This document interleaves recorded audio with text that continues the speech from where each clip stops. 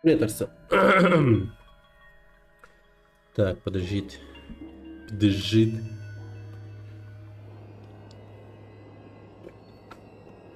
Так.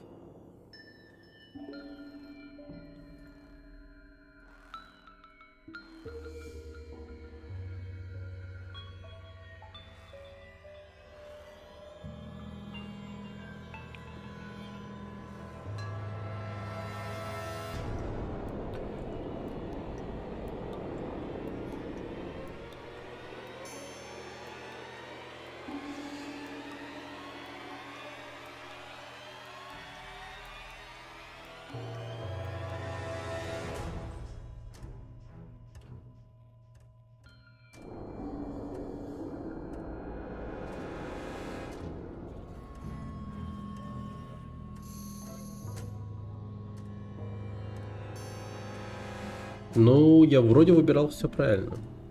Ну, и, в принципе, ну, короче, это там при начале нормально все будет. Не-не-не-не. Я ради теста проверял уже. Игру не начинал, но чисто этот в главном меню посидел. Там даже чел оставил видео свое. Там он прям сам сидит, разраб, как блогер, и рассказывает тебе, что делать, как настраивать. Ну, то есть там надо быть вообще конченным идиотом, чтобы, ну, не справиться. Ну, конечно. Их там всего двое, два чувака. Их двое, их двое. Окей. Окей. Сейчас начнем.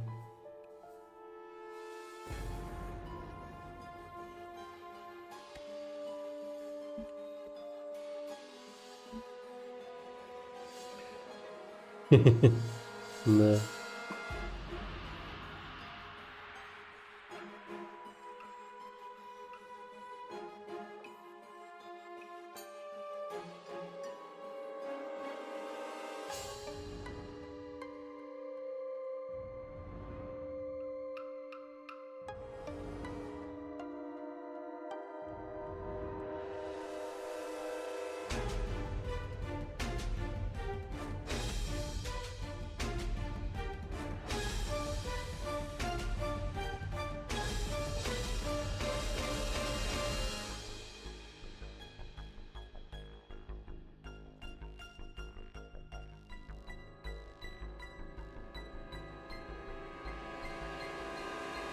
Всё, погнали, короче. Все, всем здорово, всем привет. Всем привет. Привет, Арсен. Привет, ребята, кто подошел. Тут большой молодец. К началу стрима. Так, сейчас. Я посидел в игре, если что, в главном меню. И так чисто глянул. В игре нет русского языка. Это раз. Во-вторых, она, да, действительно сразу же к микрофону присоединяется. И там, ну, там прям реально все серьезно. Так, давайте запускать.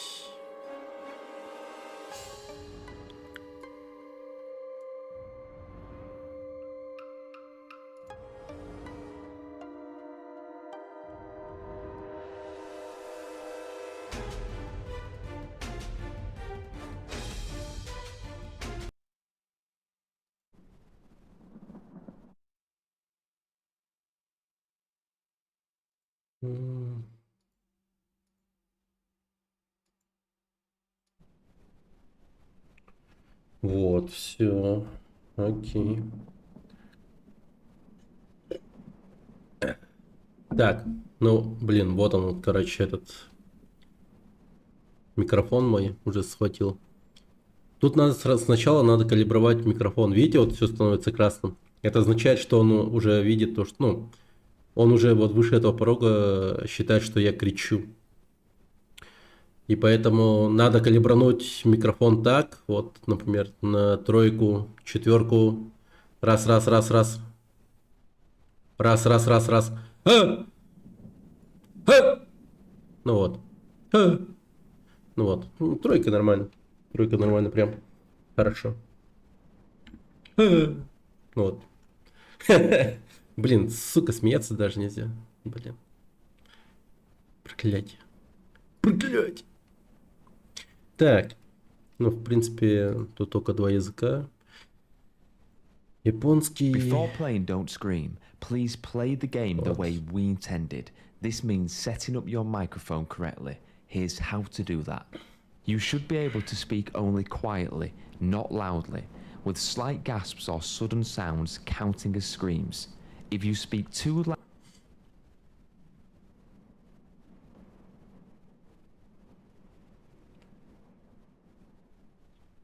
Короче, цель простая.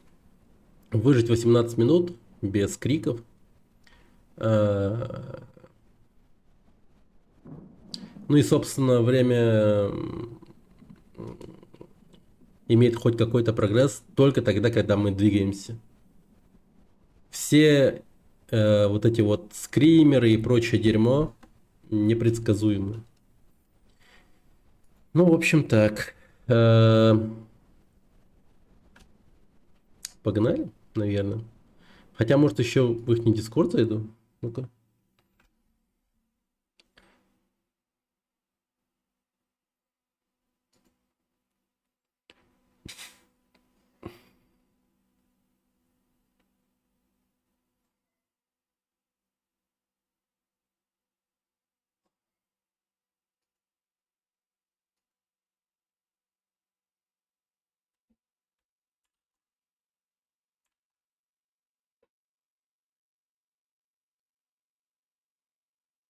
Давай быстрее.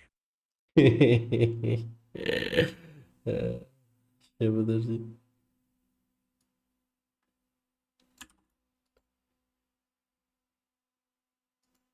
Попробуем. Я у них в Дискорде опубликовался.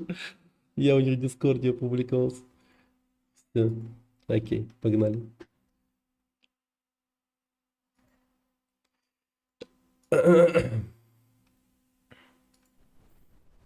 Там реально мало людей сидят. 900 и один в онлайне, типа.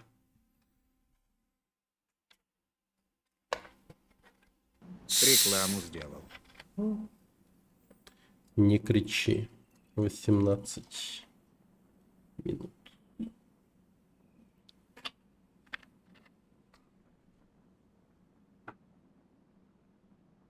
Ё-моё.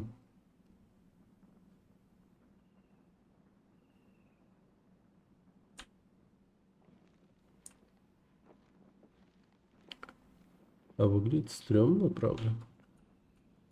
Ну, не знаю, почему.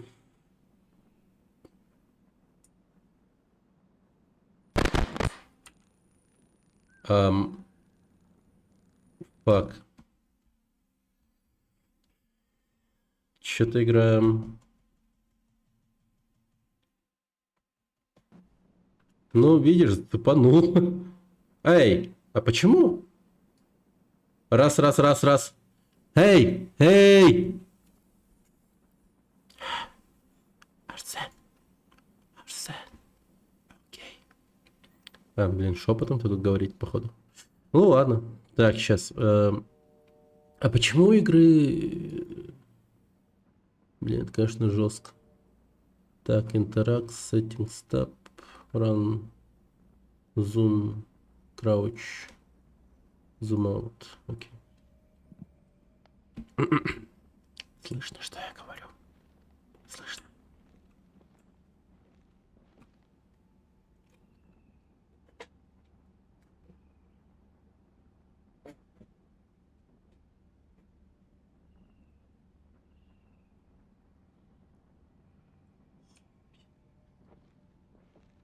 Говоришь шепотом, Асмр. Вообще.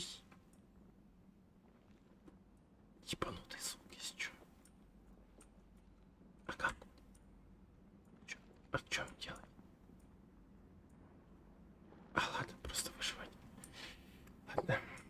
Выживать так выживать. Тут что, самолет разбился? Окей.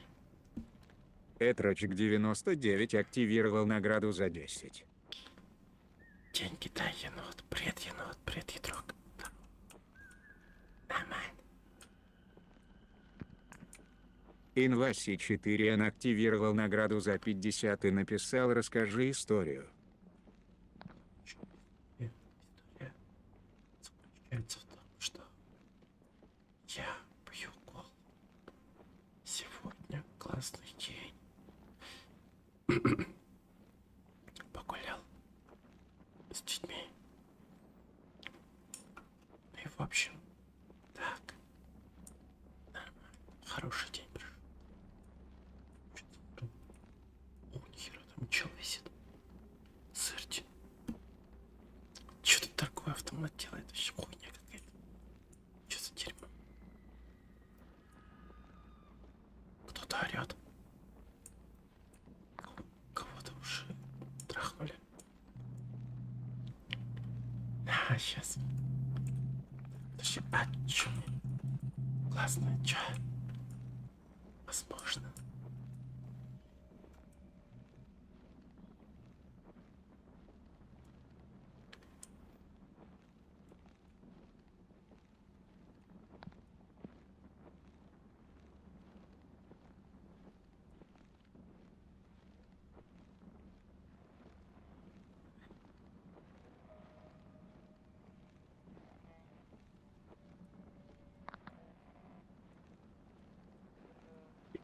И что я кричу?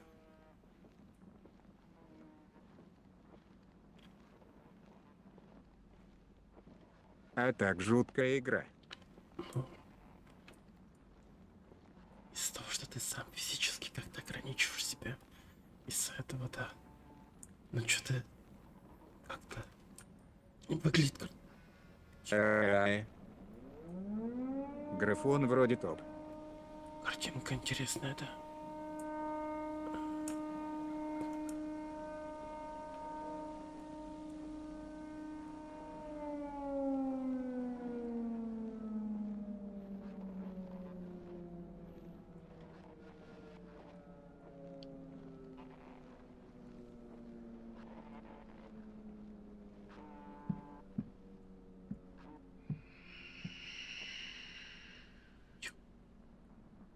Unreal 5. Как Unreal Church. Уау-а-уа.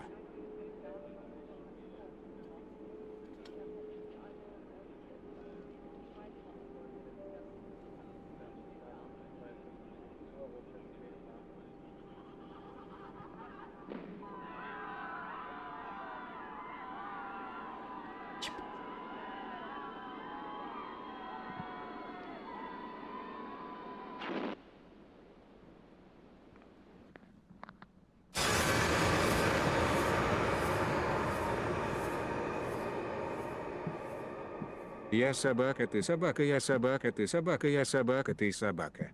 Абу.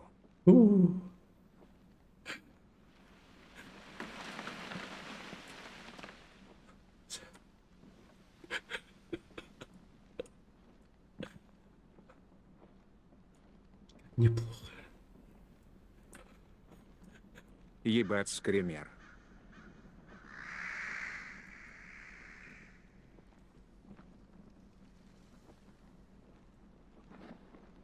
Тут датчик пульса нужен. Я скример проморгал.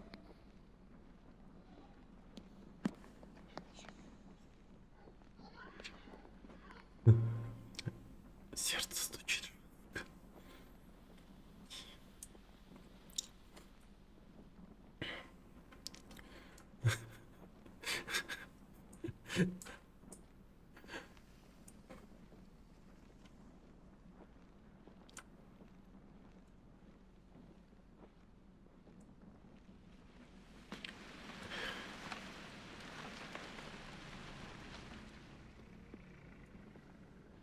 О, что-то камера какая-то пошла. Я не могу поворачиваться нормально. Наруто. Саке.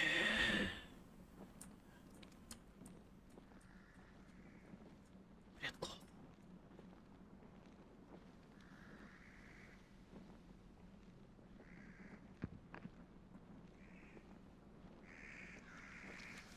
Минимар.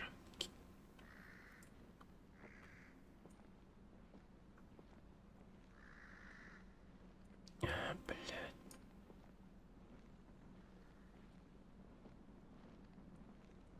Готовь очко.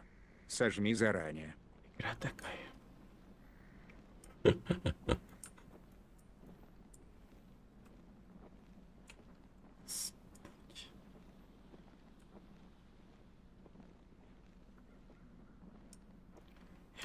Господь Иисус Христос. О.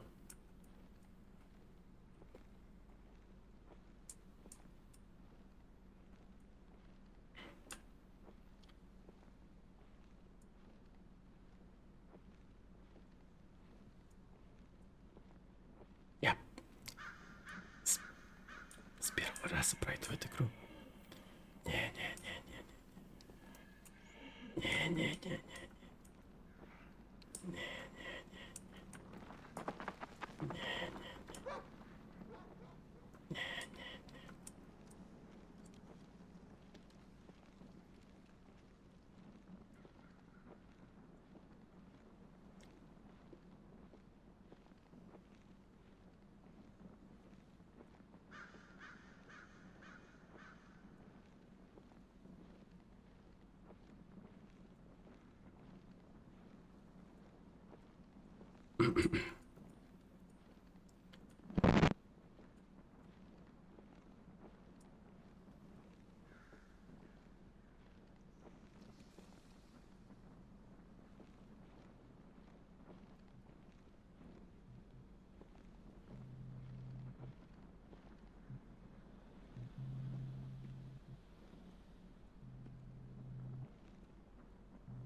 Че молчишь?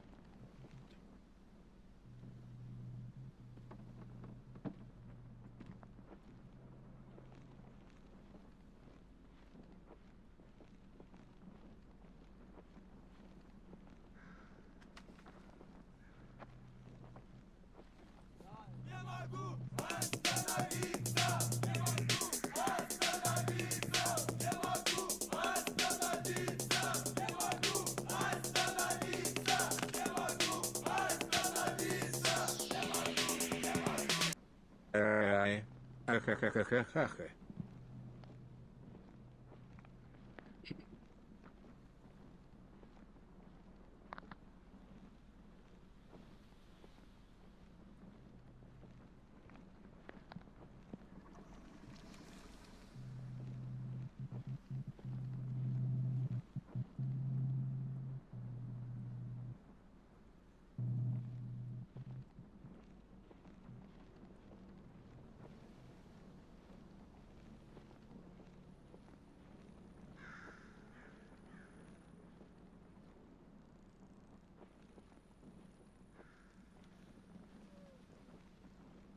Тебя не слышно.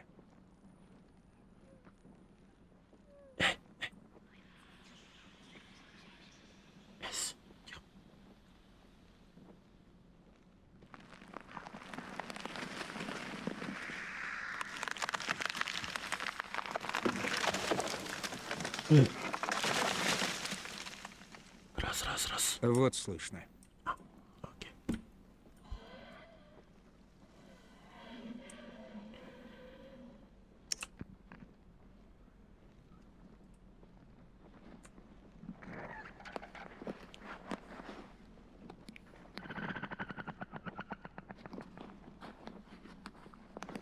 Четыреста 415 база ответи.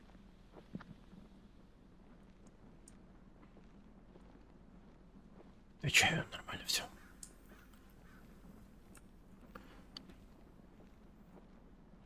Хорошо.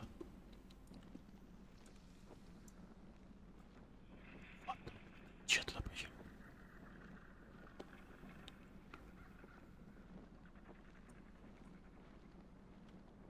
Ты шепотом рассказываешь, что видишь, что ощущаешь. Прием.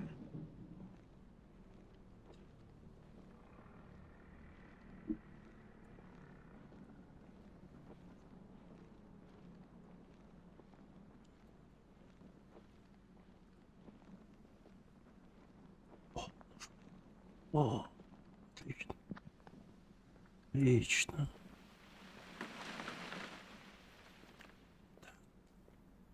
Машина из плесени.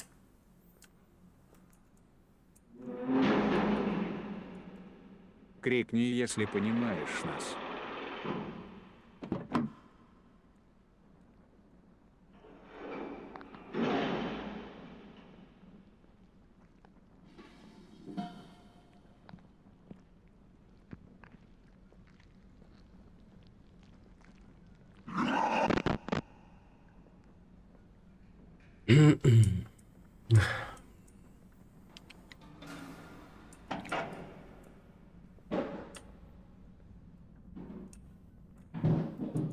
Ля черт.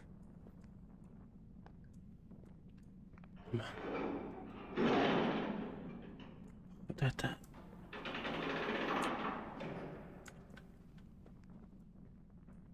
Продуктовый магазин.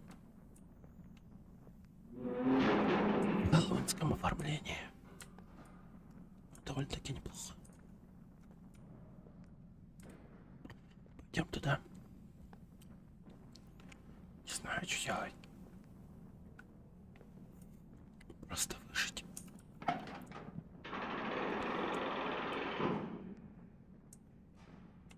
я ж не кричал.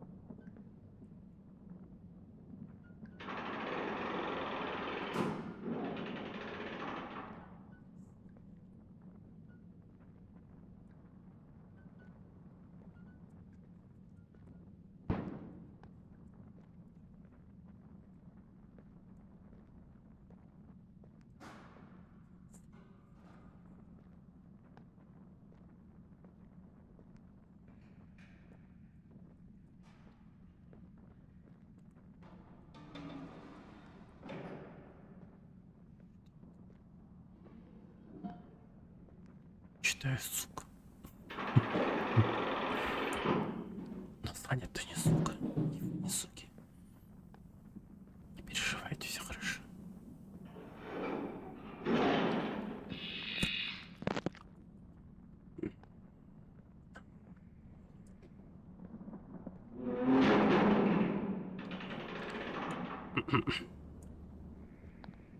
Нервы стальные.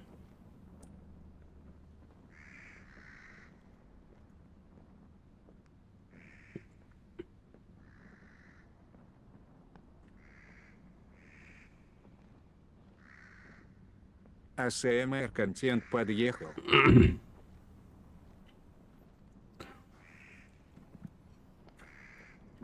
Ты чё?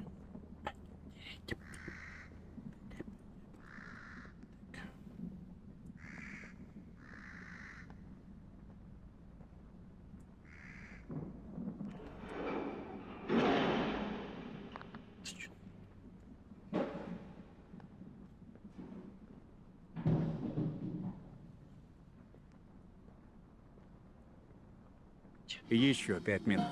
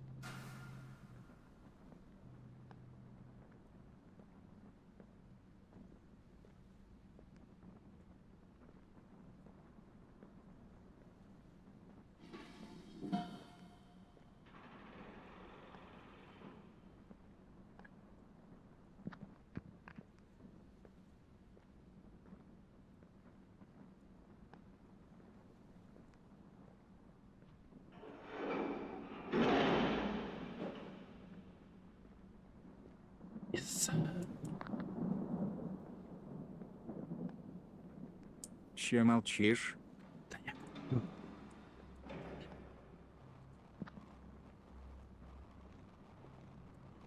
Че пошел? Какая-то хрень начинается. 2 минуты, нормально.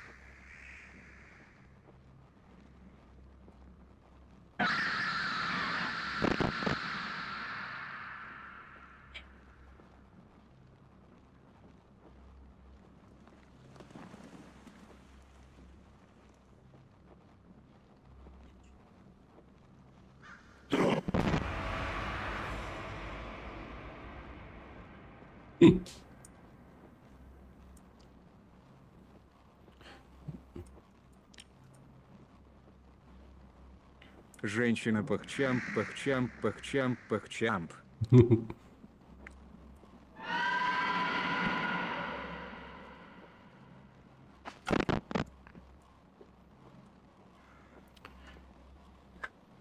Нифига они стримерами насрали.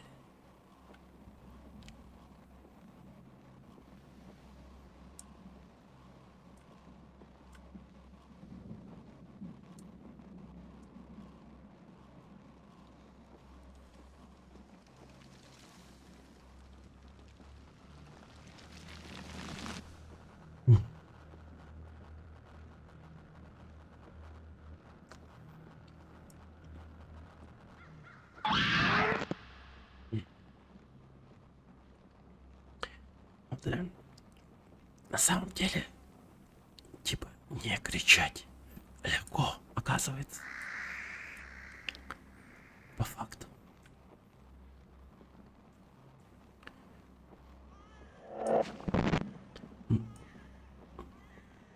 Но этой игре нужны еще какие-то другие штуки. Типа фактора выживаемости нету. Ну, может быть, кровотечение, бинты там, какие-то такие обычные человеческие факторы. Ебать у тебя очко стальное.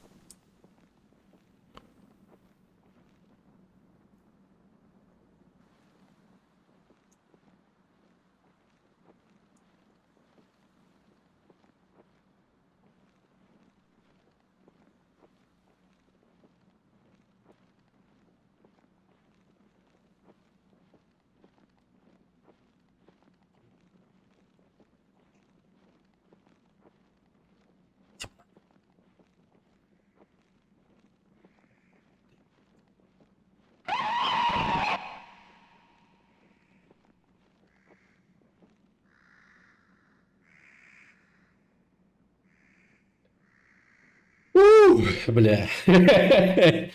Легко. Да, это было стрёмно в некоторых местах. Не, игра прикольная, но ей не хватает этих вот факторов выживаемости, как я говорил. Ну там, например, ну чел типа вроде как разбился на самолете, и ну, чтобы у него кровотечение там было, там какие-то маленькие цели, чтобы появлялись, чтобы он ну, торопился, вся херня, чтобы у него, ну, напряжение было. А так, да, да, да. Чтобы вокруг какой-нибудь сраный медведь бродил, ходил. А так игра, да, ну, визуально-то прикольно, но оказалась довольно-таки легкая.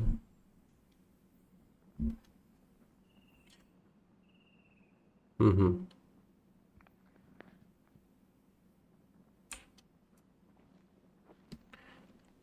Можно пойти в другую сторону.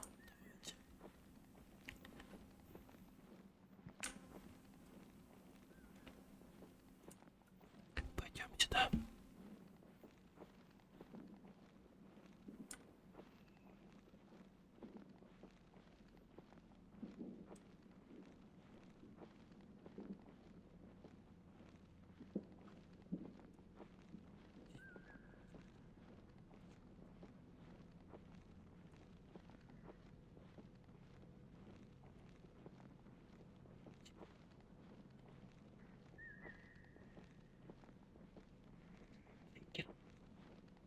Крипта.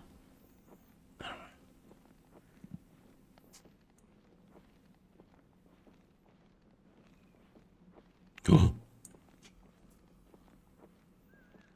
Дверь.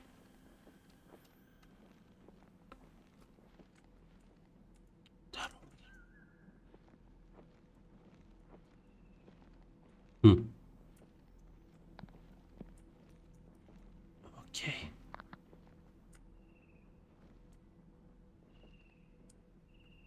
Хм.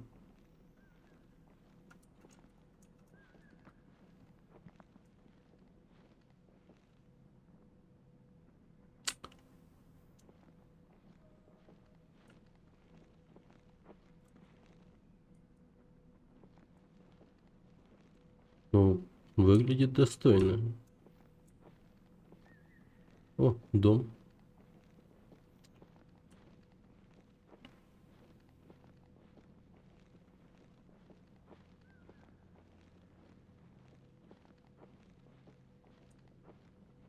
Не знаю, что я сделал, но...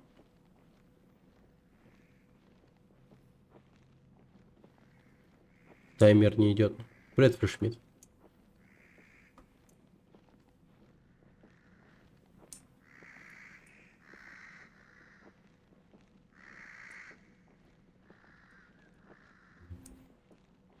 М.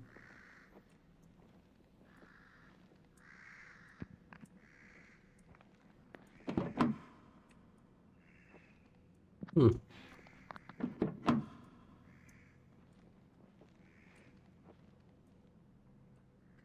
Вори, это не вори.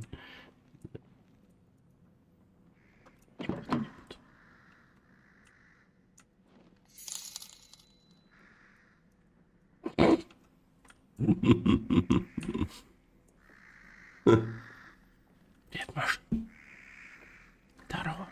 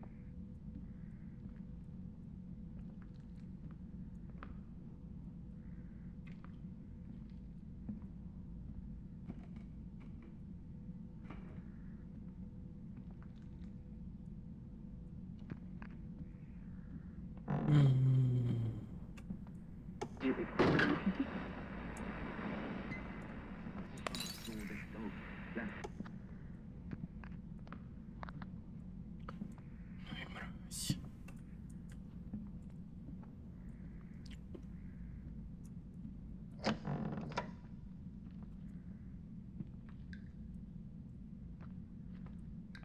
М.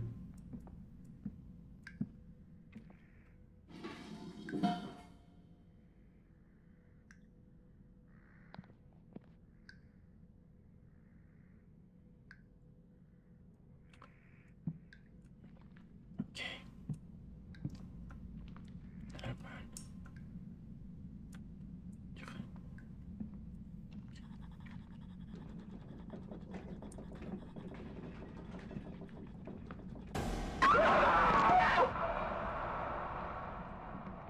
М.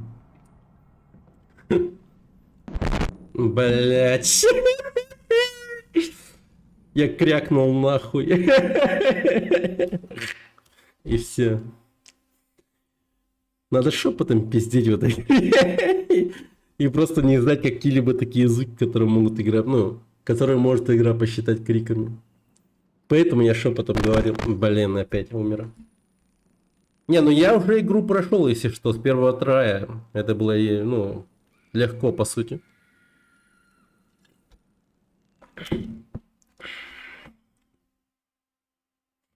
Но я просто хочу исследовать другие места. Пойдем опять в этот дом, но на сей раз триггерим начало таймера.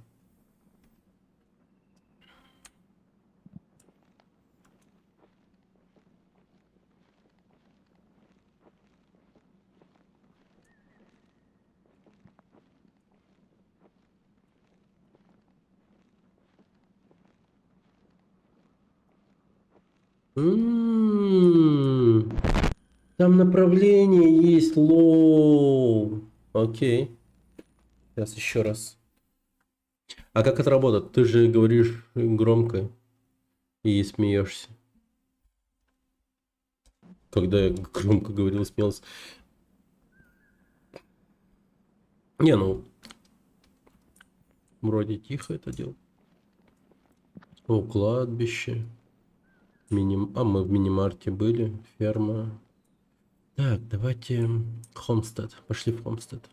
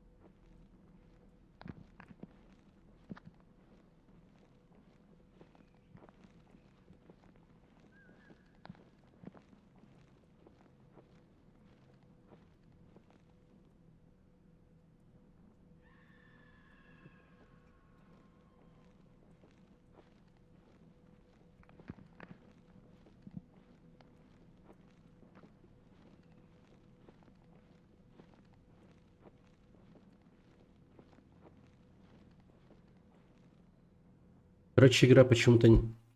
Но ранний доступ у игры, если что, надо, видимо, перезапускать.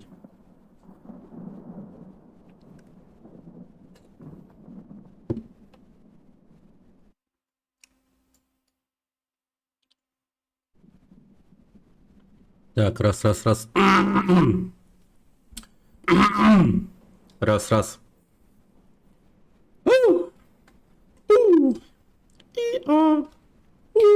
Окей, нормально. Погнали.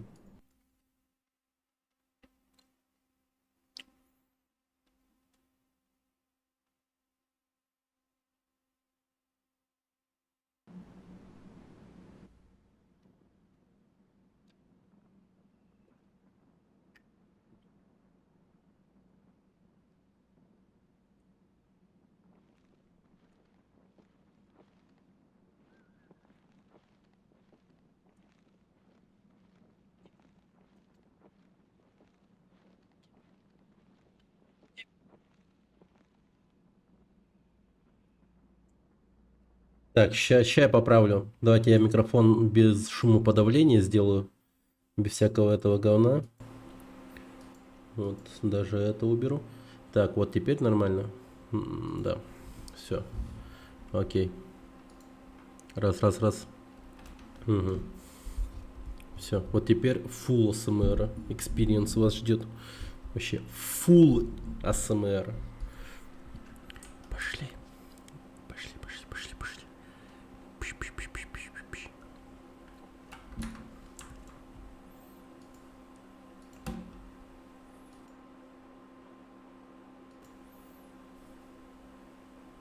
другое дело.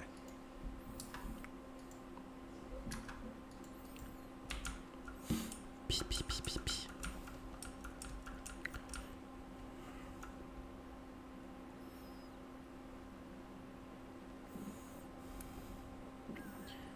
Игра, конечно, такая, как не оптимизированная, что ли.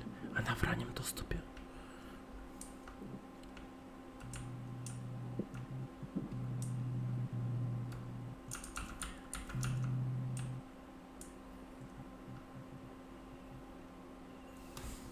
Не кричи.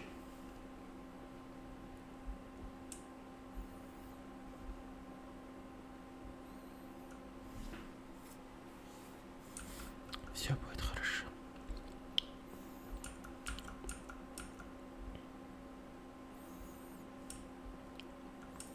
Но мы в этом доме были, но теперь уже, скорее всего, будут скримеры.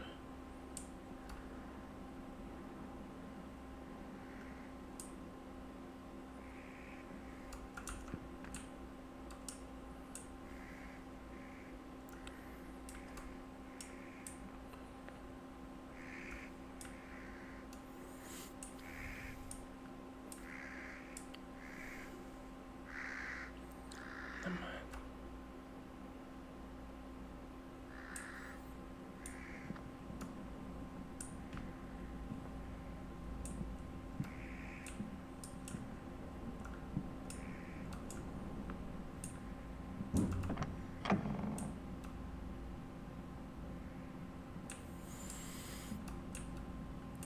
Ебало.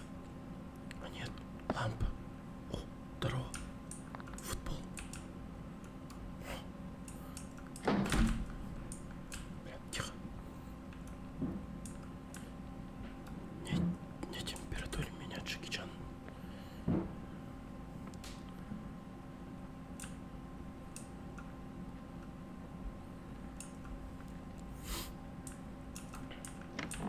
Я не боюсь. Так.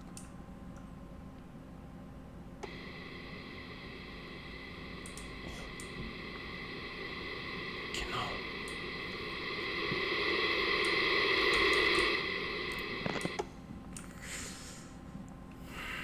Неприятно.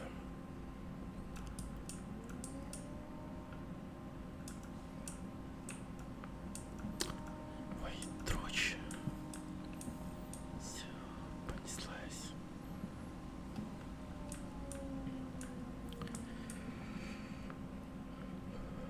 Тихо.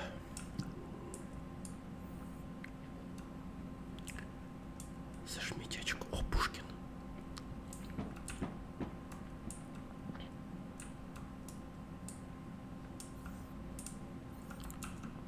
Не могу говорить нормально.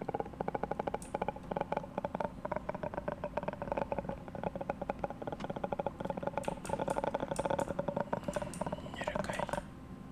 Господи.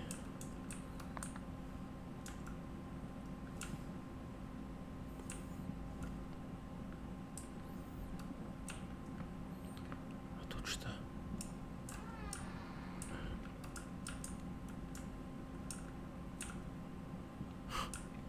Ну нахер.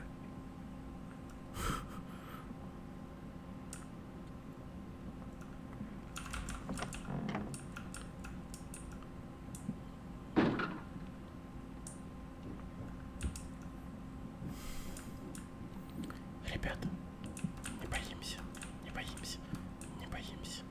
Все хорошо, все нормально.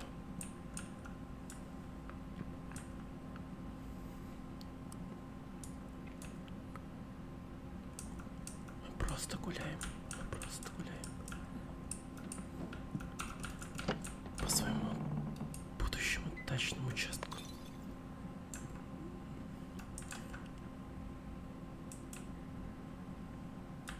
Риэлтор оставил.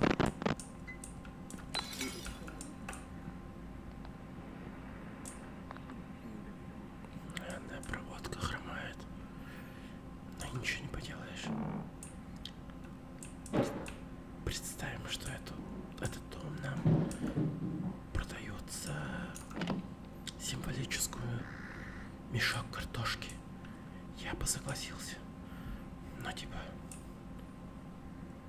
устроить здесь какой-нибудь хостел, мотель или что-нибудь такое. Аттракцион.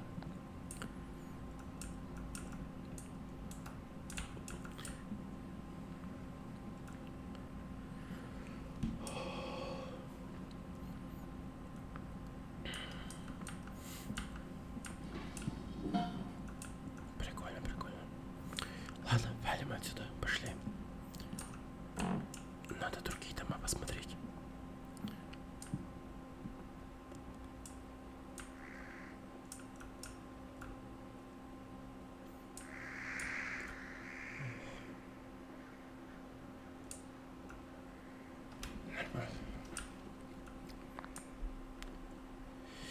Все хорошо, все хорошо.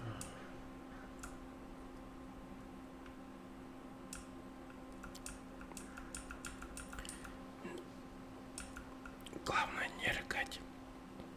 И разрабы говорили не пердеть. Пердеж распознается как крик. И ракота тоже, скорее всего, поэтому будьте аккуратны.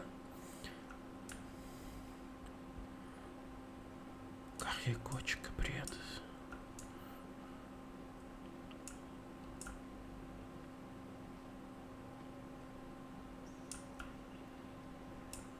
Страшилка пугалка, да. Сожми очко тогда. Нет, я обосрусь. Так-то. О, чел. Это онлайн играет второй игрок. Пойдемте. Походу Fortnite. Я играю в Fortnite. Блин, его поймали. Капан его, походу, сейчас кушает. Но ничего. Не, все нормально. Считай, конем.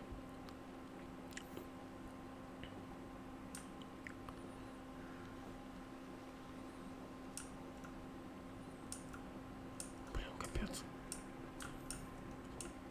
Трясет-то как.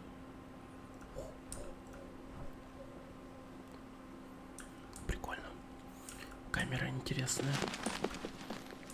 Нормально, это просто олень. Ничего сверхъестественного. Хотя, с другой стороны, если олень бежит таким образом в одном направлении с тобой, это означает, что позади тебя охотник, и он может тебя пристрелить. Это хуёво. Значит, все плохо. Надо идти вперед, не останавливаться. Показалось. И потом маленький хаспик бегает. Но нет, это просто веточка.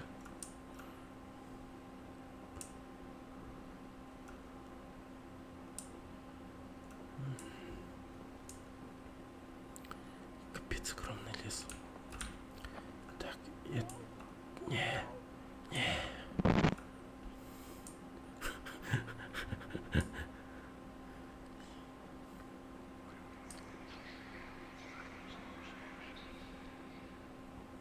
Окей.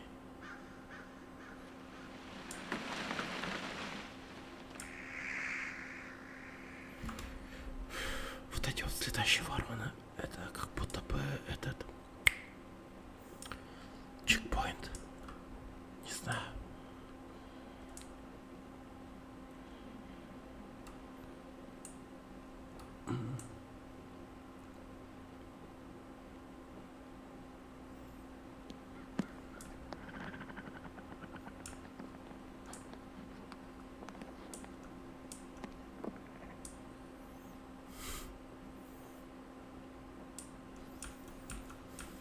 Окей.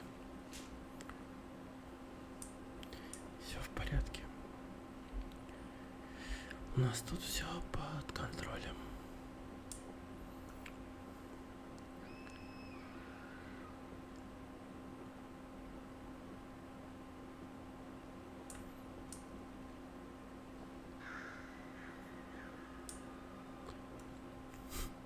Все кричат, а мы держимся молодцом.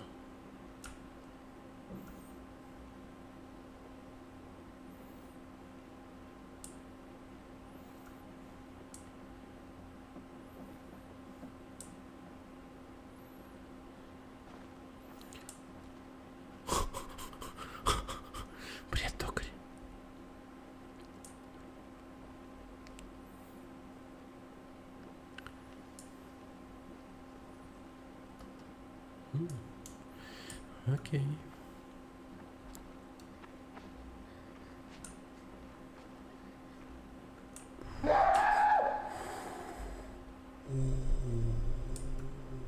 Что-то было жестко. Пока это самое легкое направление. Что-то тут вообще просто... Ну, типа, один дом был, и ничего... И ничего больше.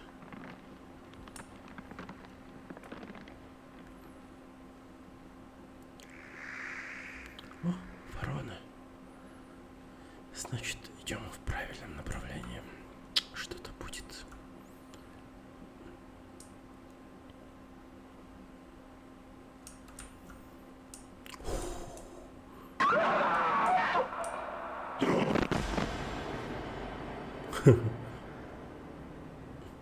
Не смеемся.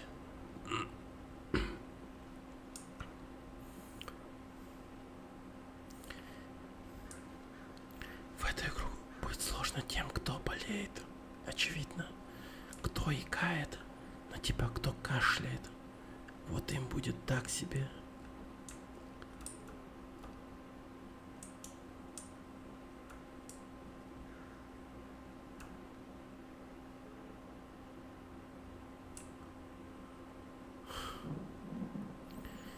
Вот что еще напрягает. Была бы игра плавная, все было бы окей. Но она тормозит местами. Прогрузы сильно этого это заметно. Еще этот эффект хороший, конечно.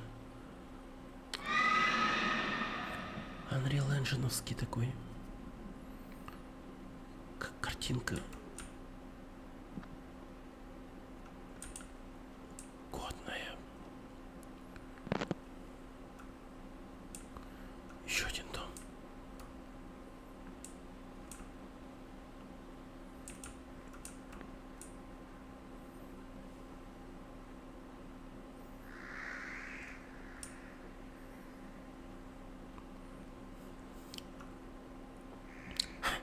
Туалет Шрека. Давайте зайдем. Нельзя. Все, минус балл игре. Нельзя зайти в туалет Шрека. Это провал. Я хотел зайти и пнуть двери, как в мультике. Печально, что нельзя.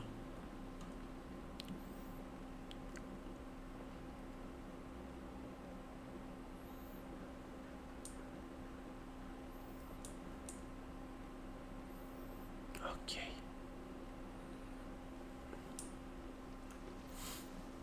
Идем прямо.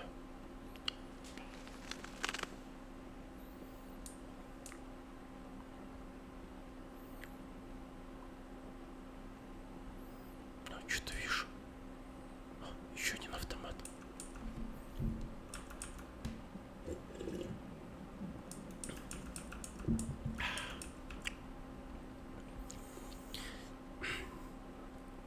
Ребята, я если что говорю шепотом, потому что игра привязана к микрофону. И поэтому... Ну.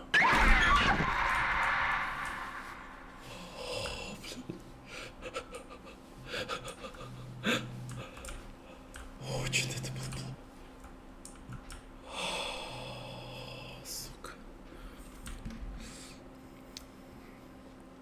Вот это было плохо.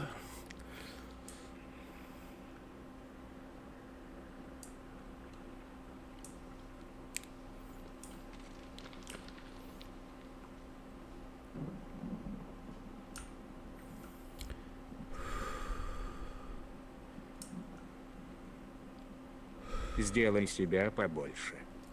Побольше.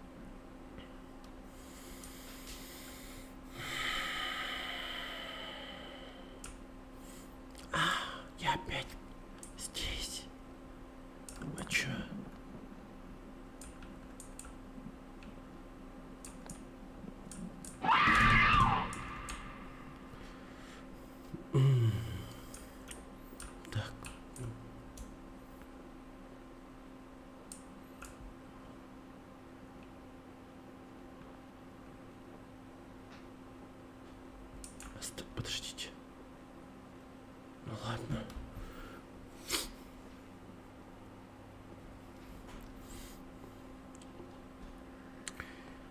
В следующий раз пойдем на ферму.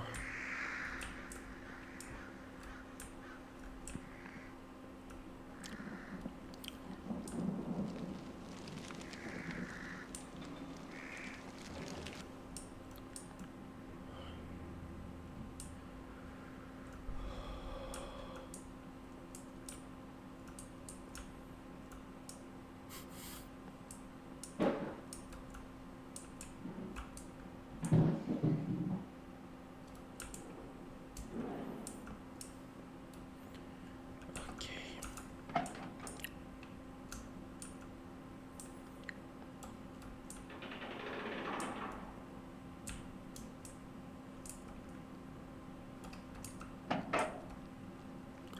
Смотри-ка, сидит. Отсосал. Внезапно и блowjob.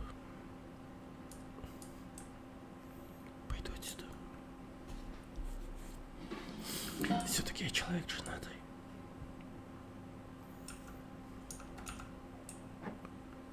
Так.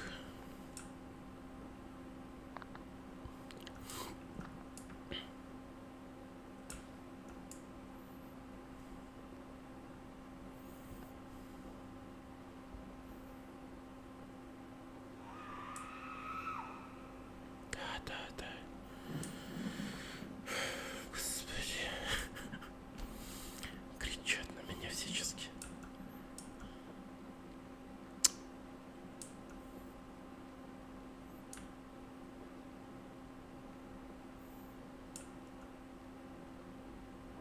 На меня, кстати, особо в жизни никогда не кричали. Хотя, когда мелкий был, конечно, было. Ну так что взрослой жизни. Что-то вообще не помню.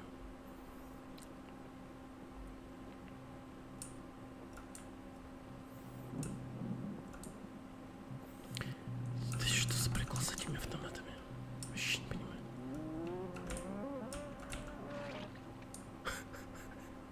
Порвался. Че за дерьмо?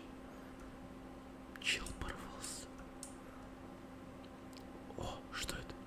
О, космический корабль. Ну типа. Ну, это шаттл.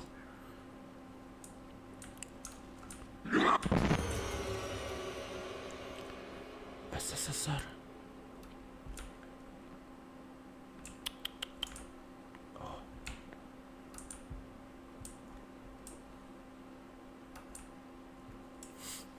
Прикольно.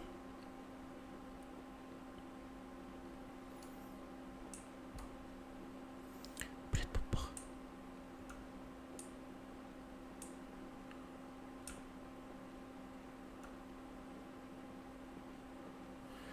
А мы тут в страшную игру играем. И победа. Второй трай. И вторая победа. Мы пережили 48 скримеров. Привет, Гудзон. Alan Wake 2 будет? Будет. Будет. Ну, может, завтра. Отлично.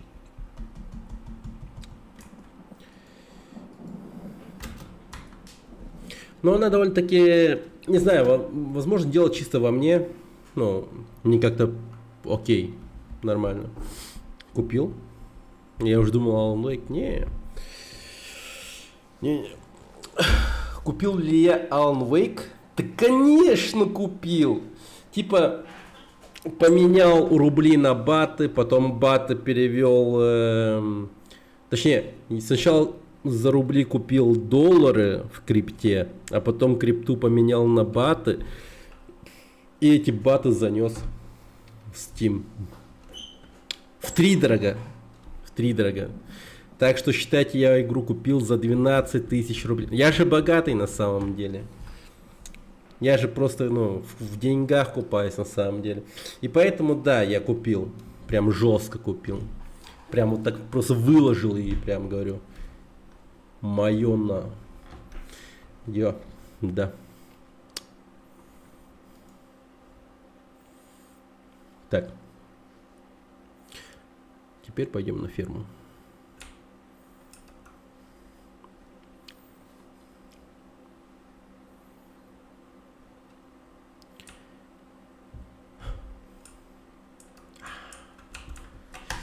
Опять таймер не идет. Перезапускаем игру. Там, кстати, Казахстан закрывает лавочку и не будет скоро что-то везде открывать, у кого нет документов. Я успел хоть. Не, ну мне как бы есть все еще счет в тайском банке. Но он сам по себе по факту невыгодный. Капец как.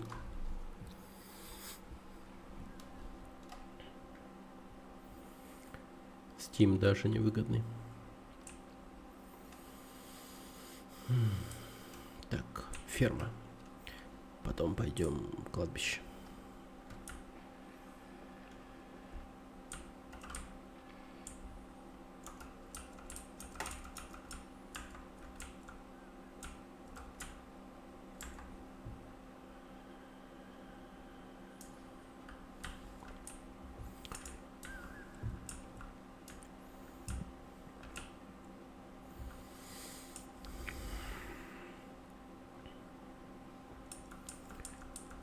Так, вроде пиратов лежит. Да. Эх, Кудзон до сих пор не понимает.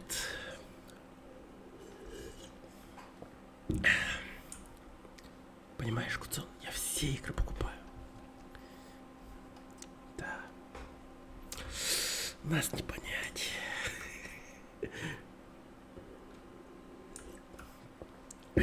Все стримеры богатеи. На самом деле, как только вы создаете аккаунт и заводите стрим, вам автоматом начисляется на ваш счет $1 000 000. И так каждый месяц. О, нормально.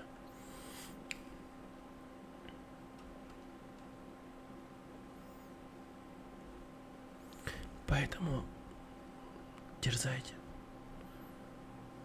Стримьте.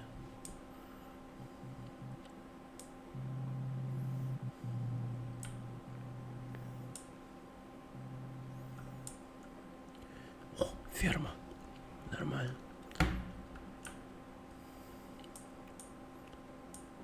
Уже кого-то забили. Много крови вижу.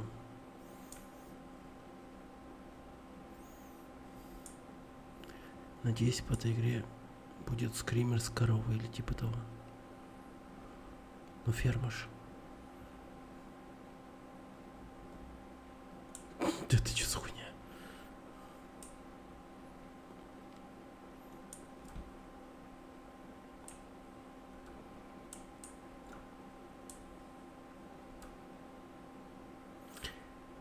Мне кажется, ли похоже на украинский герб?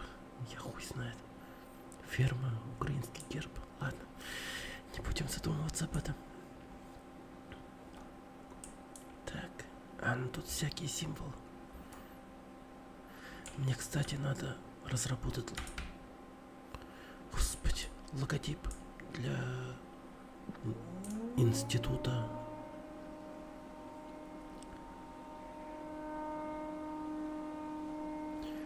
науки, там чего-то и проблем северных народов, как-то так называется. Сколько платят гроши. За рубежом намного больше платят дизайнеру. Ну типа просто в долларах намного выгоднее работать на самом деле. Но мне как бы тоже надо, ну тут это трудостраиваться, потому как это сильно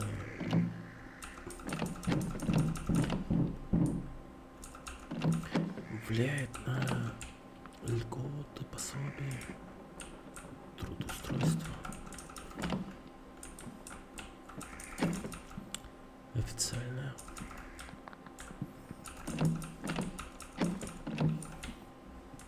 Евро. Неплохо. Somebody once told me.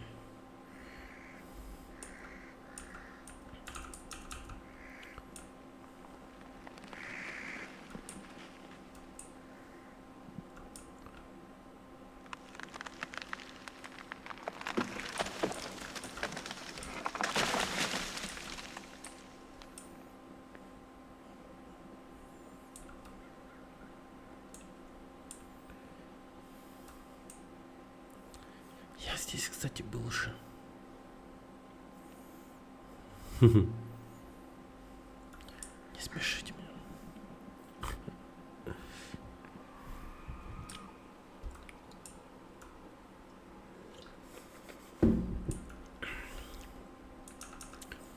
Если я засмеюсь, то я проиграю. Явно. Ладно, будем тусоваться в этой ферме.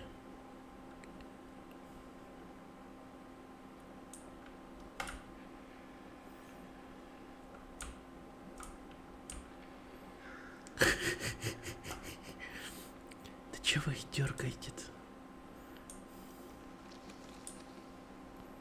Господи.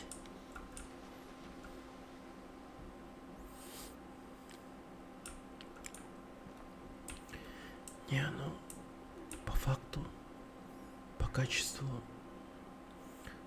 страшилки хоррора на 5-м Unreal Engine очень хороши. Да. Выглядит годно.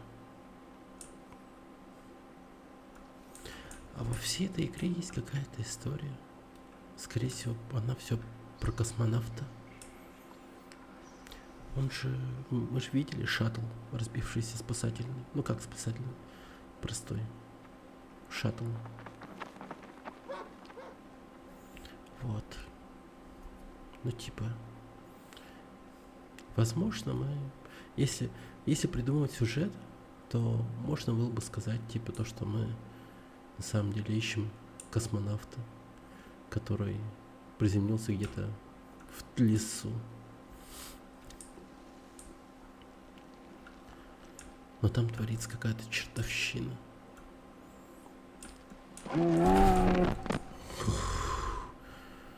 Господи. Лось.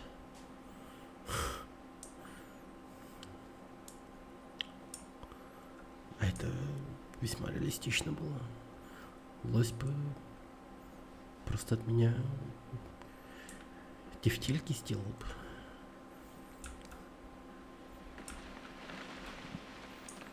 Без макарошек.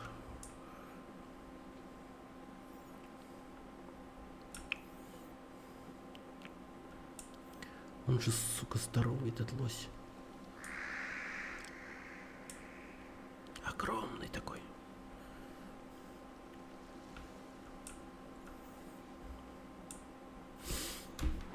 Ну, игра довольно-таки... Ну, не знаю. Я... думаю, смогу исследовать всю карту меньше, чем за 2 часа, по идее. Сейчас только час 15 прошло. Не, по факту час игры. Час игры. Изи.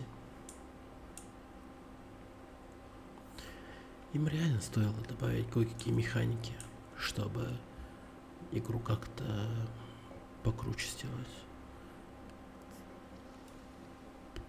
Кроме простого выживания у игры цели нет.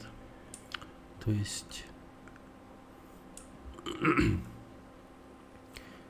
я даже при том, что играю честно, с громкостью нормально такой, звукоизолирующими наушниками. Это другие наушники. Обычно я в этих сижу. Вот в этих с ушами.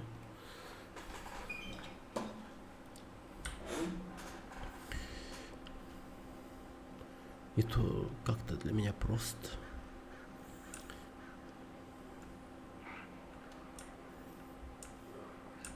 Ну реально.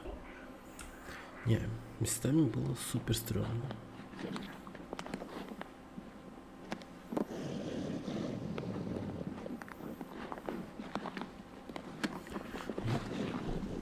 Им, им нужен этот звуковой дизайнер, очевидно,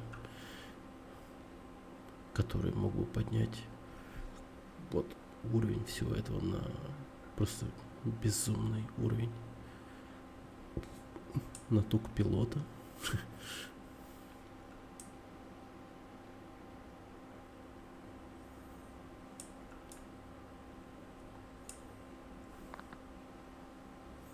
Что это за хрень?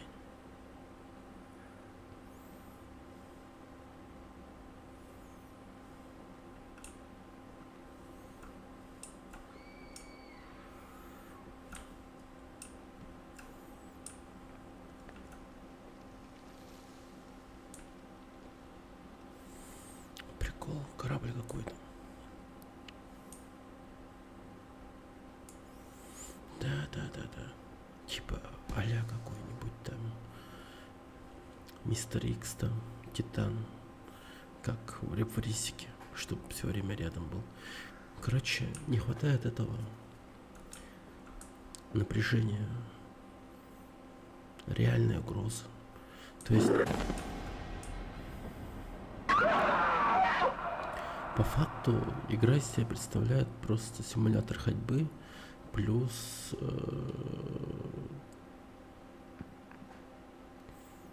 скримфест просто.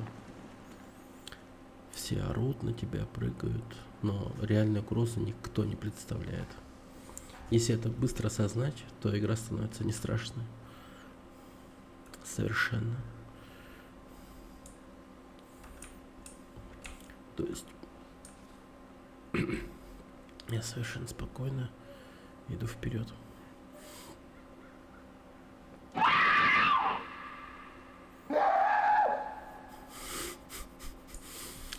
раза подряд, вы чё, суки?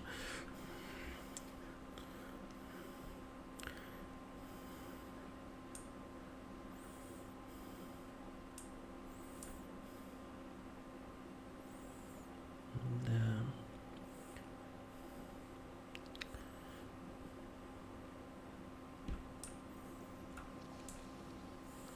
Игра на самом деле из себя представляет, ну не знаю, самый обычный рядовой инди-хоррор, но из-за того, что она создается, ну, была создана на движке Unreal Engine 5, он выглядит, ну, очень неплохо местами.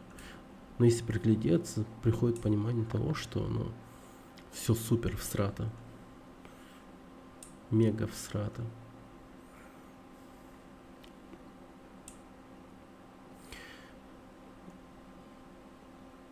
Эта игра могла бы стать лучше, если бы ее сделать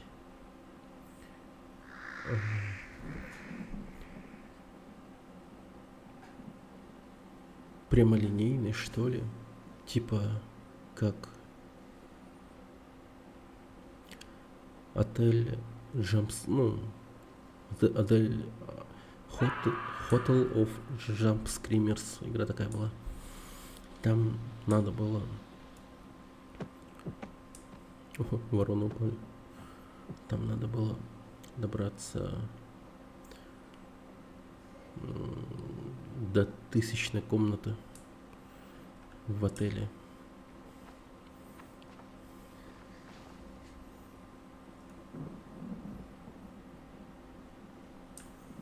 То есть там все просто начинается. 1-я, 2-я, 3-я комната. Ты их быстро пробегаешь, но потом начинают появляться всякие разные монстры, сюжет какой-то там и тому прочее. Игра набирала интересные обороты. И держалось напряжение за счет того, что ты по мере приближения к цели встречал все больше и больше монстров всяких разных. Тут невидимая стена, кстати. И была некая вероятность того, что в какой-то момент они могли появиться и погнаться за тобой и убить. И тогда ты начинал прогресс, типа заново, там, ну скажем, не с первой комнаты, а там, допустим, ты прошел 500 комнат, и тебя убили на 599 комнате. Тогда тебя откидывают на 500-й обратно. Типа такого. И поэтому, да, напряжение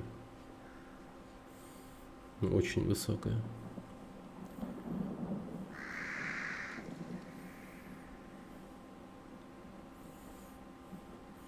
И сделать эту игру надо было вот таким же образом, ну не точно такой же, но примерно хотя бы. Просто какая-то прямолинейность должна была быть. И вот эти вот тупые повторяющиеся скримеры, я эту монашку уже, не знаю, в 6-й раз вижу, по-моему. Они тогда могли бы реально быть стрёмными и пугать.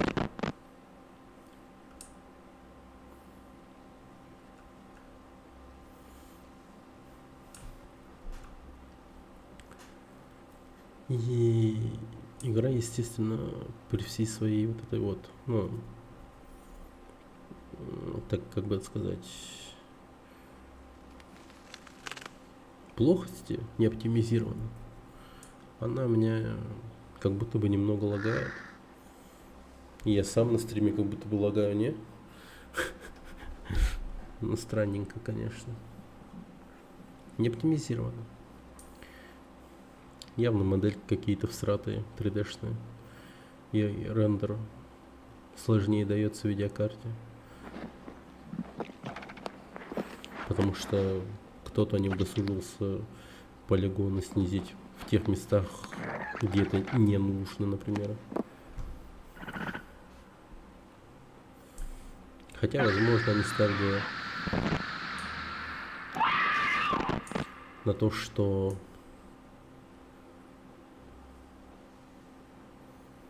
ну, короче, вокруг игрока явно есть какое-то, ну, скорее всего, дуга, вот прямая, когда я смотрю, потому что камера очень медленно поворачивается. Она мне не дает резко повернуться.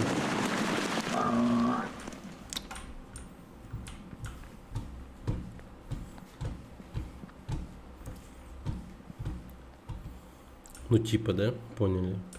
Короче, рендер происходит только в поле моего зрения, а позади меня там уже все исчезает. Ну, по идее, так должны делать они.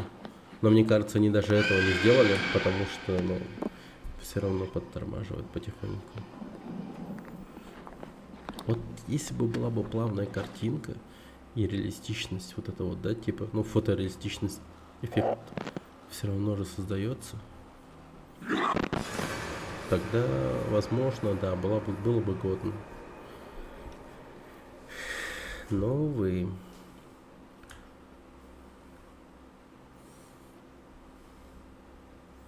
Стример отстой, да? Согласен.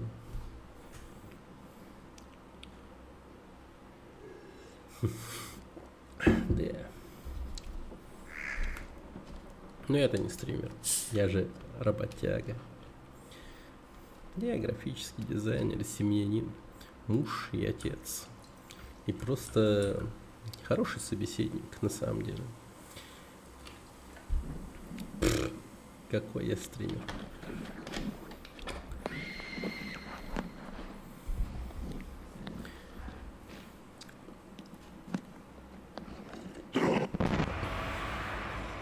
Хотя насчет хорошего собеседника это я, конечно, перегнул. Вон там, например, этот фембой все пытался поговорить об фембоях. Но я его так мощно игнорил.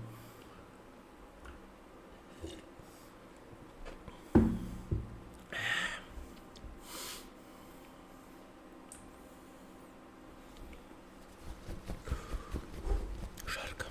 Было жарко.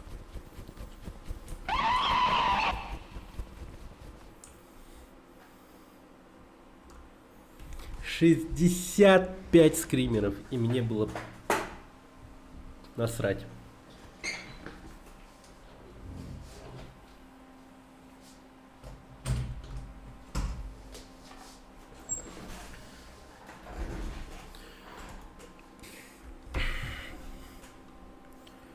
Так, ну они в принципе, вот смотрите, что хотят добавить в дальнейшем.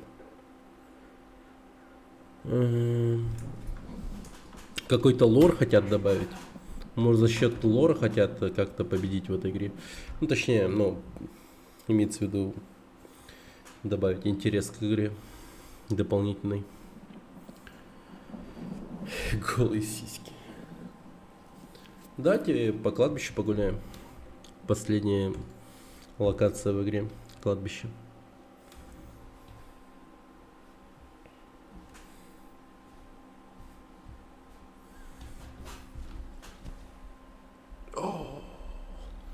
И потом можно будет пойти в Counter-Strike.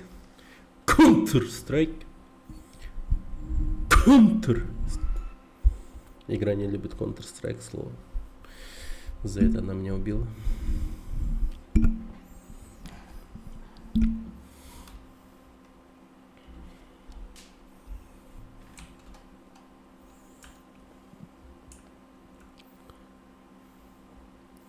Cemetery.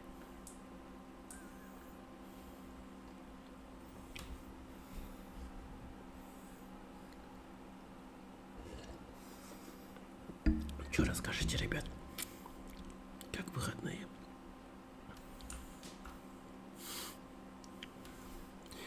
Я вчера смотрел с женой фильм корейский. Называется «Криминальный город. Разборки в Пусане». Прикольный. Но при этом, что важно, я открыл для себя такой момент, то что в Корее есть свой Арнольд Шварценеггер, грубо говоря.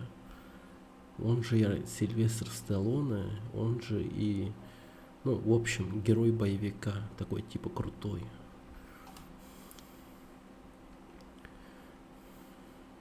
Прикольный. Я хожу на терапию, простата вот так проходит мои дни. Ну, классно. Тебе каждый день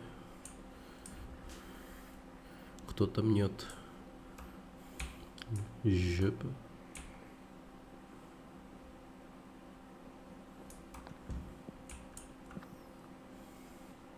Или очко.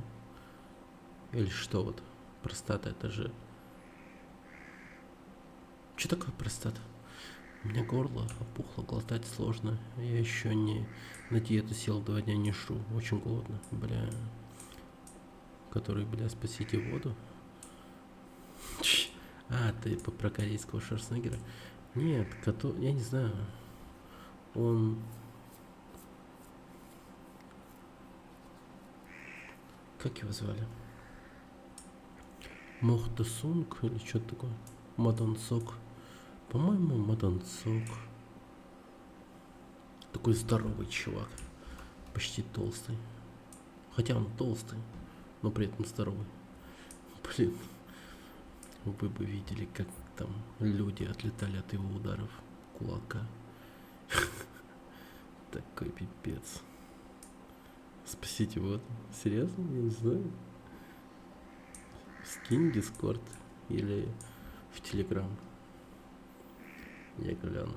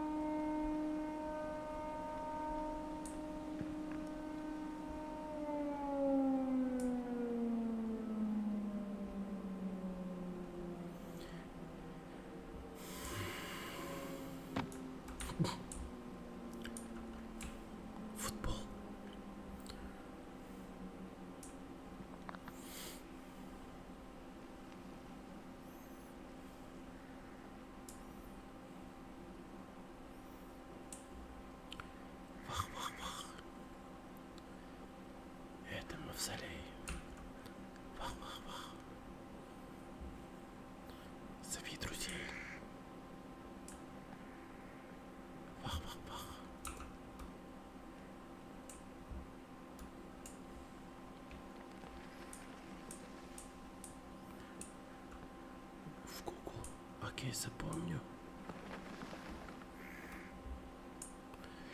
Жаль, не молодая, симпатичная бродяга. Сначала врач мнет мне пальцем, потом аппарат. Тому, который бьет, лечу делает, потом мне кажется.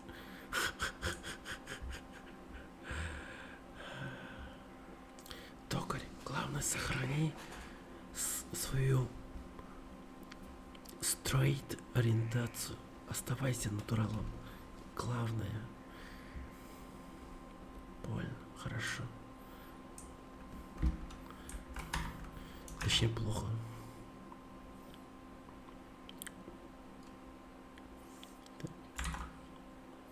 Спасите воду.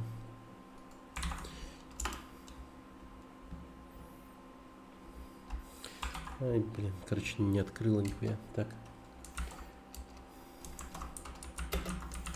Спасите воду.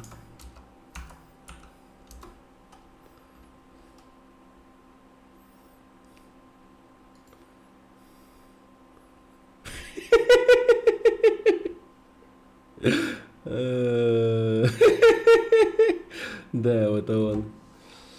Это он.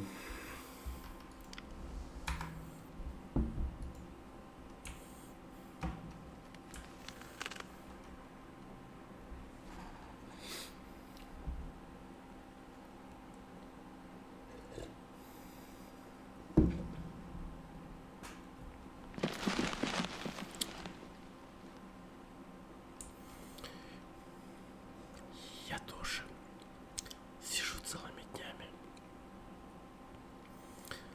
Не шумите. А ты выключи звук.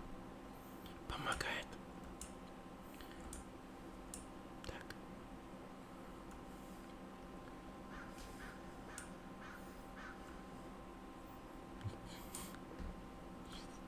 Сейчас.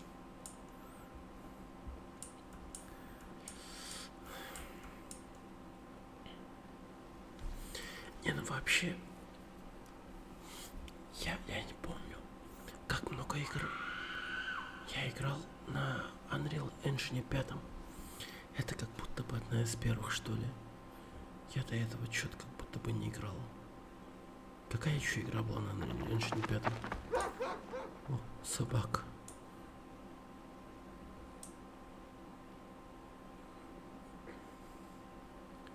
Майнкрафт.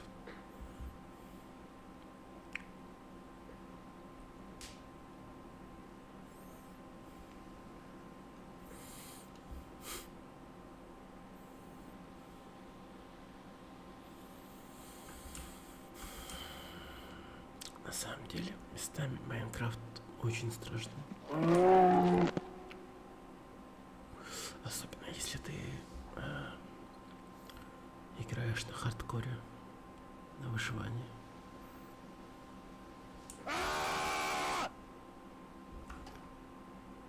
Я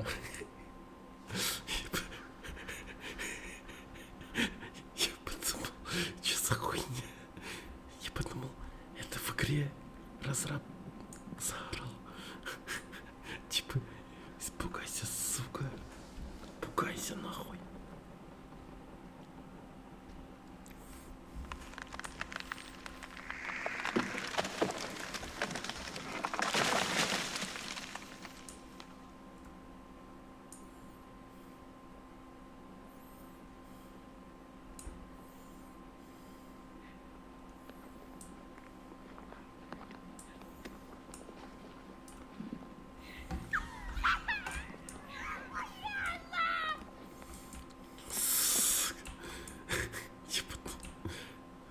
Опять.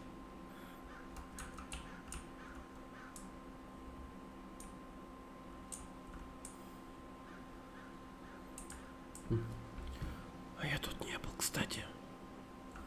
Новое место.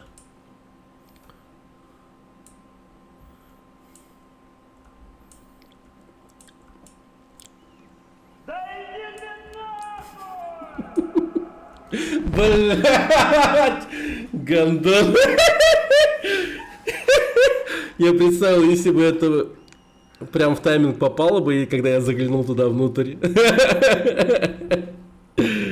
Блять. Ладно, подловил, сука.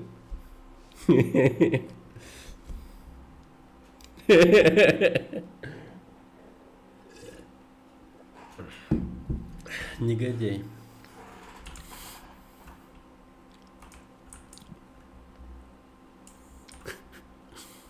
Просто не шмется.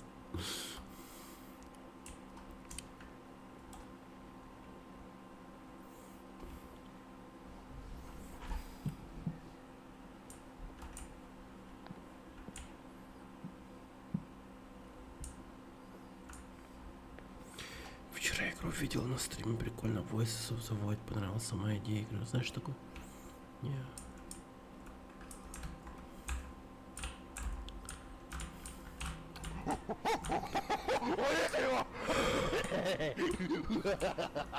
Давай сюда, сучара. Сука. Папе чуть не напугал, блин.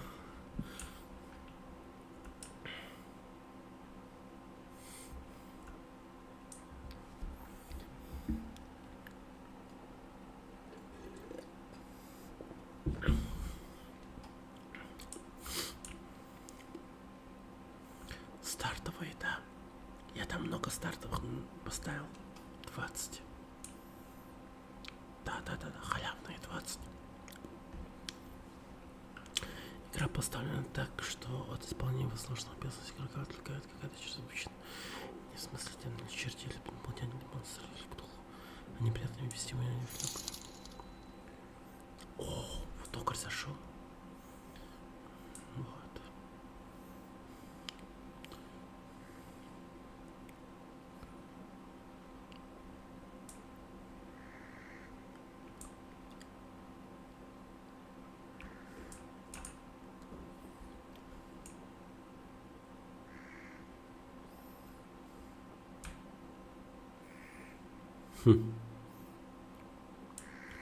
Прикольно.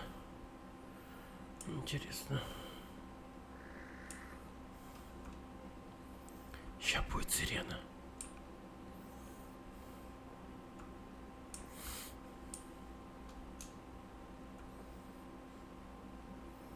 Да.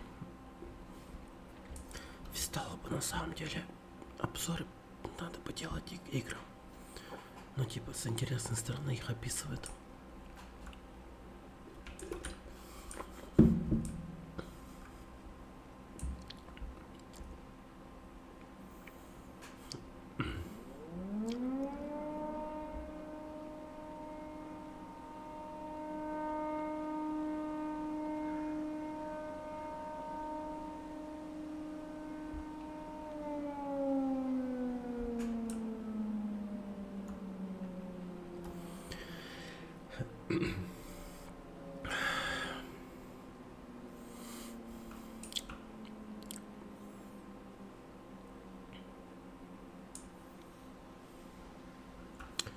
За ваше здоровье и за мое очко.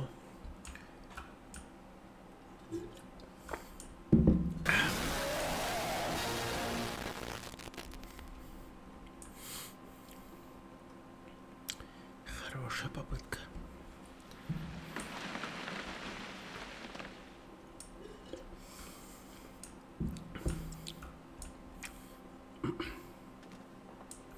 Но мне кажется...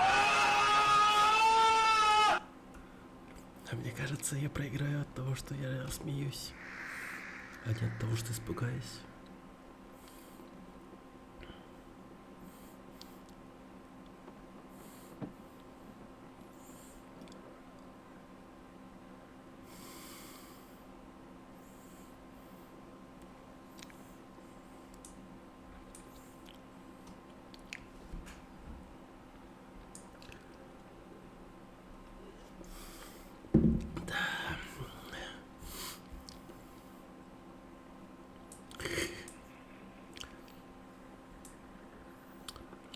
Тоже кто-то смеется.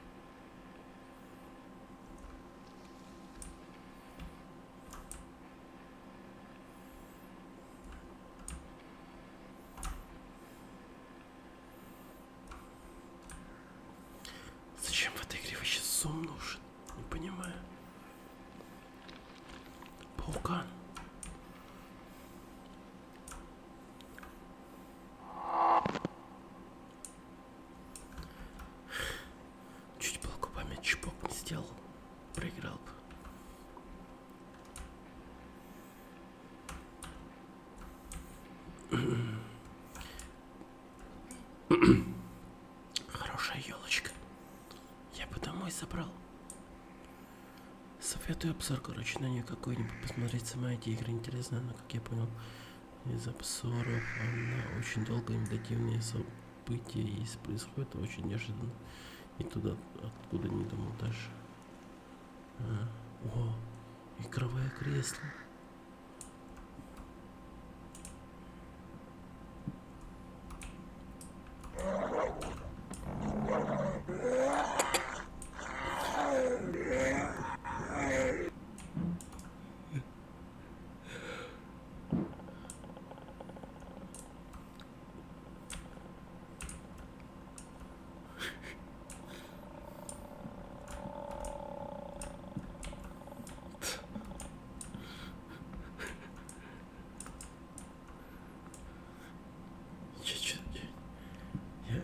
Я чуть не рассмеялся от плюющей собаки.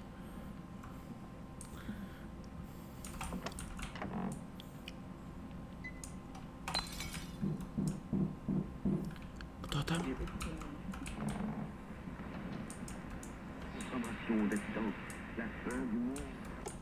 Футбол.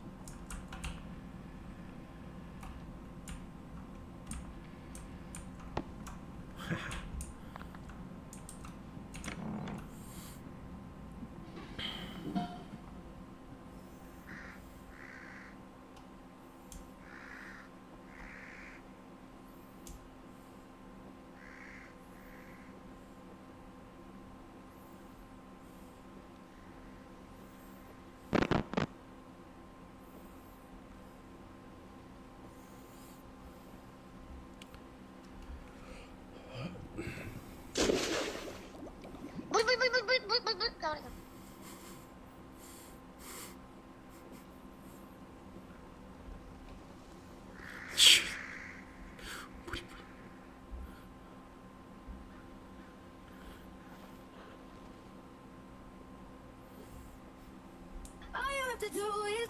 I want to do it. I want to do it. All you have to do is say a minute. Just take your.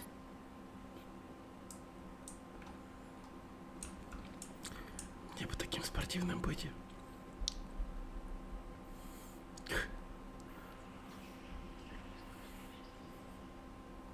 О, я вернулся.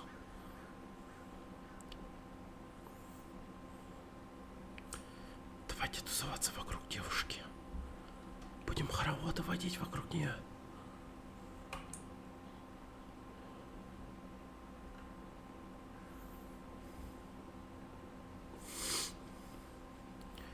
Карусель, карусель начинает рассказ.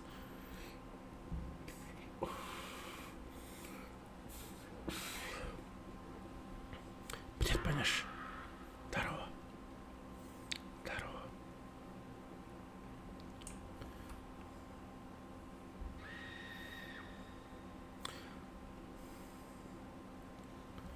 Да. Ну, короче, нужно всегда двигаться. Тогда таймер идет. Ну, скорее, беда в том, что я просто... Не надо повторять мой рассказ. Мне из первого похуй.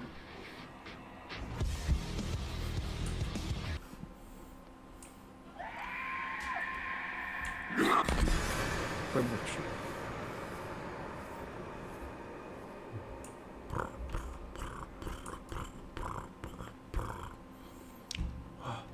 Нормально.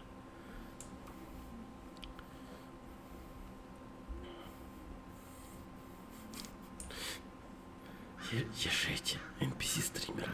Вспомнил таких. Есть одна украинская NPC-стримерша. И она звучит прям забавно. Про нее мимо всякие разные делают. Да.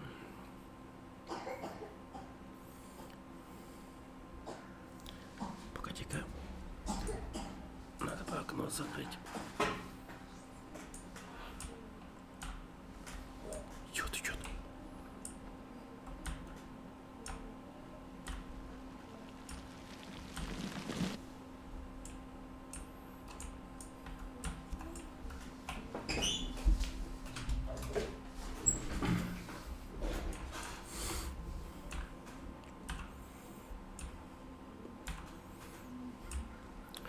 змея.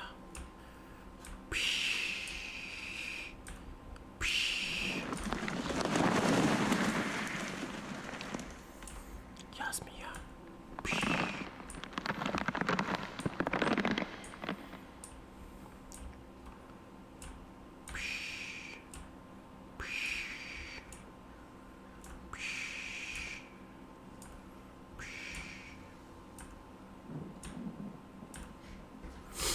Нормально. На самом деле вообще не важно. Мы уже всю карту исследовали. Ничего особенного нет. Будет интереснее, мне кажется, если мы простоим рядом с девушкой.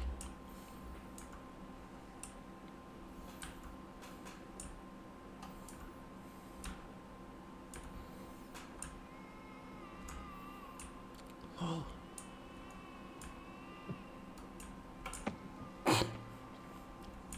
Вороны упали.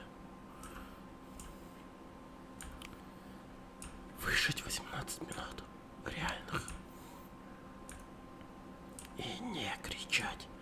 Поэтому я шепотом говорю, а не потому что у меня жена и дети спят за моей спиной.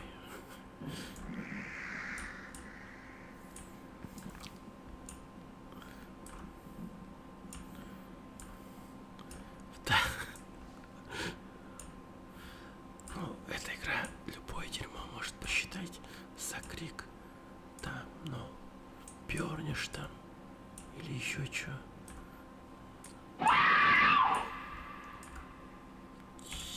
Ебать, громко. Поцелуй невесту.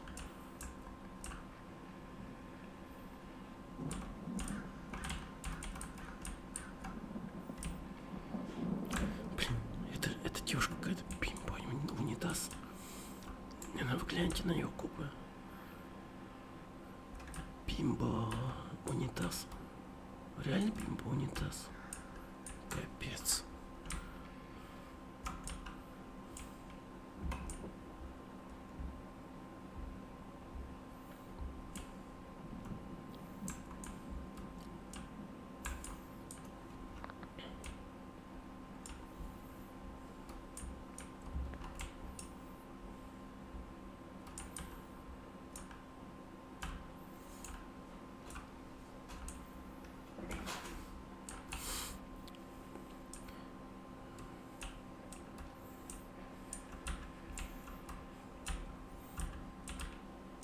Что за нож такой интересный? Я думаю, это все-таки якутский нож. А где кроме оранжевого сайта вырезали бимбу унитаз? Не знаю. Но я это выражение услышал только от Мэдисона, к примеру. А он услышал это в оранжевом сайте. А нет, слушай, нет. Хотя... Не, я понял, про какой оранжевый сайт ты говоришь. Да, я слышал. Я слышал, да. Только не понимал. В какой-то момент понял. Ну, типа...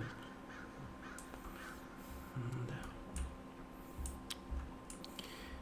Их бы еще называть скибиди туалетами. Кстати, а в оранжевом сайте, интересно, есть скибиди видос? Мне кажется, есть.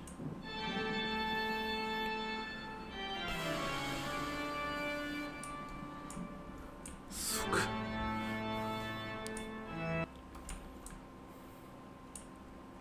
Здоровый лобстер.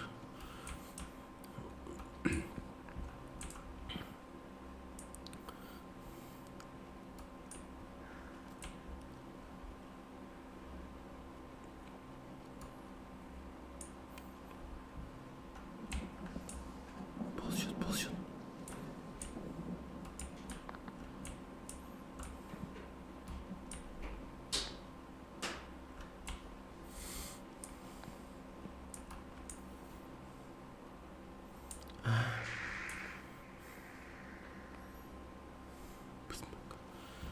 Венесвелла, что делать теперь? Токарь, ебать.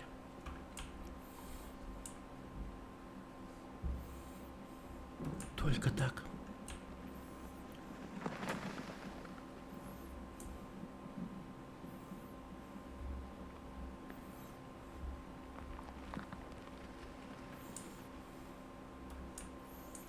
И никак иначе.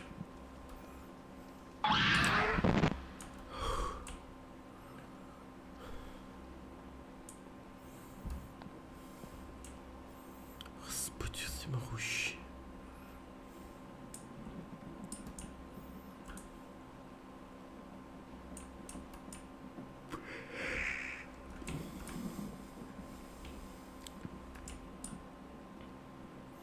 Не, сторонний сайт. С помощью стороннего сайта удалял. 1200 удалял, по-моему, потом обратно набрал. Да вот столько.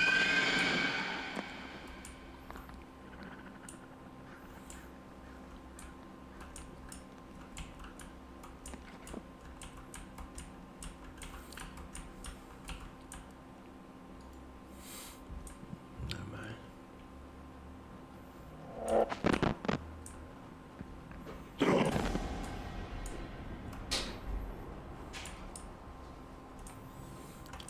Что-то изи. Просто удаляет из... тихо, тихо, тихо. Тихо. Опасно. Сын подошел. Маленький.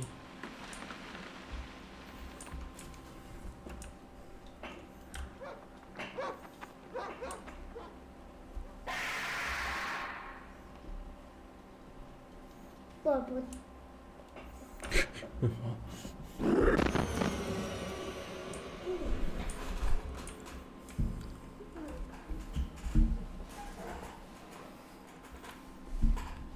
Только тихо. Чш.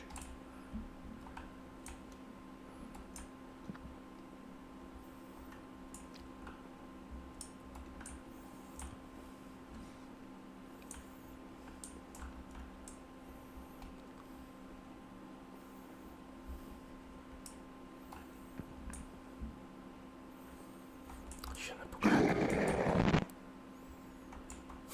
Даже мой сын не испугался. Легчайшая для величайших. Да.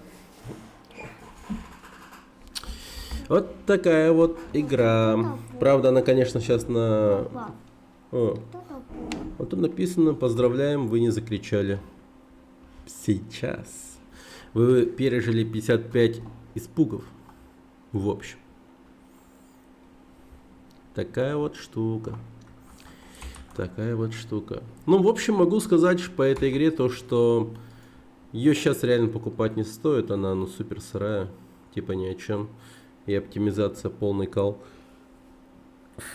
Поэтому дождитесь релиза. Может быть, добавить что-то интересное.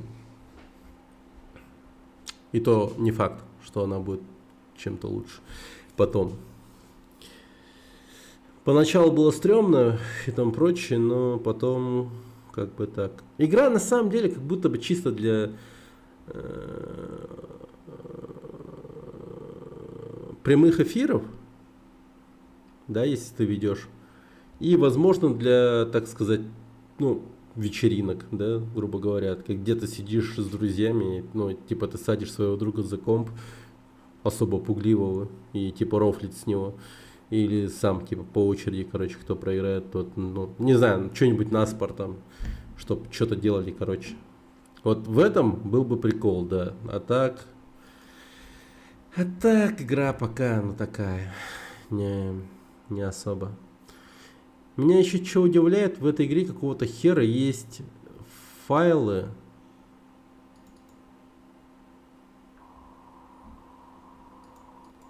Какие-то Deadcam тизер какой-то.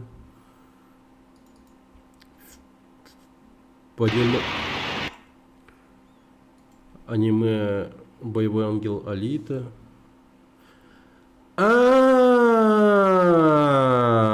Я вдруг понял. Так они, оказывается, какие-то звуки и там прочее брали из этого. Вот из боевого ангела Алиты. И призрак в доспехах есть в файлах игры. Он почти гигабайт весит, кстати говоря. Да, интересно. Интересно. Вот такая вот игра.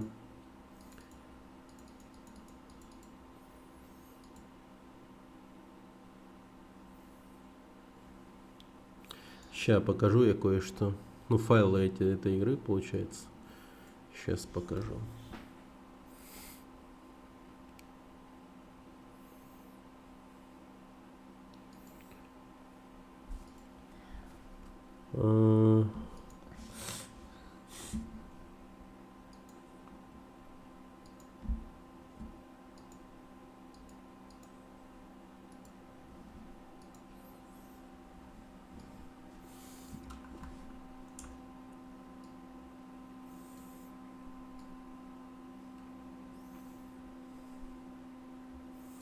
Вот.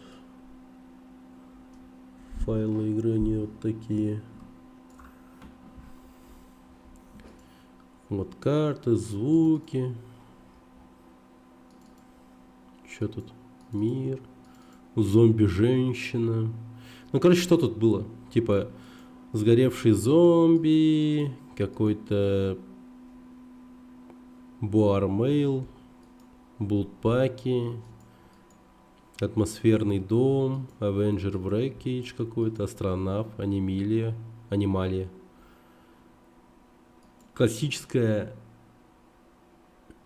призрак женщины, сгоревшая ведьма, женские трупы.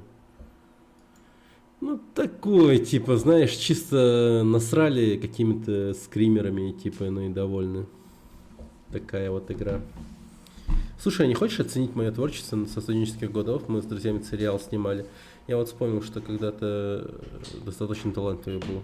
3 серии настолько хуёвого сериала, что он отличный, но по минут 8. Давай посмотрим. Будет забавно. Будет забавно. Ну, в общем, да, игра, ну, такая. Вот, лось. Да, мы всех видели, получается. Ну, разве что скелетона, может, не видел. Быстрый интернет. Архив сериями. Так, ладно, сейчас. Музычку включу. Сейчас.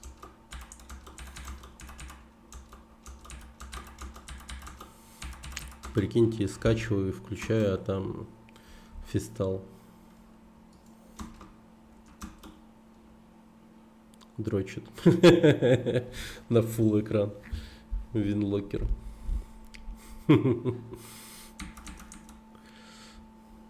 Так, сейчас. Музыка. Вот все.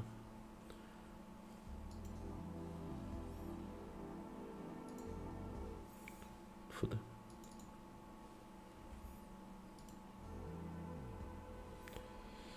Окей. Так.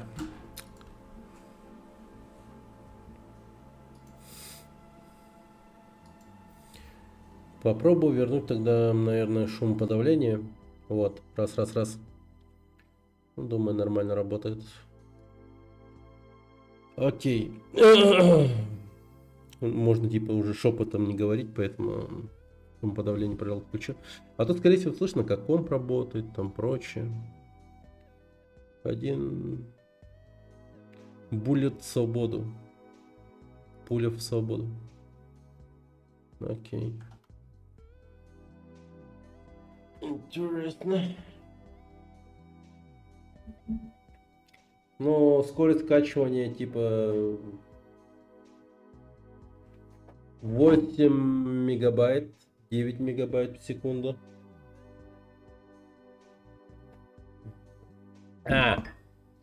Билет в свободу. А то ладно. Давай категорию общения. Давайте.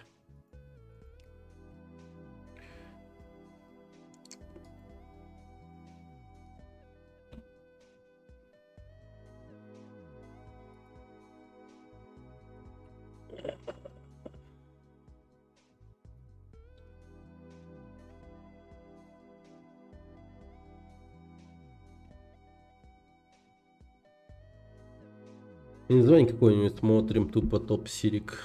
Топ-сирик.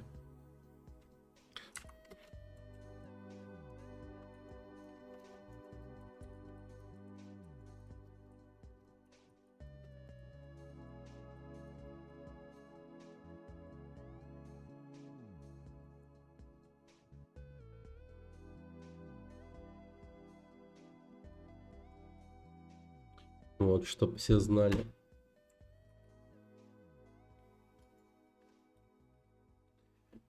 Так.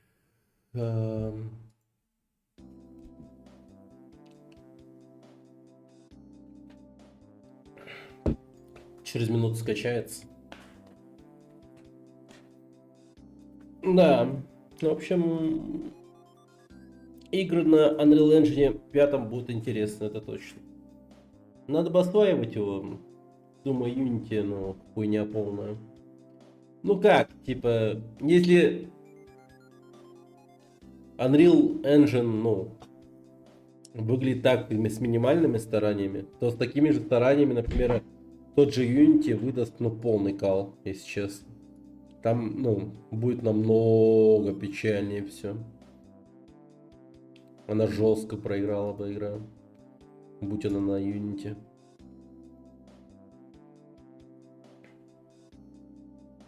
Ну, добиться таких же успехов, типа, на Unity невозможно было. Ну, как успехов? Ну, просто картинки и интерес к игре, да, скажем. Они, в принципе, интересно, типа, сделали хорошо. Ну, в том плане, что вокруг игры инфоповод какой-то собрали, там, прочее. Народ, типа, цеплялся, интересовался. А по факту сама игра, ну, хоть и в раннем доступе, но все-таки такая прям, ну, очень сырая.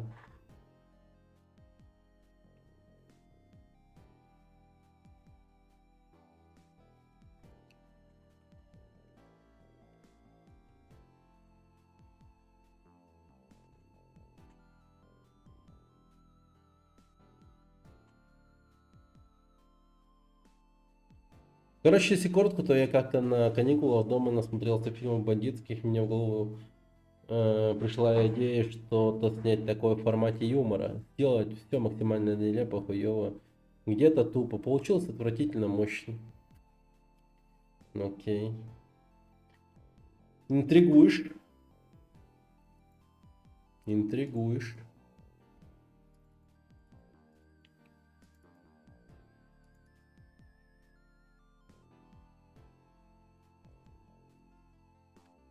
У нас в чате интриган.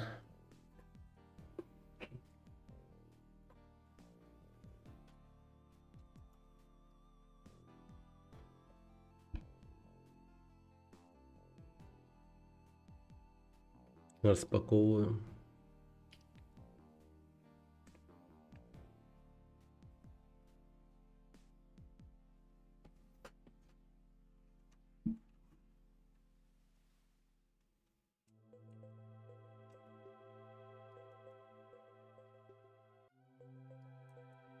Так, серия первая.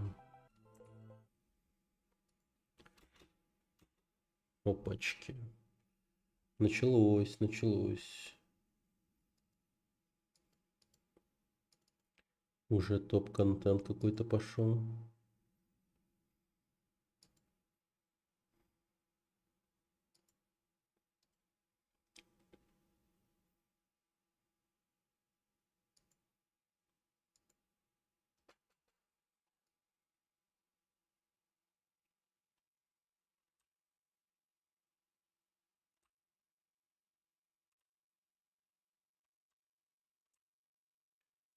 Гранд Арена остров.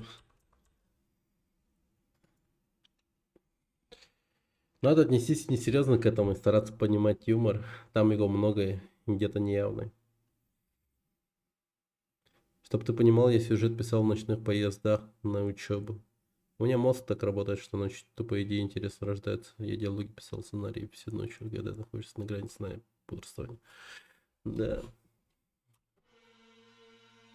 Студент, Как много в этом слове. Молодость, беззаботность, свобода. Свободу я люблю больше всего. Я не люблю, когда мне указывают, что делать. Ненавижу от кого-то зависеть и жить по распорядкам. Кто-то тратит свое драгоценное время на бесполезные отношения. Поиск работы, где начальники будут вытирать о вас ноги и платить копейки. Кто-то в погоне за трендами готов продать... Чё за чуваки такие? чтобы в руках Хуй была знает. новая модель телефона. Случайно, Я что выбрал другой путь. Путь победителя. Блин, эти брови. Алексей. Роман. Вот они, слева направо. Меньшой. Никита. Ваю. Донбасс. Дмитрий. Буллет свободы. Первая серия, 2 сотки. Это Роман. Мой кореш. Роман всегда отличался самоконтролем, взвешенностью и умением находить выход из любых ситуаций. Он не раз спасал мою шкуру, рискуя своей А на чем снимали? 5, 6, 7. Погоди, что он сказал? из любых ситуаций. Он не раз спасал мою шкуру, рискуя своей жизнью. А, окей. 5, 6, 7, 8, 9, Нормально. 10. Да-да. 99. 100. Чё? Как дела? Смотрю, баночку качаешь. Ну так баночка сама себя не накачает. А это точно криминальный сериал или начало порно? Ты плохо подкачал. Ну качать это дело хорошее. Заводи дома. Смотрю, ты запустил свои баночки. Равно тебе подкачаться. Погнали. Окей. А не качает?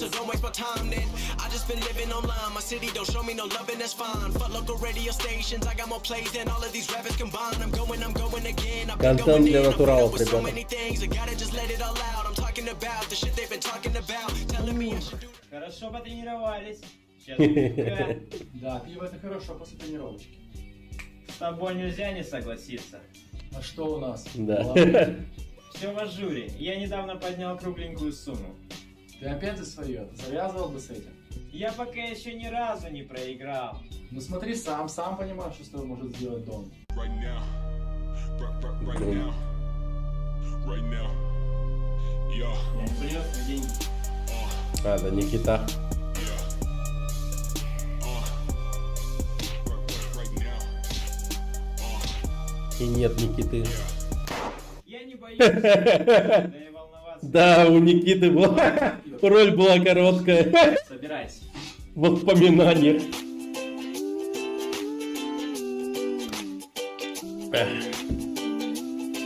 Нормально.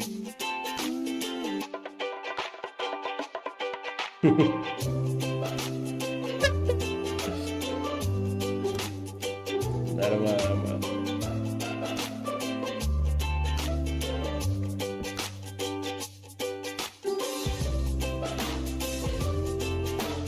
Разве не Никита был? По-моему, там он был.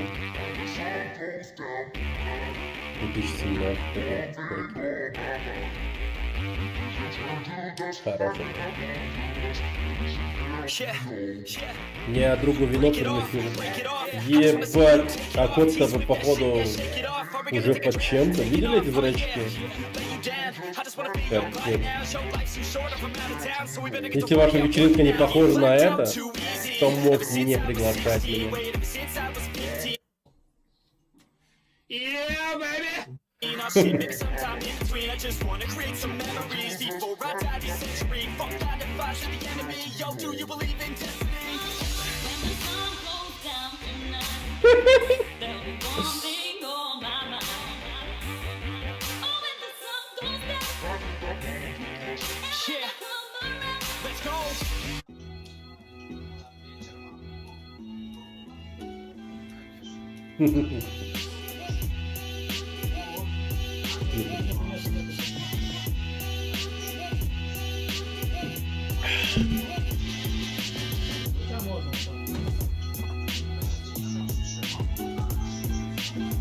денег нет.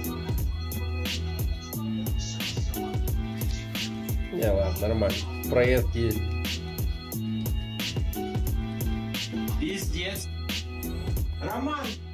Роман, я все деньги проебал вчера. Что вчера было? Провокационное прикасание к ляхе. Что было? Я все деньги потратил. У меня сотка осталась. У тебя сколько денег осталось? Сейчас посмотрю.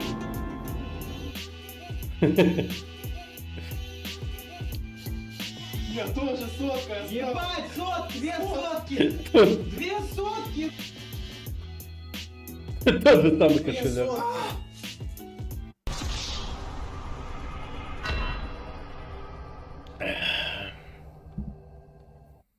Братан, Все надо только отпусти. деньги как-то найти. Надо позвонить Донбасс. Братан, ты же говорил мне, что надо завязывать с этим. Пришло время развязать. Чё так губы ближе, когда говорит про Донбасс? Окей, я сыграю. Звони. Ну блин, ракурс такой, то потом голос сидит.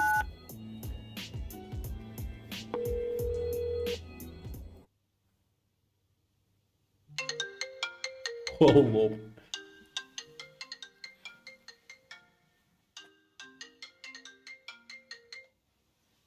Слушай. Алло, Донбасс? Я хочу сыграть. Ты помнишь правила? Да.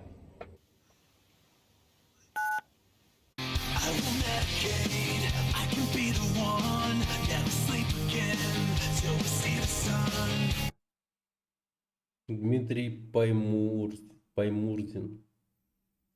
Блин, я подумал, его тоже Донбасс зовут. Ну, типа тут Вадим, Роман. И тут Донбасс. Какой. Как дурачок. Прикольно? Во, вот так заебись было. Давай. Вот, смотри, вот это охуенный ракурс. Да. Давай, это колесо сделай нормально. Ты покажи, что получилось Да, сначала. нормально. Как дела? Ну, в духе Джеки Ладно, Чана, получаешь. все как положено. Блять, Леша, байбеки есть, блядь. Давай. Поднимай Ну, такое вообще на ютубе хорошо заходит. Не заливал? ствол на него. С серьезным лицом, блядь. Чё у тебя лицо, как будто Ну, ты... ебать, давай, Чё ты давай. чвякаешь, хуякаешь? Да, я ж думал, когда же он это скажет. Я, короче, 18 человек положил, представляешь? Что ты мне насыпаешь? Отвечаю. Да пизди, смотри нахуй, проверить хочешь? Да давай, ебать, слышь.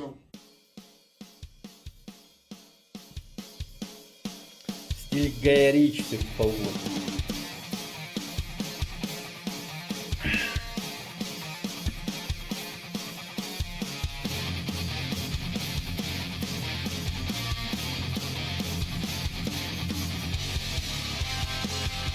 Вот именно.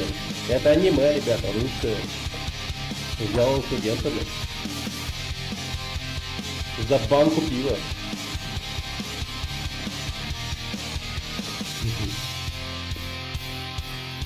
Да. Ну и она мне в ответ говорит, ты долбоёб, говорит. Куда собрались? Меньшой, правая рука Дона.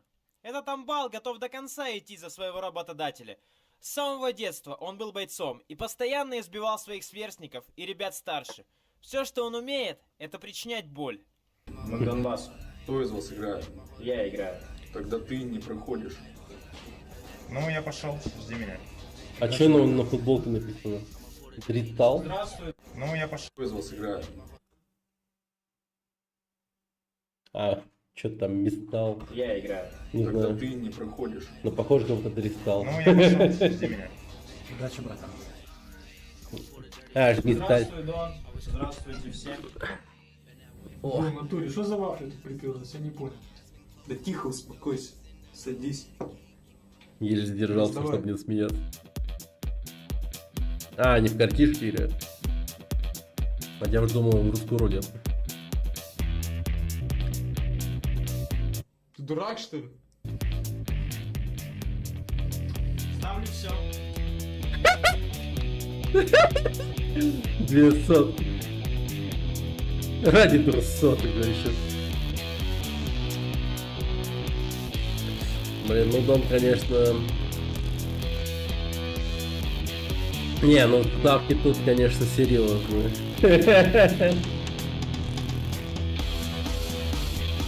Ну я не понял. Ставлю все. Ты дурак.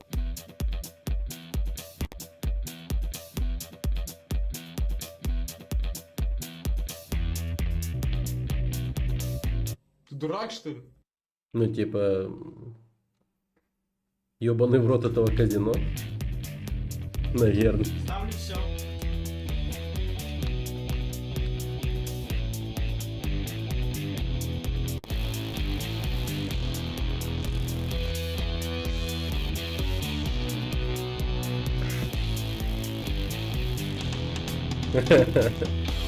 А, понял. Я просто в картах не силен. Не играл. Ну так, чтобы много. Да блять, лучше в танке задонатил.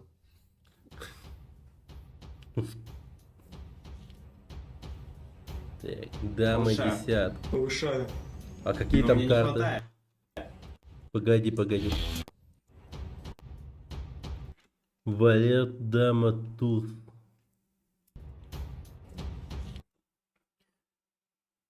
Король и десятка. Ну, флэш, ёшкин кот. Повышаю. Повышаю. Но мне не хватает. Я тебе займу.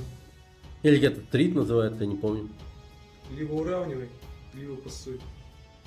Тогда я повышаю.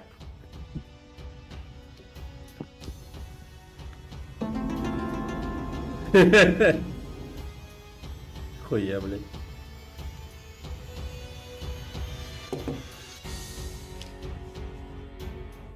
Пизда.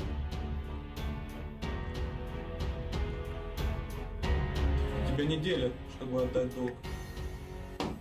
Учти, сынок, я достану тебя из-под земли. Только попробуй увильнуть. Да. Любили вы смотреть «Карта, деньги, два ствола». Роман, мне пиздец. Ты вообще молодец. Сколько? Ему 10к до конца недели. На сегодня.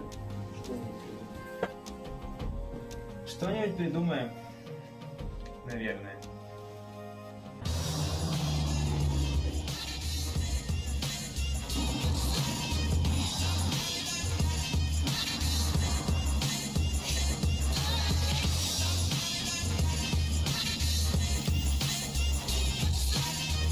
Чё, блядь? Тут насрал. Да.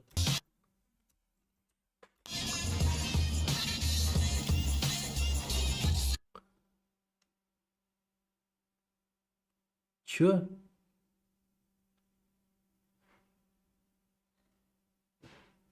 Не понял. Ладно. Короче, цыганские отличники заканчивают школу с золотыми зубами. Да ну, знал одного цыгана, у него вообще зубов не было.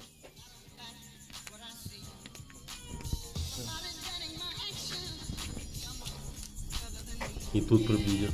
О! Описание какой-то хуйни. Окей.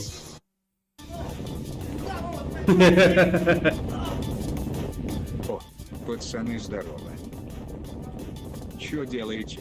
Да тут лоха одного пиздим.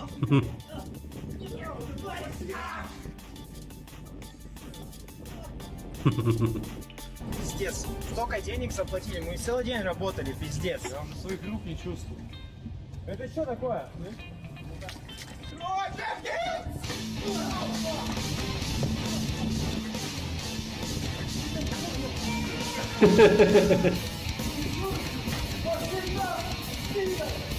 Охуенно, блядь. Радостный какой. А может его до дела били? Вот он гомофоб, а они были этими. Так меньшинствами. Блин. Ну, концовка, конечно, интригующая.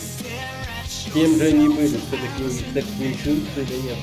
Короче, И били его, может быть, за дело. Да, блядь, пойду лучше в танки за... А как сказать? Блядь, лучше в танки задонатить. Да. А чё с матами? Я вообще говорю, прикольно. короче. Она такая, блядь, меня в ответ. Эй, и чел там какой-то. Блядь. Просто скажу, у тебя неделя. У тебя неделю, блядь. Без короче, теперь у тебя неделя просто. Неделя. Неделя. Я, короче, 18 человек положил, представляешь? Что ты мне насыпаешь? Отвечаю. Да пизди, блядь, смотри нахуй, проверить хочешь? Да давай, ебать, слышал. А, блядь, я подумал, что за на... Типа, что они не смеются, все такое. Как хорошо играют. Расскажу немного о себе. Меня зовут Леха. Мне 24 года. Те, кто на меня напали, были простой шпаной, которым не О, понравилось, шаурма. как я на них посмотрел.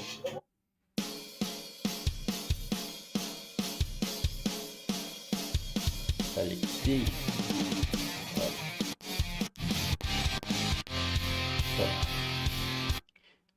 Им еще повезло, что вы подоспели, иначе бы я всех там раскидал. И когда я был таким, как вы, я частенько посещал это место. И даже сейчас иногда заглядываю сюда и пропускаю пару стаканчиков пива, ну и вспоминаю былые деньки. Кстати, у меня есть бизнес. Он немного противозаконен, но у меня достаточно связей, чтобы не было проблем с погоной. Погоди, а вы нормально говорили в тот момент или как? Ну, то есть, вы просто шевелили губами, чтобы как... Ну, типа, я-то понимаю, что, типа, ну, сверху голос наложили. Но чтобы не смущать остальных, вы, наверное, там как сидели. Мне не любопытно. Могу предложить вам работу. И что это за Минимальными, место конечно вообще? же, рисками. В смысле с рисками? Что это за работа такая? Предлагаю вам стать курьерами. С каким товаром мы должны будем работать? Вот это реальный голос. Да это новинка. Товар высшего качества. Могу дать попробовать. Не, никаких наркотиков, только Ягуар. Ну понял. Ну так что, как насчет работы в свободное время? Нет, пожалуй, мы откажемся. Не хочу, чтобы нас замели за продажу твоего товара. Вы что? В этом плане не может быть проблем. У меня очень хорошие связи.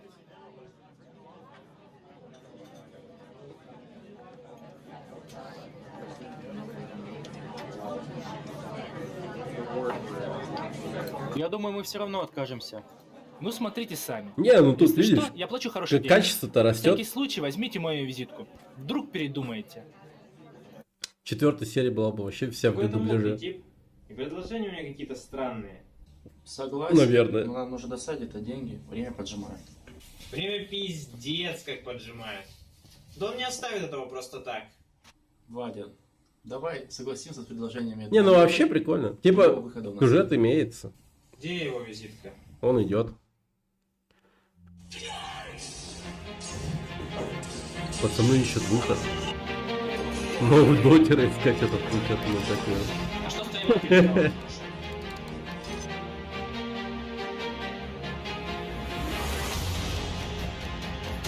Заговорила, ты из долбоебов, нахуй, хуйка сосавший чмыри, блядь. Блядь, ой, днище ебучее, ой, долбоеб. 5 он плохие.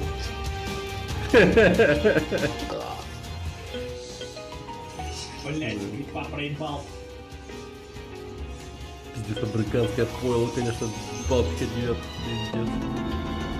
Меня еще каким-то образом друг его любит, я не понимал его вообще. Я сейчас занят очень важными делами, встретимся вечером. Это фильм Христалла, Маша. Фильм зрителя. Здорово. Я очень рад, что... Третью серию смотрим, уже 2 серии посмотрели. Отставим Эрику, перейдем к делу. Говори, что делать. Снято в 2017 году студентами. Адреса клиентов, а вы доставляете мой товар на место. Один вумен. Мы справимся. Не, Сколько ты вумен платишь бы за тут одну кринжа неделю? навалил, мне кажется. Покажи товар.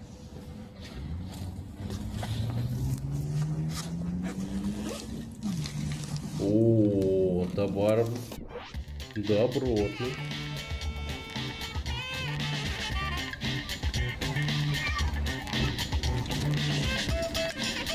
Фока, блядь! Задушит! Сотка, пятихатка.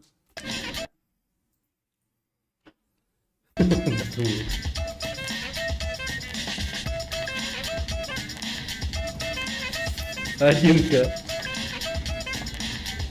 Еба.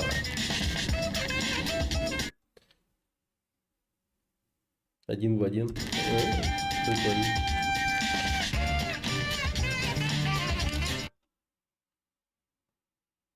Ну, может, это не обычный дождь.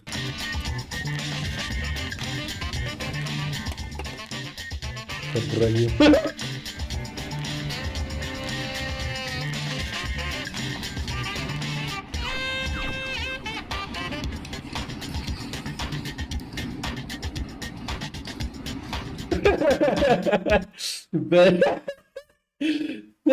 Пиздец, они подозрительно но выглядели на улице, прикиньте. Хорошо, что тогда, наверное, копы не так сильно патрулировали улицы. Прикиньте, просто идет патруль и такое происходит. Нормально денег заработал. Да, еще на пивас останется. Так, Мгм. жди меня. Продавайте этот алюминий нахуй! Харизматичный человек, наверное. О, с Путиным еще. Алюминий. Антис для коммуникацион. Дон, я принес долг. Эдвилетисус. Привет. Я не думал, что ты так быстро вернешь долг. Может быть, свободен. Хорошая концовка получается. Удачи. Один человек смотрит. О, всем привет. Проследи за ними. Это, если что, кино талантливого человека по имени Фестал, который находится в чате. Да, будущий Гай Ричи, между прочим. Узнай, где они так быстро достали деньги. Наконец-то. Да, я. Кстати, у меня есть вопрос, как ты относишься к аниме и анимешникам? Смотрю аниме.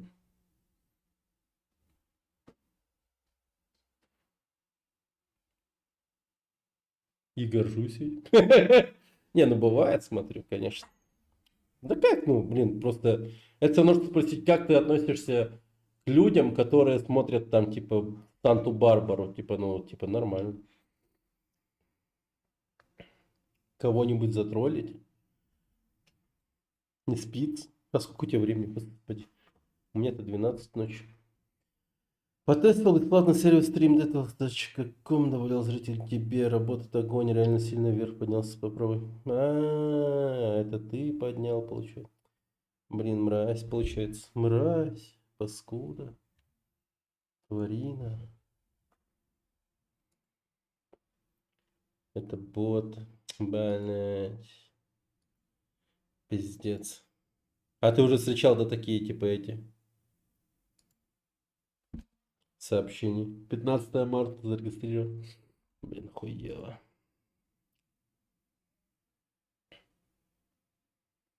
По 2 смайлика рандомных кидают.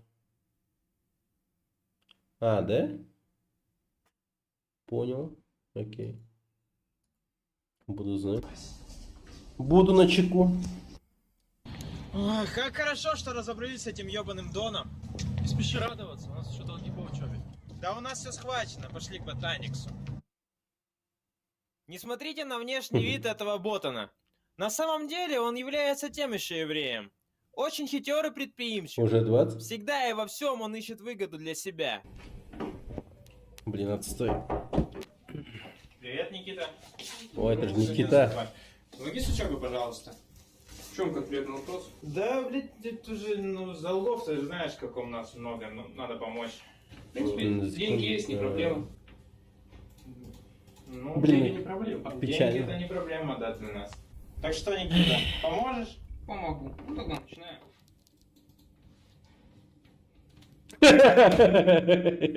Так, ну вот здесь Фотография. надо исправить, сказал препод. И вот здесь вроде. Бойфренд. Исправить. аппендикс тут подрисовать еще. Тут это аппендикс, да. Щуп?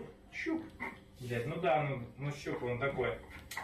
Это, Роман, слышь? Роман, пойдем покурим? Ты устал уже работать. Да, давай пойдем. Пойдем покурим, ну.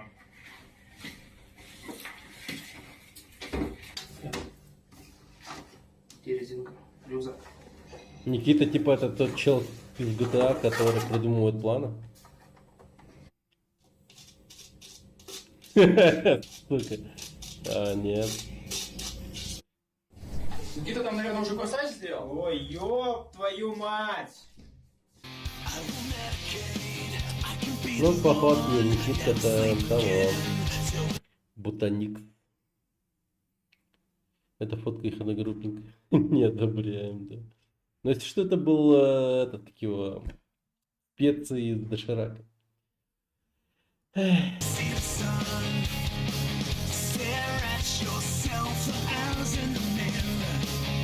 Брови нахмурь. Брови нахмурь.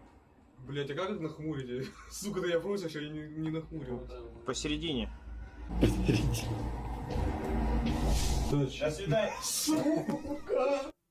Расскажу немного о себе. Меня зовут Леха. Не, ну хорошо. Не знаю, почему не продолжили в том же духе дальше. Могли бы... Не, если бы заливали на YouTube, вообще поделись хорошо. Я считаю, реально. Канал надо было делать вам. Привет, Сейзи. Давно не залетал. Здорово. Привет, привет, привет. Это на 4-м курсе было. Не, ну стоило продолжить, мне кажется. Если еще возможно, соберитесь снова, то ну, продолжите. На самом деле хорошо. Типа много же есть всяких разных каналов, там где делают всякие разные вот эти вот, как называется, скетчи. А тут даже какой-то, ну, сюжет есть. Ну, то есть для Ютуба это было бы, ну, очень высоко. Прям очень хорошо. Я слишком поздно пришел к творчеству. Да, нормально. Я считаю, никогда не поздно приходить к творчеству. По факту. Сейчас 90 дней стало в Тае? Да, сейчас там 90 дней стало. Что, снова хочешь вернуться туда? Снова ворваться в этот город порока? Да, там 90 дней. Ну, сейчас я даже не соберу full состав. Не, ну, можно не full состав. Можно хоть сколько-то. Ну, в принципе же могете, это видно. Да, понял. Да мне как-то наоборот больше понравилось. Не, ну типа, просто у меня-то компания большая, типа, ну у меня дети, жена, и поэтому мне прикольно. То есть, на самом деле, мне с ними где угодно будет прикольно. Кстати, заходите в этот телеграм-канал, ребят, в телегу заходите. Там интересно и хорошо. Так, будешь второго Алана Вейка проходить? Да, буду. Так, сейчас, подождите, музыку вставлю. Вот эта хуйня как переводится. When you have ducks in a row. Когда у тебя есть утки в этом рве или что-то в этом.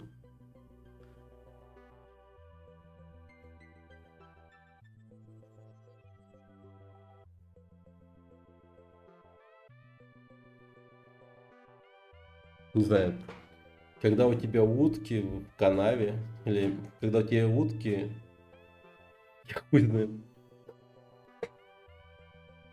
Роу, ряд, роу, окей. Да.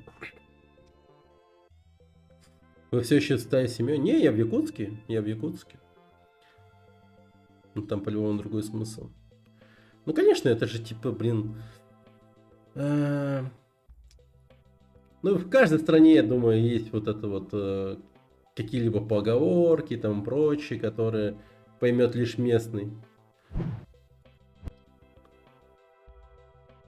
Видел я какой-то видос, сейчас попробую найти. Там, короче, смысл такой, то что...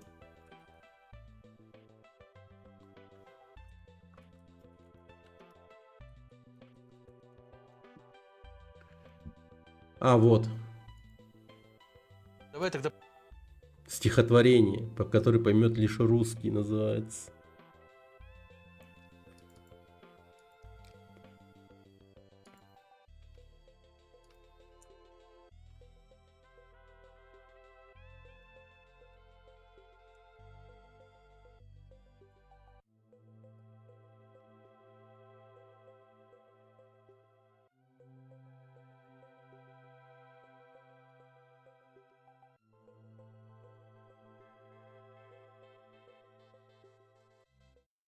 Прочитаем такое стихотворение на двоих, которое никто не поймет из иностранцев. Я недавно в Салониках, в Греции, проводил мероприятие, одно корпоратив, и мне попросили прочитать это стихотворение. Иностранцы вот с такими глазами выпученными на меня смотрели. Никто не понял, о чем идет речь. Читаем, времени Потому мало. что только русский человек может понять то, о чем мы с тобой сейчас прочитаем. Поехали. Давай, я начинаю. Давай. Хороша страна Россия. Здесь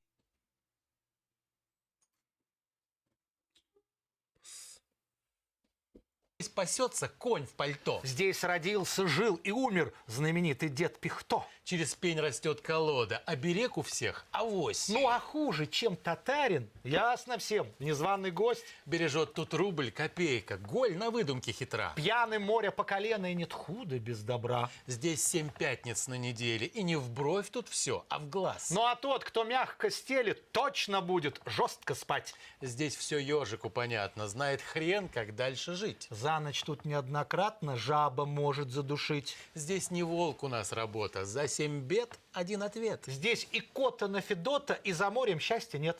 Здесь с времен царя Гороха не гонял телят Макар. Здесь не собирают крохи, коль спешат, как на пожар. Здесь жужжала ляха-муха и мурлыкал ёшкин кот. У старухи и в проруху видит око, зуб не имет. За Кудыкиной горою не видать низги порой. Буря мглою небо кроет, лучше ссоры мир худой. Здесь у нас закон, что дышло, обух не сломает плеть. Чтоб в глуши чего не вышло, прокурор в тайге медведь. Нам бы все и на халяву. Бог не выдаст, хряк не съест. Кто сильнее, те и правы. Рыбку ль съесть или на кол сесть? Здесь молчание, знак согласия. Меньше знаешь, крепче спишь. Наше счастье дождь с ненастьем, тут на всех не угодишь. Здесь нашла коса на камень. Здесь что сеешь, то и жнешь. Что мы тут понаписали, без бутылки не поймешь. Все нам разлюли малина. На горе не свистнет рак. Ни в Лондонах, ни в Берлинах не понять им нас никак. Нету худа без добра. Кто-то в лес, кто по дрова. Первый блин все время комом. Каждый тут не лыком шит. Стелят, как всегда, солому, коль падение грозит. Только тот меня поймет вместе. Только тот меня поймет, кто в моей стране живет. Ура! Ура! Такие дела. Такие дела. Я вот недавно пытался глянуть «Острые козырьки» в оригинале, я обосрался с их особенного акцента.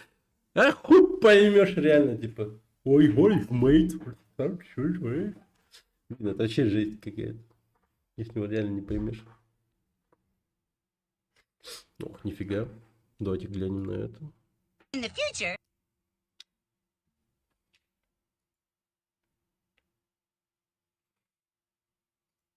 entertainment will be randomly generated. Randomly generated? Randomly generated.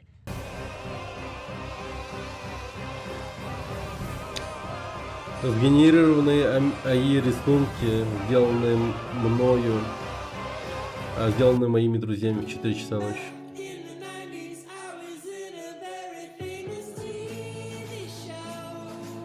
Жесть.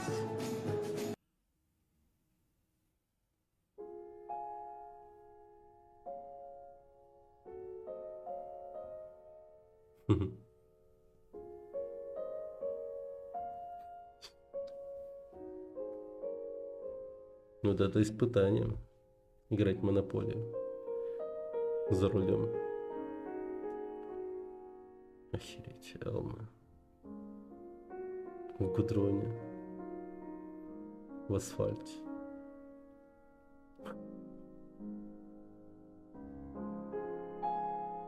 Ебать мощно выглядит так-то.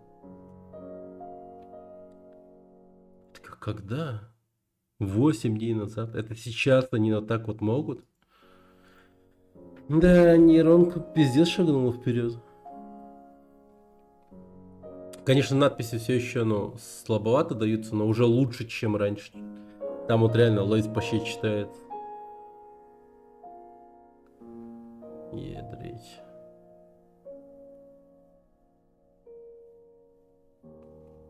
Вот это.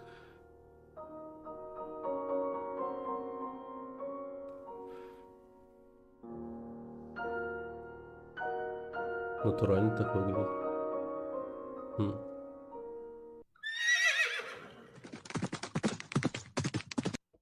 Peter. Осуждаю. The horse is here. Стрёмно.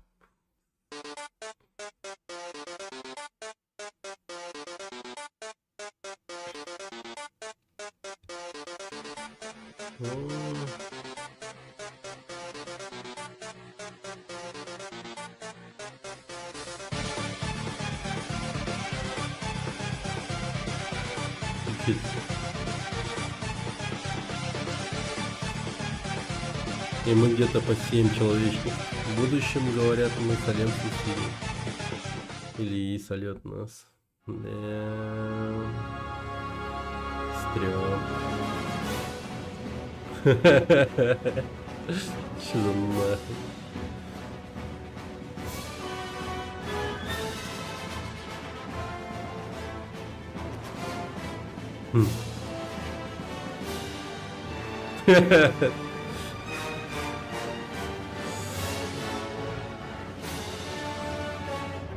Да, Бэтмен такой. Пиздец.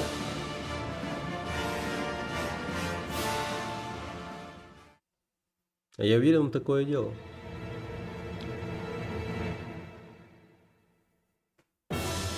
Да нет, господи. Блин, что такого посмотрел на интересно, хороший.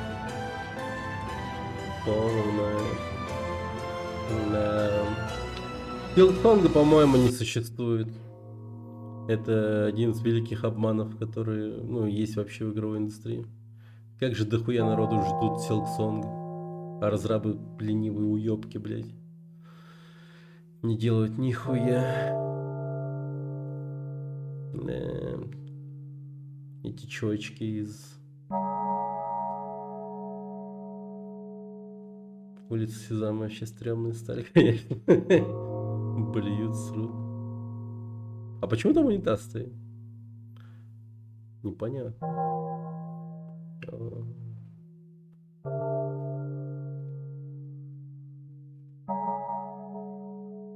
Не, ну выглядит очень жестко.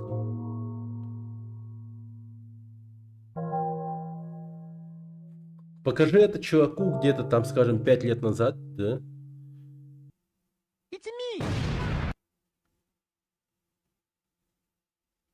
Ведь поверит. Скажет, нихера себе. Вот в эру, когда, помните, были эти стрёмные, как его?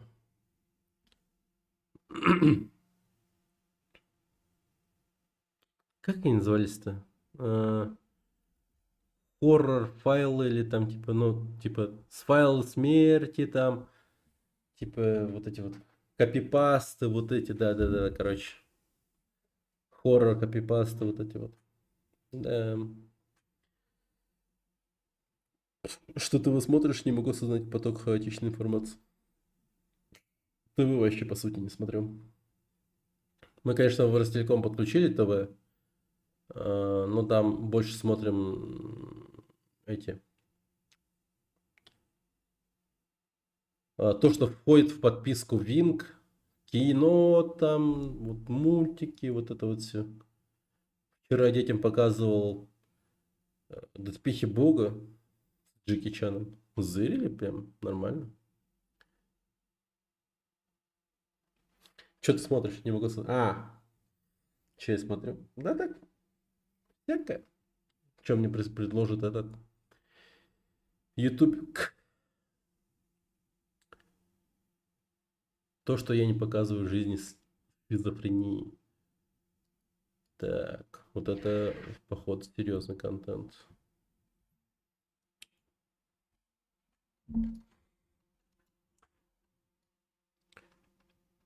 Про шизо.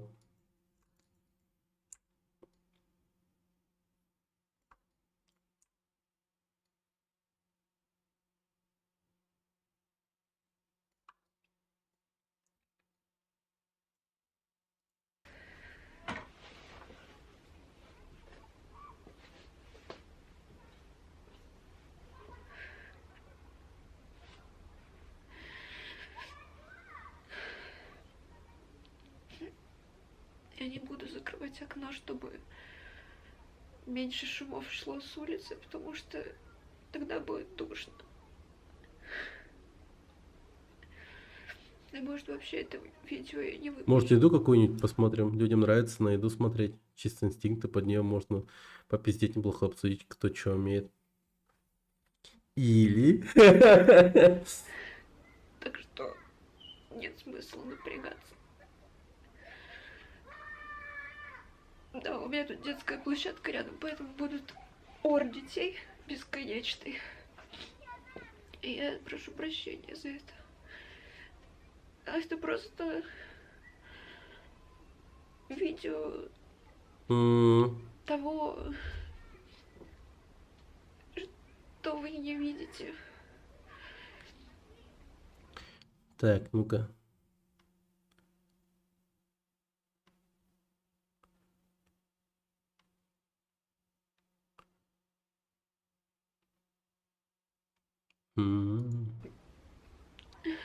Потому что я хочу делать видео, но в основном Да что я сразу делаю актриса? видео, как бы веселые, чтобы вам настроение поднять. Сейчас я очки сниму дурацкие. Чтобы вам настроение поднять. Потому что вот так хочу я, чтобы веселые видео были на видео. Я тоже всегда веселая, улыбаюсь. Ну, кому-то это не нравится, конечно. Кто-то пишет мне, что... Не, на самом деле, конечно, хочется шутить всяко разному. Типа, вы не подумайте, что, ну, просто...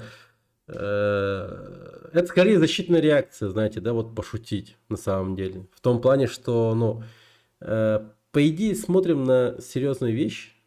Типа, человек хочет душу излить, и, ну, поэтому как-то неудобно. И чтобы вот это вот... некомфортно, ну, чтобы вот это вот чувство некомфортности, она пропала, хочется пошутить на самом деле. Вы не подумайте, у меня просто всякое в голове сейчас творится. Поэтому я улыбаюсь, а не за то, что у него голова трясется и все такое, и то, что ей плохо. Не, я не из-за этого смеюсь, вы не подумайте. Всем бы сейчас Нет, Гудзон, нет. Нет. всех обманывают. Нет. Я просто хотел, типа, ну, чувство ну, дискомфорта, типа, ну, знаете, развеять просто на самом деле. Без зла, типа, без негатива. Вы не подумайте ничего плохого про меня, пожалуйста. Да. Шизофрения ведь вроде не подразумевает раскачивание головы. Не, ну, она вообще сложная штука, комплексная. Ну, и соответственно, чтобы... Ну, она, наверное, привыкла мотать головой туда-сюда, ну, чтобы, ну, всякое ей не казалось там прочее. Это скорее, типа, дает ей облегчение, наверное, чтобы отвлекать себя от какой-то ебалы, творящейся у него в голове. Ну, я мало людей знаю с шизофренией реальной. То есть, рассказывают всякое, типа, знаешь, там им реально вот просто визуальные всякие разные вот эти вот галлюцинации могут быть. Но часто это не визуальные, а скорее слуховые и там прочее и так далее. Но рассказывали, конечно, много еще таких вот, ну, визуальных. Типа, как кто-то берет и прыгает с окна и там-то. Да, шизофрения, да. Потому что улыбаюсь. Это не значит, что вы видите все. Ты прикинь, насколько это хуево в том плане, что ты просто родился, Я вам и все вдруг показываю. какая-то хрень с собой творится, в каком-то определенном возрасте, скорее всего, в подростковом. Это не значит. Только лишь потому, что у тебя это наследственное от твоих родителей. Или там от дедушки, бабушки. Это же пизда вообще. Я решила выговориться, потому что это мой канал. Ну и по сути-то никто не виноват. То есть даже мужик, который познакомился с женщиной, или женщина, которая там познакомилась с мужиком. Если я хочу... Ну там считайте, ну, здоровый мужик познакомился с женщиной, у которой там типа, ну, в генах там кто-то есть. шизофренией. Но они же оба не виноваты, Это мой правильно? канал, да. Потому что Чисто их испытали удачу или просто не я обычно знали. хочу снимать что-то И случается весёлое. такое, то что, Ну, как ну, я и делаю там. ребенок такой Вот. становится. Серьезная тема на самом Капсулы деле. пожить или еще чего-то, или там. Помню, стримерша была типа Ну, синдром всё, что я Туретта. снимаю. Суть в том, что когда она только появилась, она подписывалась ботом на все каналы, на мой в том числе. Раньше на Твиче было видно подписчиков. Ну и ты заходил волей-неволей на этот канал и смотрел, что там. А там был ее стрим, где она хуету исполняла вот это. Недавно в Америке чел ветер стрелял, человек 20, говорят, он голоса слышал. Главное, ты ничего сделать не можешь. Да, вот самое, что ебаное. Ничего не можешь. Ну, явно не от хорошей жизни люди идут на всякое дерьмо из разряда типа массового убийства или там самоубийства и там прочее, да. Кстати, вот если так говорить, привет, друг, у этой девушки шиза, то в Таиланде, да, когда я жил, там вот не сразу, но чуть позже я был подписан в телеграм-канале новостной. Там творилось всякое дерьмо, я так скажу. Ну, типа, как я начал читать новости местные, типа, мне так некомфортно стало. Пизда как. То есть, это одна из тех стран, где происходят перестрелки. И подростки, они там такие, ну, как бы это сказать, неуравновешенные, что ли. Там, ну, была новость такая, то, что в Паттайе на пляже, там перед Central Festival, ну, точнее, вот, ну, там, короче, очень близко, там, короче, произошла перестрелка. И потом полиция решила ввести комендантский час и там прочее. А потом, спустя где-то месяц или до этого, короче, происходила перестрелка в торговом центре в Бангкоке, там какая-то хуйня тоже была, там чел просто зашел и начал массово людей расстреливать. Короче, пизда. Ну, типа, как я начал читать подобные новости, мне так сразу пиздец как неуютно стало. И, по-моему, моя жена тоже была в курсе насчет этих новостей, потому как я у нее спрашивал, типа, она такая говорила, ну да, я в курсе. И, соответственно, мы такие, ну... У нас-то и денег не было, но потом, после этого, мы тем более уж никуда не ходили, не хотели уходить. Ну, то есть, это, по сути, кажется, со стороны, как будто все окей, все хорошо. То есть, это, ну, страна, типа, вечеринок, там, прочее, все окей, все добрые, все улыбаются, и там, прочее. Но проблемы у нее ебейшие на самом деле. И вот эта вот тема с легалайзом, она как будто бы, возможно, ну, немного, ну, утрясла всю эту тему, потому что там, скорее всего, были много конфликтов на почве типа этой наркоты. Чего я осуждаю, кстати. Т-812, привет. Привет, привет, привет. И тебе привет. Из Якутска. Вот. Я вот рассказываю, типа, про опыт из Таиланда. Странно, что туристов не трогают особо. Ну, их на самом деле трогают. Но об этом особо не освещают, потому что не хотят портить, ну, вот эту вот тему с этим, как его. Это же все-таки туристическая страна, да, и не хотят, чтобы люди такие боялись и не приезжали туда. Там, если покопаться, да, вот просто покопаться, вот если ты целенаправленно будешь искать инфу про нападение на туристов, ты найдешь это дерьмо. Пиздец. Там, ну, всякое творится. Люди исчезают, там, прочее. Но не так, что прям часто, но просто раз в год там явно, ну, происходит всякое. И был один такой стрёмный момент. Мы, короче, с семьей выбрались на пляж один, где мы ни разу не были, всей семьей. Я просто там однажды был с другом, который там живет. Вот, вот Арсен, кстати, Invasion, он иногда здесь в чате сидит. Мы там хорошо посидели, вот с Арсеном, там, ну, чисто уберквас пили, все дела, так чисто на пляжу, смотрели в океан или в море, это не важно. И потом я такой, ну, пришел к выводу, что хороший пляж, и вместе с семьей туда пошел. Там пикник устроили, ну, там расстелили вот, типа, коврик, там еду прям нормально. Там сходили в магазин, все купили, как-то там прочее. Но потом какой-то хуйман там ходил пьяный в строкотан, но он ходил и был весь татуированный, и у него в руках было выпитое виски. И эта мразь, ну, ходил вокруг нас практически, ну так, слева направо, справа налево, и посматривал на нас и на наших детей, блядь. Я такой на него смотрю, блядь, гандон такой. Каждый раз, когда он проходил мимо нас, ну, я напрягался, я вставал и, ну, подавал вид, что, ну, готов к каким-либо действиям. И он на меня тоже так посматривал, типа, блядь, что тоже что-то собирает. И мы, соответственно, ну его нахуй, короче, пойдем отсюда, в рот ебал, типа.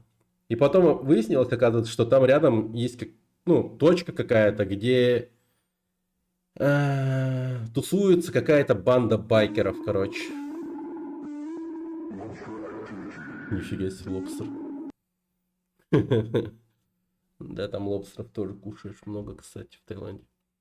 Ну и поэтому, как бы, ну, может показаться, конечно, что со стороны, ну, это хорошая сторона и там прочее, где, ну, заебись. Но жить там, в рот ебал, типа, реально. Если так подумать, вот, вообще о жизни в Таиланде, да, типа, вот, чисто жить в ней, то жить надо в ней вот реально аккуратно, так скажем. Вот просто все время, ну, просто не встревать в конфликты ни с кем и там прочее, там. Ну его нахуй, короче, ребят. У нас в России, если так подумать, реально, ну, просто шик. Классно у нас здесь. Ну, блядь, просто ни в одной стране, по факту, тебе не предоставят, вот, грубо говоря, бесплатную медицину. Тебе не предоставят, ну, вот это вот, какие-то социальные льготы и там прочее. Ну, может быть, будут, но, тем не менее, тут реально по комфорту. Я там боялся, бля, просто заболеть там прочее. Так ты гражданин, поэтому так. Ну, а там-то, блядь, даже если ты гражданин-то особо, ну, не полечь-то тоже. Там, блядь, везде вот эта вот тема, она такая, как бы это сказать. Платная, медицина там платная. Так же, как и в Америке практически. Блядь, и уровень там вот этой вот нищеты тоже жесткая. В Канаде вроде бесплатная медицина. Ну, хуй знает.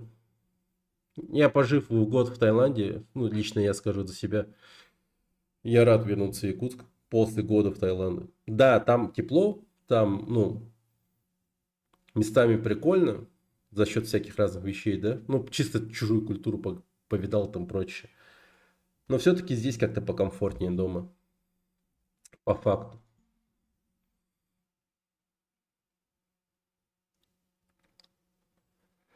Я везде покупаю страховку, чтобы меня не скалечили это быстро. А не боишься мобилизоваться?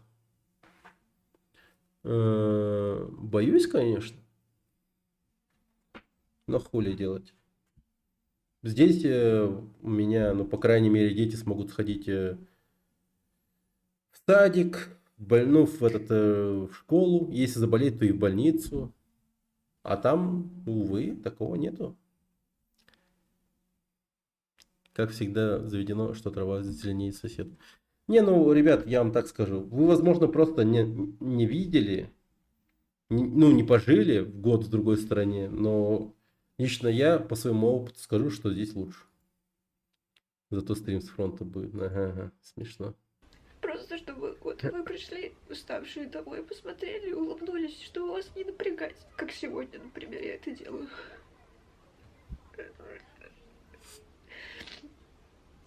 И вот... Россия!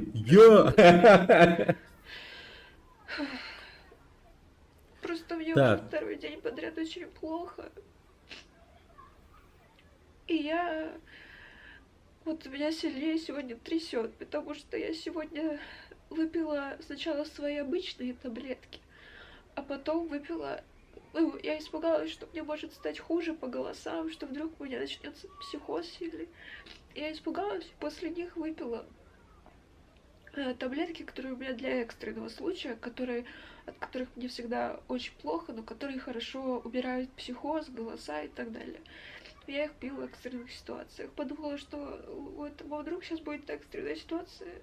Ладно. Как-то я просто чувствовала, что вот мне плохо, вот начинает ухудшаться как бы. И я сразу же приняла. И какие последствия? Это то, что мне очень больно в шее, то, что у меня сильно... Повеселей бы видео какое. Ну, как это называется? Дискинезия. Вот сильно меня трясет. Приехать на год. Потому что я еще не просто... То, что я их еще смешала, эти таблетки, скорее всего, от этого. Ну и плюс вот эти, то, что... Ладно, я не могу мысль сформировать нормально. Короче, кто понял, тот понял. Я просто себя чувствую как-то плохо.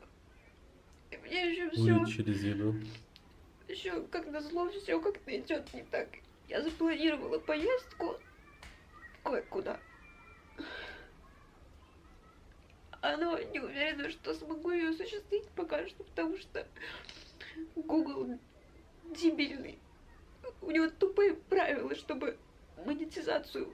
Короче, когда тебе подключают монетизацию, ты должен подтвердить свой платежный адрес. И как это делается? Они там из Ирландии или откуда, не знаю, отправляют тебе письмо, обычное, с кодом по почте. Соответственно, оно проходит через почту чего? Почту России, конечно же. А как у нас почта России работает? Как говно последнее оно работает у нас. Да.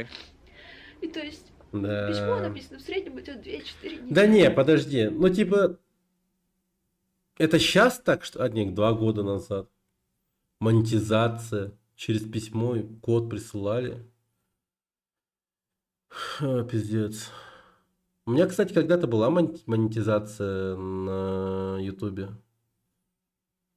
Там было все просто. Капец. Как же я... Я, кстати, вот предфуму. Здорово. Я 2 раза проебывал моменты. Ну, чтобы мне хорошо, типа, канал поднимался. Первое, это когда я удалил все видео на Ютубе. И второе, когда я удалил всех фолловеров на Твиче. Я никогда не научусь становиться популярным, пипец. У меня прям были хорошие, ну точнее не то чтобы хорошие, просто каловые видео были. Они супер кринжовые были, ну типа в том плане, что это стримы были там прочее и так далее. Я их всех поудалял в одно время, но там просмотры они набрали вообще годно. Ну типа... Какие просмотры? Ну, около-то 500 тысяч там доходило, по-моему, где-то так. Но я чисто из-за того, что такой подумал. Хочу пилить нормальный контент в плане просто осознанное видео. Ну, типа так, типа с монтажом, там с обзорами, там прочим. И угадайте что? Спустя какое-то время мне стало лень, и я, ну, просто зря удалил, по идее, все видео, которые набирали просмотры. И, соответственно, когда я удалил эти видео, у меня монетизация пропала сразу, потому что не соответствовал требованиям.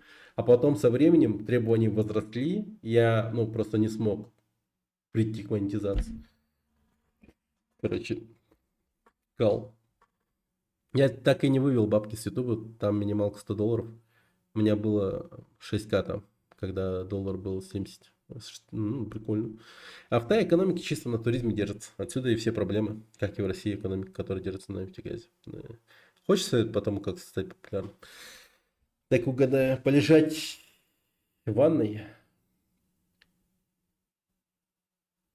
с этими, с наклейками на соске и с маркером писать никнеймы платных подписчиков. Это первый вариант. Ну, я, естественно, загуглила, что там другие люди пишут, кому-то и по полгода не приходит, и еще что-то. И то есть пока оно тебе не придет, и вот этот код ты не получишь, и не введешь его. Не, ну справедливости ради, сейчас Почта России, она как будто бы лучше работает. И недавно мне приходило какое-то заказное письмо, у меня мама по этому поводу просто безумно напряглась. Почему она дергается, у нее шизофрения.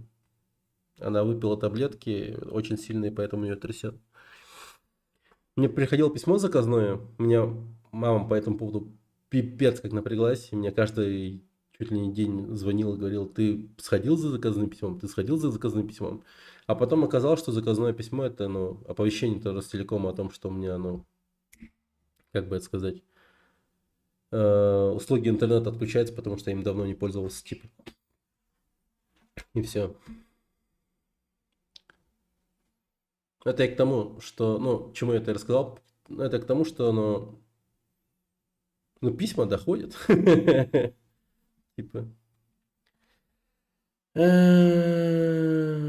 Похудеть, расти бидоны, продавай пиво с бактериями твоей залупы. Да, кстати.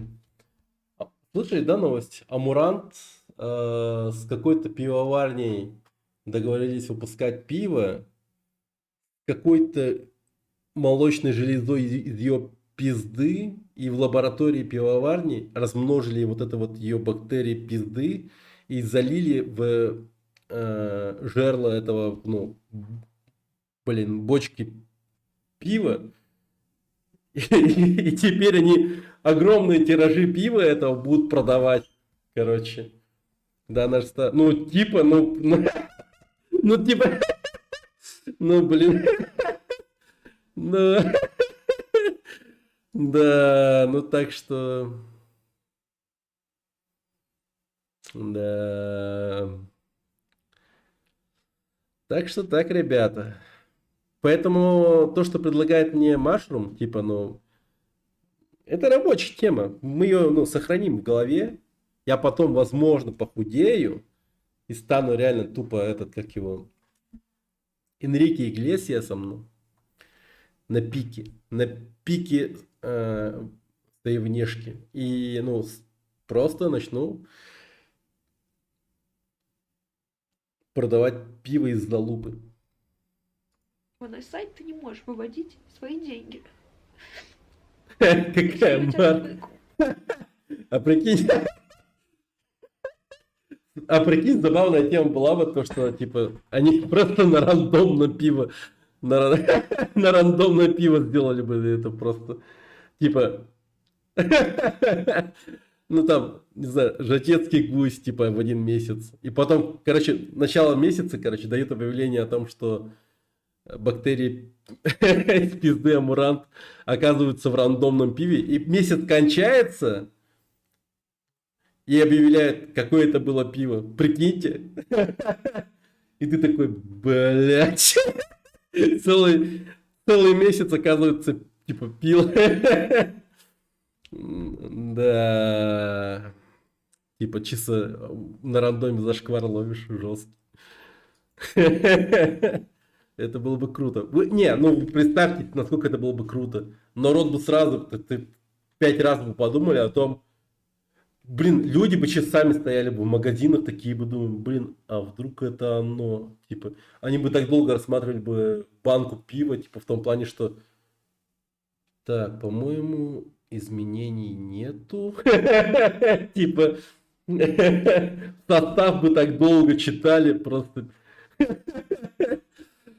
А остальные вообще бы бросили пить нахуй. Блин, это так бы оздоровило бы на самом деле население. Люди бы просто учеными бы стали. Вы прикиньте, как бы народ скакнул.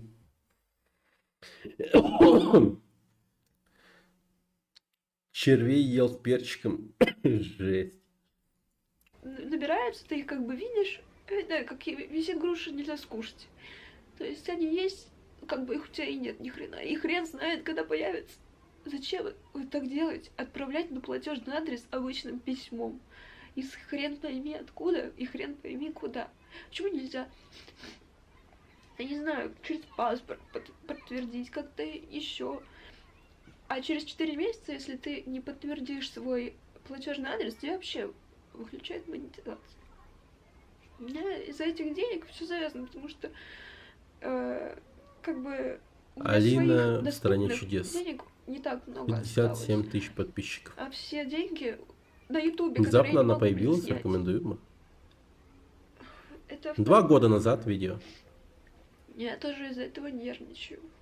потому что, ну, непонятно, когда я смогу ими пользоваться, и непонятно, насколько мне нужно растянуть мои Не, ну в оставшиеся принципе деньги. понятно, То есть почему в она таком записала подвешенном подобное состоянии видео, ты как бы но, блин, зарабатываешь натерпелась. и работаешь, И почему для нее это делаешь, важно. ну, Она же как бы типа пишет непонятно, видео и тому прочее, и, ну, деньги к тебе соответственно, придут или нет. а куда еще То выложить есть подобное видео? Конечно, на ютубе, где у тебя, ну, я уже даже не смотрю походу у нее на там, ну, количество, серьезные сколько деньги там накопились, прибавляется, потому что какая разница-то? Они все равно как бы которые могли бы и ей мои реально как бы. помочь. Но суть даже не в этом, это ладно, как бы придет, не придет, ну, Чего, блядь? значит так вот. Она умерла? Что у меня как бы планы уже тоже В свои. смысле, да. Я вот в подвешенном состоянии таком. Чат GPT 4.0. Сегодня мне и вчера тоже что-то Кстати, как я оказался в Якутске, мне чат GPT уже все не работает. плохо было, то, что я... Ну, вот у меня сильные голоса Но есть были, Яндекс типа, GPT. таблетки И она, в приносили принципе, сильные. вроде Мне неплохая. от них плохо очень, потому что... Ну, потому что таблетки такие, я не знаю, почему мне от них плохо всегда.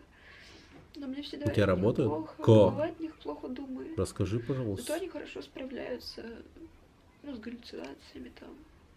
Но от них очень, ну, мне не очень. Но я их еще плюс смешала со своими обычными, то есть если бы я их отдельно выпила, было бы еще не так плохо. А видимо, из-за того, что я приняла, ну, и то это убойная просто доза, и, видимо, меня колбасит из-за этого. Надеюсь, это пройдет. 30 раз в день. Блин, ну, тупанула и так вот сделала, что я те выпила. Просто я... Ладно, короче, не буду объяснять. Пофиг уже. По крайней мере, в плане галлюцинаций я чувствую себя лучше. Просто у меня начал волноваться какой-то бред. Ну, не бред, а как бы какое-то было маниакальное, как бы, такие состояние. То есть я как будто вот... Ну, я не знаю, как объяснить. Ну, короче, какое-то вот странное было состояние, как будто перестала трезво оценивать реальность. Вот. Как бы... Ну, не суть, не хочу вдаваться в подробности. Вот. Так, я не буду это видео монтировать, потому что не хочу даже на себя Видео, ну, прикиньте. на такую. Поэтому вам придется смотреть его как есть. Я, кстати, вот так подумал, вдруг. Ну и ладно. Я давненько в тишине не оставался, если так подумать. Я всегда, ну, меня что-то всегда отвлекало. Если так задуматься, а вдруг я окажусь в тишине, и вдруг окажется, что я шизофреник в том плане, что меня просто начнет ебать что-то. Ну, голоса какие-то. Вдруг галлюцинации появятся. Ну, просто ты окажешься в тишине. Просто ничего не делаешь. Телефона нет. Смотришь просто тупо в потолок. Или там в стену. Ну, не знаю, просто сидишь или лежишь. Хотя лучше сидеть, скорее всего. И пиздец. И тебя накрывает. Прикиньте. Охуеть. А ты даже не подозревал об этом всю свою жизнь, потому что у тебя, ну, все время гаджеты были под рукой. Ты все время был в наушниках. Или там все время за компом. Что-то, короче, такое. С монитором общаешься. Видно, когда... На самом деле стрёмная тема. На самом деле в современном обществе, я думаю, многие такие, типа, ну, лол, типа. Чат пустой в твоей голове. Не думай. Я встречал шизофреника, я и сам отчасти. Привет, Акела. Ну, кстати, да, Акела это вот реальный случай. Ну, его... Ну, Акел, ты же сам писал мне вот здесь в чате, я думаю, с людьми можно поделиться. Могу за себя сказать, раньше я очень любил быть один, и мне было комфортно. И теперь я без общения не могу почти. Мне супер хуево становится. Ну да, такое. Я, скорее всего, да, тоже. Ну, то есть... Честно сказать, вот я жил месяц где-то, да, вот в Таиланде, и я такой хуйней занимался. В том плане, что я, ну, пытался всяко разно отвлечься. Тогда еще не было у меня вокруг там, ну, друзей, там, прочее, там. То есть, друг не прилетел с Пхукета в Таиланд еще. А я, ну, там, сидел либо, ну, всегда один в комнате, и, ну, просто за компом. Ну, я пытался все время что-то делать. Я вот реально не хотел там просто, ну, остаться один без ничего, типа. Я хотел всегда заводить стримы. Часто. По-моему, каждый день заводил стримы тогда, когда я оставался один дома. И даже на улице выходил, стримил. Или там занимался монтажом видео. То есть, чем угодно, лишь бы, ну, не бездействовать. Потому как, ну, без такое, прям хуета полная тоже не очень круто. Реально компы спасают. Гаджеты там прочее. В тишине начинаешь нервничать. Ну да, скорее такое. Стримы заводил раньше всегда. Возможно, это компенсировало недостаток общения. Ну да, стримы на самом деле, да, такие. На самом деле в этом плане компенсировали сильно. Угу. Когда люди пишут еще что-нибудь неприятное. С одной стороны, ну, наличие техники благо, но с другой стороны проклятие, как бы, да. Такое. Уже обидно, как бы. Потому что вот то, что они мне начали написать, то, что мое видео про Яндекс это реклама. А если бы рекламу все на свои деньги купила, и никто меня не просил. Да, все относительно.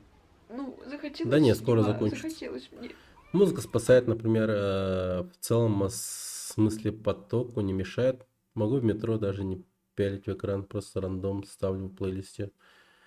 Ну, я тоже все время в наушниках хожу. Сейчас покажу, где он там. Он у меня настолько задрочен. А я его, по сути, недавно покупал. Ну, грубо говоря. Ему еще года нету. О, вот. Мои маршалы. Вот смотрите. Вообще пипец задроченный просто. Я, по сути, долгое время, ну, всегда ношу чуть ли не такое. Много раз вот эта вот херня отклеивалась, и я тупо заклеил, короче. Да.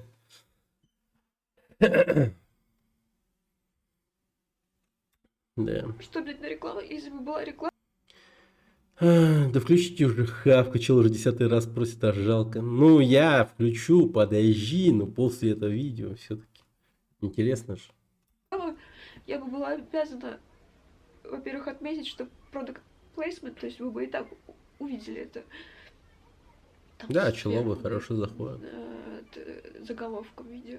Мне Я нравится, была бы кстати, обязана. и Яндекс Музыка. Она тупо топ вообще в этом плане. Там столько годноты тебе прилетает, я вообще офигеваю.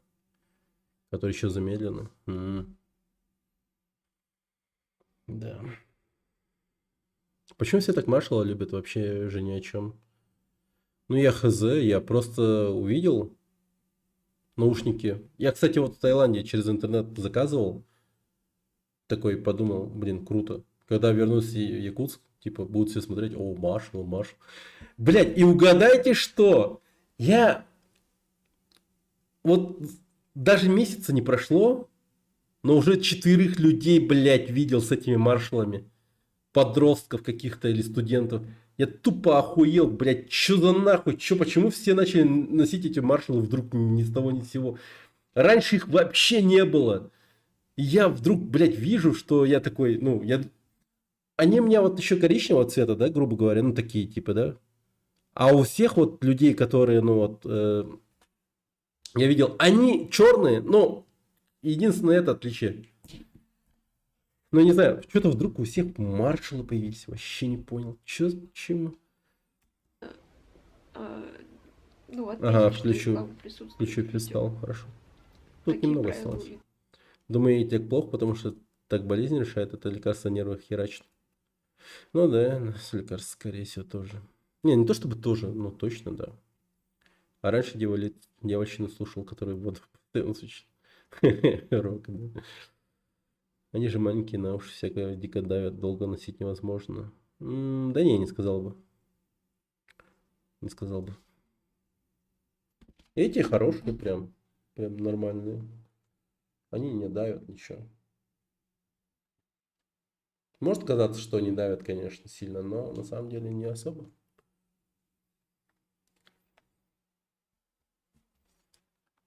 Стример с 2 ушами. Нормально.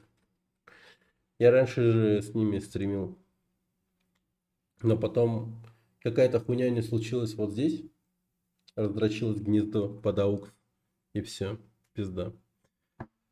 А в чем мем этих наушников? Выглядит прям супер просто. Ценник, будто бы они пиздец крутые. Но по идее, да. Тут, короче, прикол в том, что это, ну, меломанские наушники. Как вообще, ну, заведено в народе. Тут звук хороший, четкий и тому прочее. Ну, то есть его аудиофил прям восхваляли. Соответственно, это вырвалось еще и в простые народы. Это давно еще было, вот про маршалов. И, соответственно, как-то вот почему-то добралось до нынешнего времени. Непонятно как. Но я давно не слышу, чтобы кто-то восхвалял маршалы, типа. Я просто давным-давно знаю, что маршалы хорошие. А так...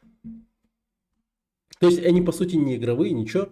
Они просто реально, ну, хороши для того, чтобы, ну, слушать музыку. Они, ну, типа, в этом плане супер годные. Качество у них, типа, окей. Ютуба. Нет, вы все равно усирались и доказывали, что это реклама. Когда я говорю, и в видео сказала, что это не реклама, и в комментариях писала, что это не реклама. Нет, все равно они доказывают обратно. Они же лучше, конечно, знают, чем я. Ну и вообще, как бы... Блин, мне так стало интересно, какие у нее новые плохо, видео. короче, себя чувствую. Что сильно вот так вот трясет, я уже устала. Не, ну у нее 67 тысяч дёргаться. подписчиков, может у нее все как бы нам наладилось. Ну и вообще больно. 2 года назад еще непонятно, как у нее ситуация была. Ну, бывают и такие дни. Зато хотя бы я все-таки думаю, что правильно сделала, что выпила сильные таблетки, потому что мне реально плохо становилось.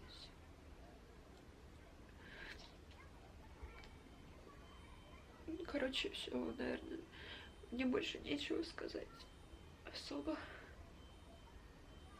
Просто плохо себя сегодня чувствую. И не в настроении. По ряду причин разных.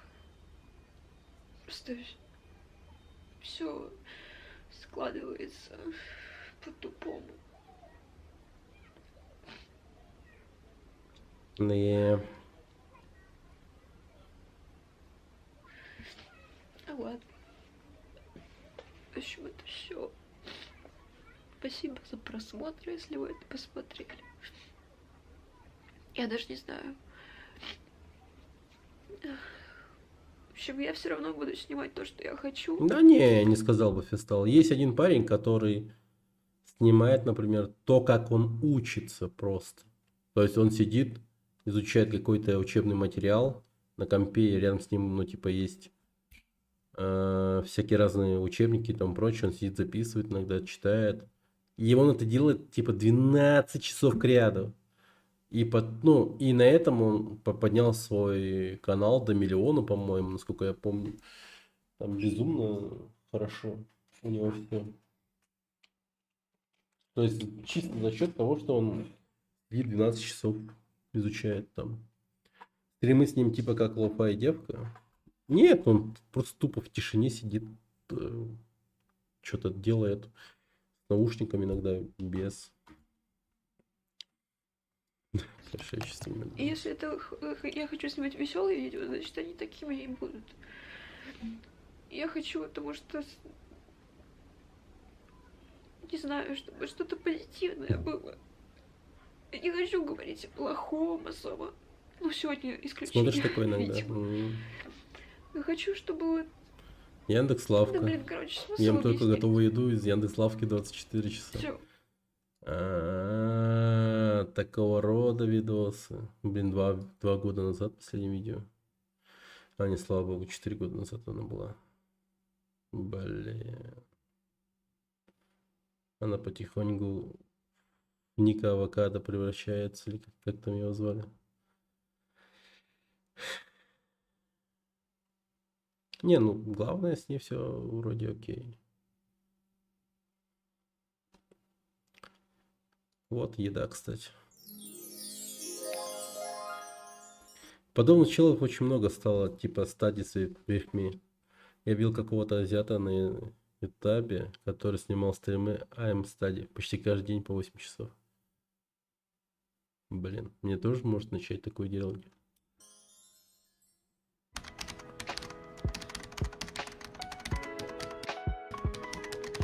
Пошел ты, больной ублюдок. В Ник Авокадо он в фансете. Конченый. Как тебе такое в голову пришло? Я посмотрел. Ща, подождите. У него есть сонлик, но... Теперь я думаю, что есть. Теперь я прям уверен, что есть.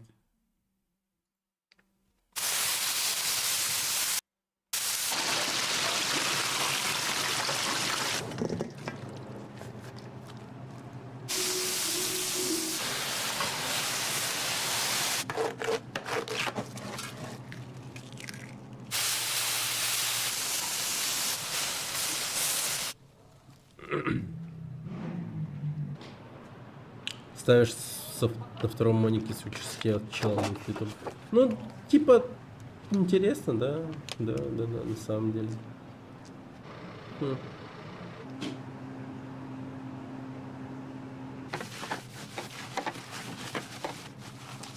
Не, я подобно пытался делать, типа, как типа обучающий контент, где я сижу и пизжу и что-то изучаю.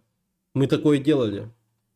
Но что-то я быстро с этого соскочил, потому что, ну хз, мне просто как-то в один момент лень стало.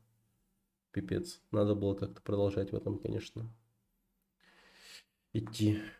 Успел похавать. Приятное переварение. А это работает еще как мотиватор. Ну вообще да. Лучше OnlyFans создавай. Не.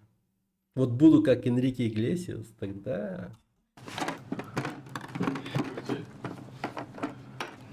я бы еще задумался очень сильно. Cooking Oil. Блин, похоже на Cooking Cam.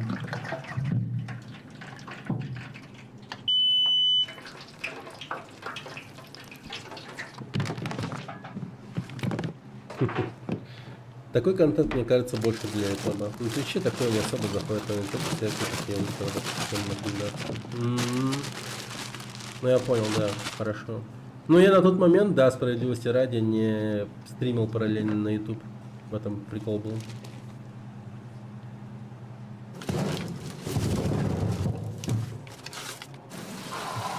Ну после этого, может, посмотрим.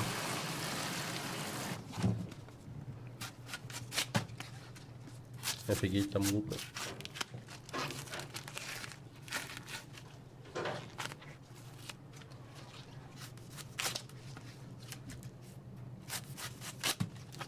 Джики Кут сразу звездой номер 1 станешь, если он фан замутить. Присутствием все прибежит. Доктор, да. Позордан, уж 11 дней не тренил, на улице снегодождь. Пойду попробую выполнять то, что нельзя дома. Буду идти и плакать жирными слезами. Да перестань. Нормально. Нет, ты вообще молодец, что тренируешь. Я вот таким очень тренируюсь. Хотя у меня были такие жесткие возможности. Бал за борду, да.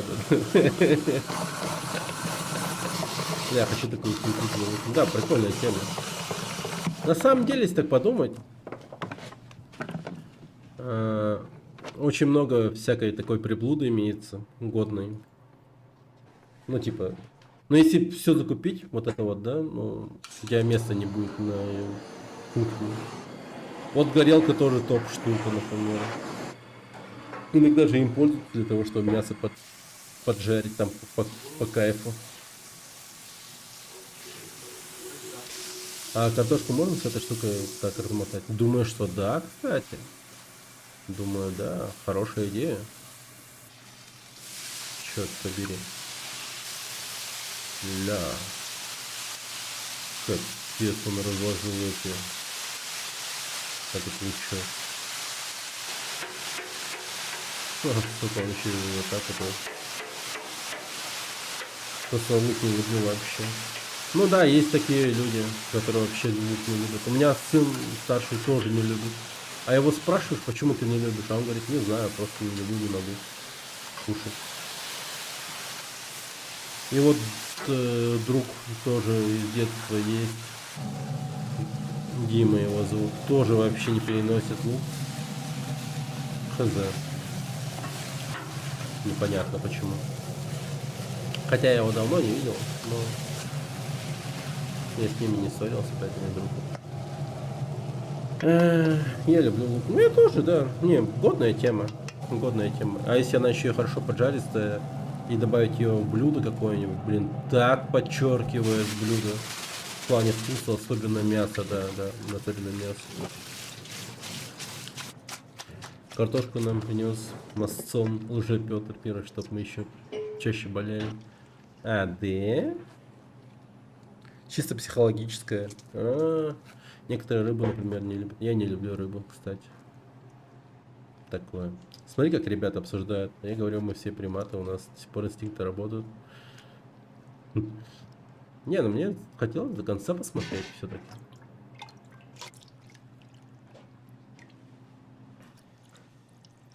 Что думаешь о ЛГБТ? Ну, что думать? Он существует и пускай. Ну, конечно, в России на законном уровне его не одобряют. Поэтому я так скажу,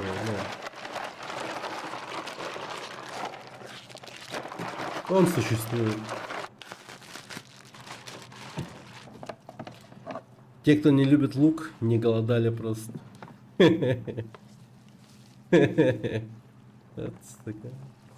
А в этом есть смысл.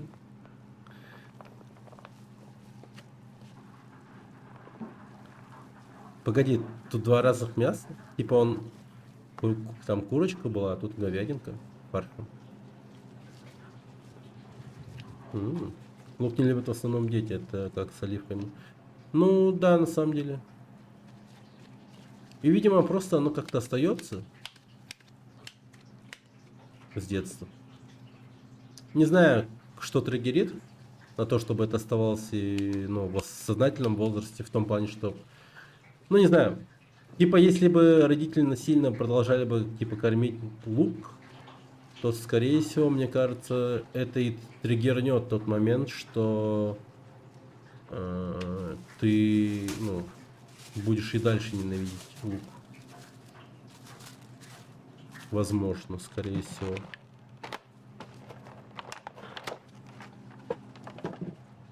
Ты читал книгу «Голубое слово»? Не знаю даже. Что за книга? Но звучит так, как будто бы это запретная литература, поэтому осуждаю.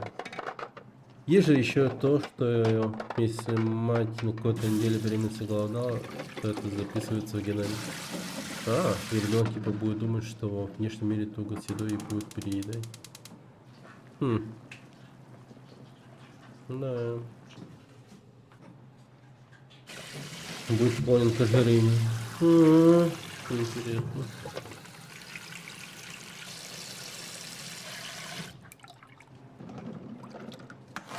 Ну да, это сложная штука, конечно, вот с этим. С беременностью. Многое зависит, конечно. А мне нравится больше жареное яйцо в бургер добавлять, чем вареное.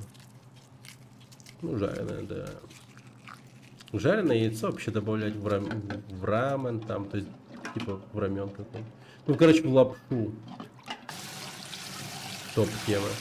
Я, кстати, вот из плюсов я прям полюбил и научился хорошо готовить рамен или рамен. Я в этом, могу честно сказать, реально хорош. То есть я даже уверен в том, что я смогу сделать доширака рамен. Просто, ну, фишка в том, что его надо не тупо заливать кипятком, а прям, ну, варить и добавлять, ну, побольше всяких разных прикольных ингредиентов хороших. Рамен? Ну, это лапша такая, типа, ну, обычно на острое.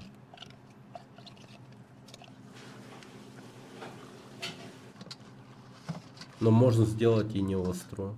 И главное, ну там по вкусу, на самом деле, как хочешь. Там добавляешь все, что угодно.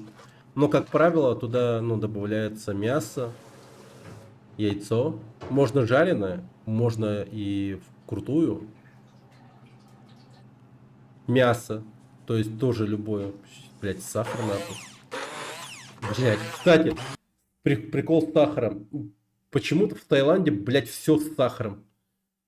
Я ебать, однажды купил майонез, думал, о, прикол, майонез. Я покушаю, типа, бутики с майонезом. Ебать, а он шоколадный, говорю, он сахарный, блять, он сладкий.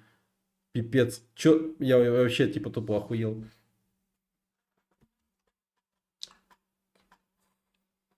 Пиздец.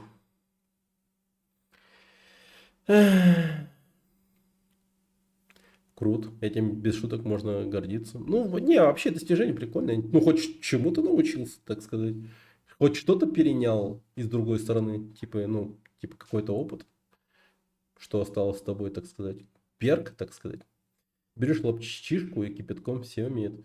Не, на самом деле, конечно, это легко этому научиться. Просто я там этому научился. И это, ну, приехало по жизни со мной, так сказать. Прикольная тема. Не, реально попробуйте. Вот просто скажите. Нет, там рамен и рамен, они отличаются. Рамен, по-моему, это корейское. А рамен это уже японское. И там, ну, по этому поводу, например, много споров, на самом деле. Соус из яйца, типа 1000 островов. Я думал, просто яйцо будет бургеры, шоколадный майонез. Вот эта вещь. Так, сахар, это же секрет всех шеф-поваров. Они во все кладут сахар, типа, это же скрытная Катя. Ну, вообще...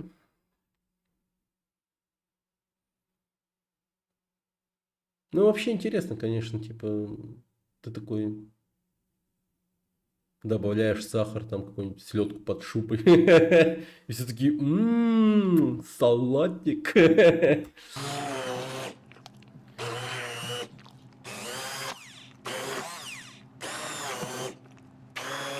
Чисто видно, да.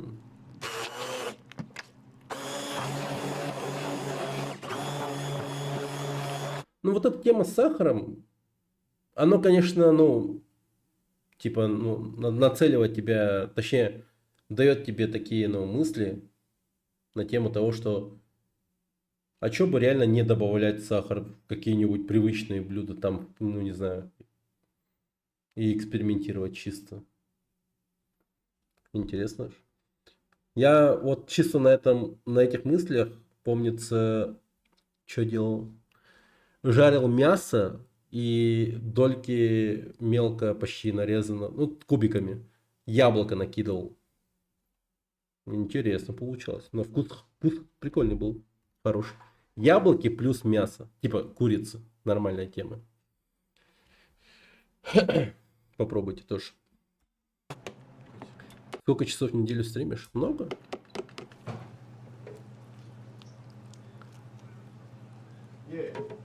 Кто-то там. Кто-то по телефону разговаривает, походу. Это как Кока-Кола с коксом. Ну да, наш, типа, известный факт. Поначалу это продавалось кокаином. Осуждаю, кстати.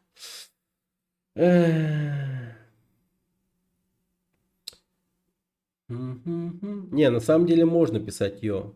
Там, то есть это реально отличается. Рамен и рамен. Это разные вещи совершенно. Ну, типа,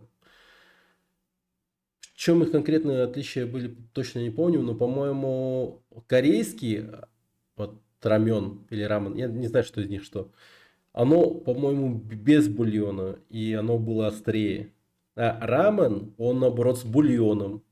И тоже может быть с этим, ну, со стринкой, ну, или без, ну, не знаю, ну, такие. Короче, там их отличие, по-моему, в том, что ингредиенты чуть-чуть другие, и наличие и отсутствие бульона роляло сильно. Вот эта вот тема. В прожарку с мясом можно добавить сахар для сырного супа.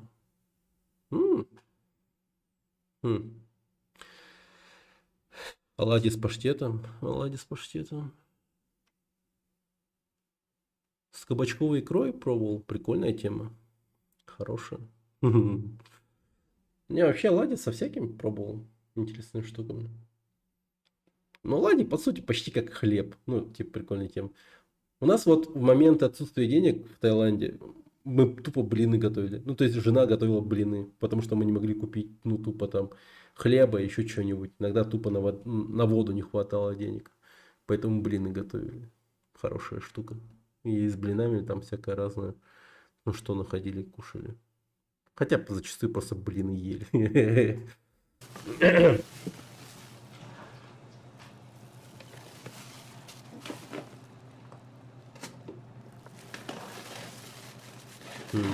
Смотри-ка. Заготовочки. Сейчас дойдут заготовки непосредственно бургеров. Ух ты.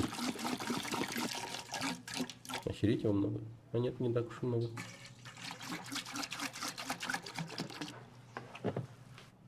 Поварской алкоголь. Соевый соус. Палладий с паштетом, где ты это вычитал? Я в чате не вижу.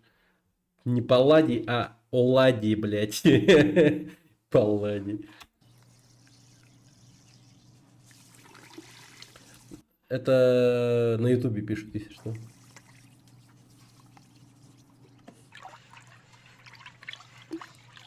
Прикольно. Только непонятно, как это на вкус вообще. А, это типа для мяса. Оно в этом будет жариться, мариноваться или что вообще? Смотри-ка, сушит мясо.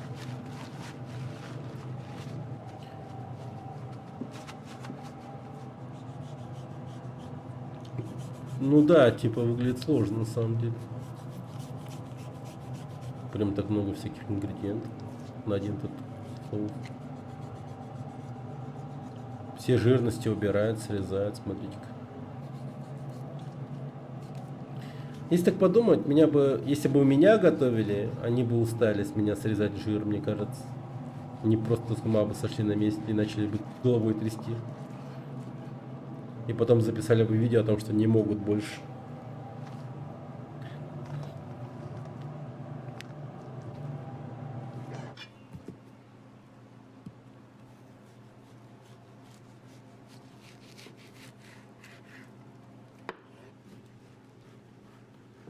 Это прям мраморное мясо практически. Ну, по-моему, оно.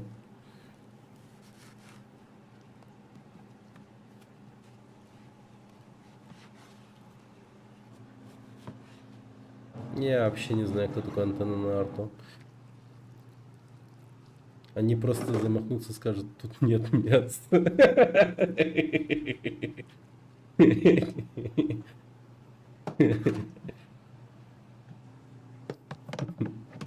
Они просто замахнутся и станут вегетарианцами. И коты мясо капец подорожало, да. Но не дороже, чем в Таиланде точно. Это французские режиссеры. Не, вообще не в курсе Антона Арта. Может, какое-то кино известно, популярное? Поменьше.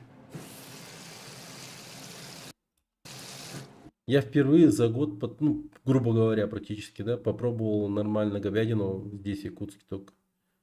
Ну, то есть я прям, ну, с приезда сразу там, типа, ну, шашлык там, все как положено.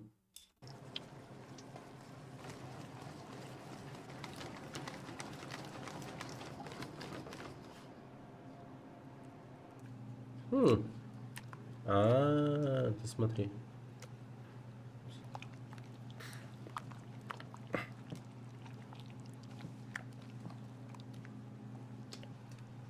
В тесте. Или, ну, я не заметил, что он... он панирует, типа. Понял.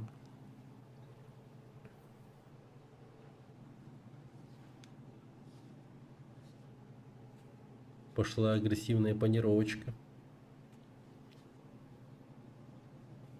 Да.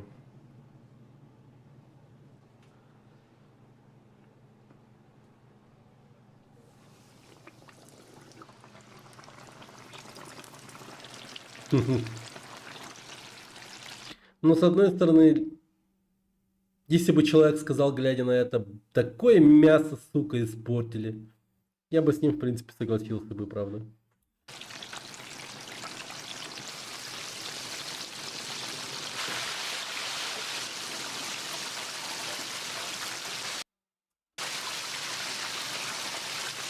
Но в голодный месяц я бы это скушал, конечно, очевидно. Ну, че я, типа, буду, блин, перестаньте. Да я бы и сейчас скушал.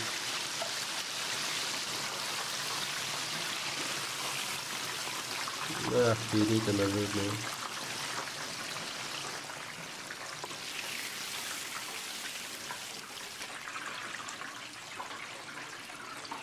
Там же курица, что не испортили, говорит, там нет.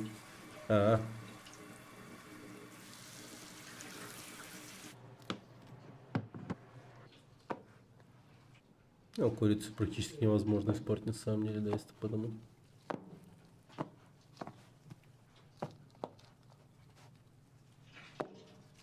Всяко жарят булочки.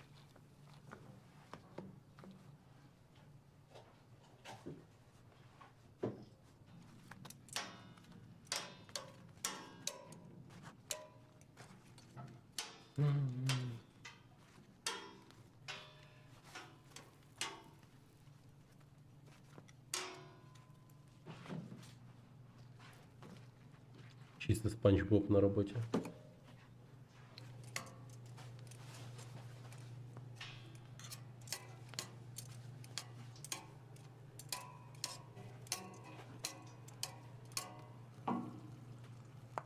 Майонезом еще заправил.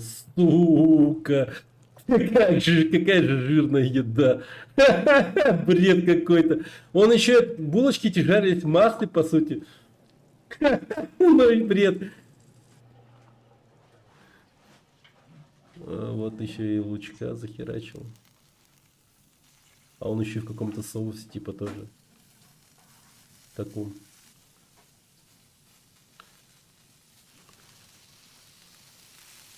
Да. Вот и наступило время этого соуса. Понятно.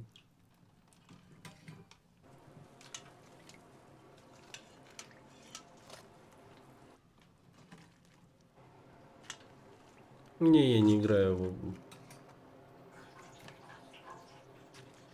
в одно время мне донатили, помнится, на Genshin Impact 5000 рублей, блин. Но я молил донатера. Я не хочу играть в это дерьмо. Мне так было не по кайфу играть в него, просто кошмар. Мне так было скучно, я засыпал почти на каждом стриме по Геншину. Ну и по сути, Honkai Star Rail такой же. Ну, он немного... Не, он другой, конечно, типа у него геймплейный кор вообще иной. Там типа пошаговая JRPG, грубо говоря. Но тем не менее. Ну, я не фанат этого. Хотя раньше я пипец любил JRPG безумно. А толку от этого зелья, оно просто упадет, дунешь на него и все.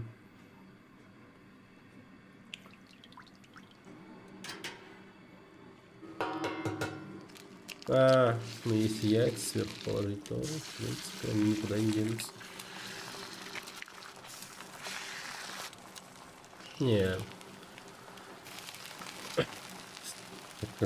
Hearts of Iron это вот стратегии про Вторую мировую есть популярного в последнее время, что есть. Или Company of Heroes это про Вторую мировую. Из стратегии. Или в тылу врага это про Вторую мировую. Ну уж точно не Hankai Star Rail. По сути, игры от этого под создатель Genshin Impact, она чисто про фан-базу, фан-сервис. Там все, по сути, находятся только ради писек-писек. И все. И, соответственно, выбивание этих писек-писек на рандоме. все получают кайф с этого. Как его, Казимыча. С этого гачи.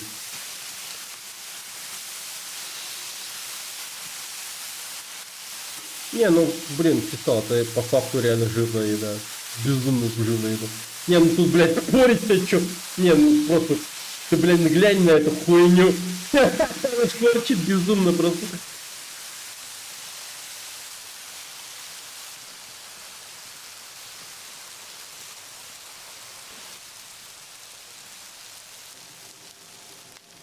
Не, бесспорно это вкусно. Это безумно вкусно. Но, ё-моё, это бред. Это слишком жирная еда по факту. Вот насчет спорить того, что это еда вкусная, бесполезно. Да, еда будет вкусная.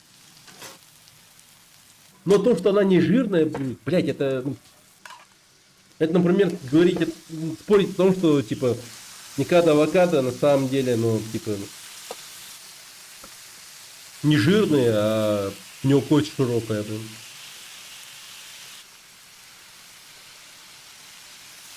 Солид.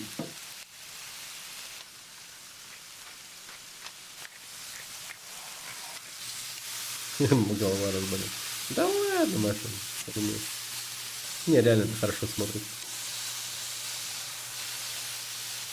Это вот реально фуд-порно.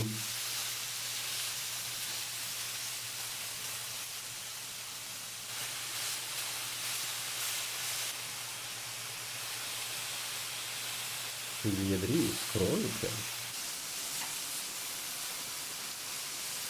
Он еще и нарезает.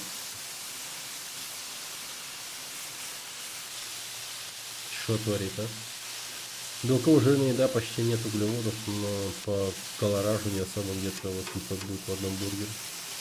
Я серьезно говорю, у меня от масла голова начинает болеть. Блин, жесть.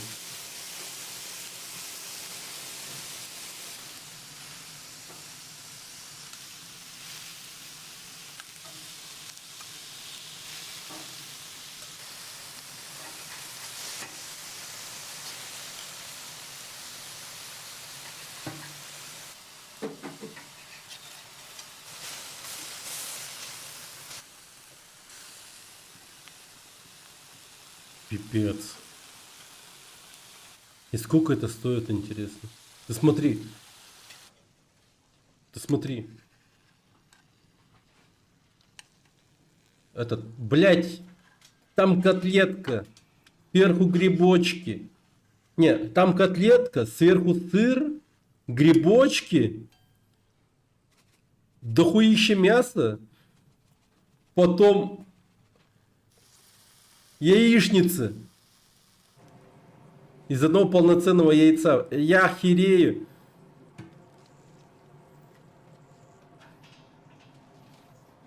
А это типа вегетарианская тема? А, не, я понял.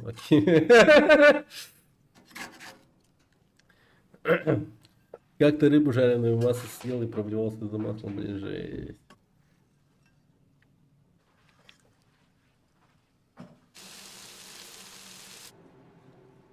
Ты глянь.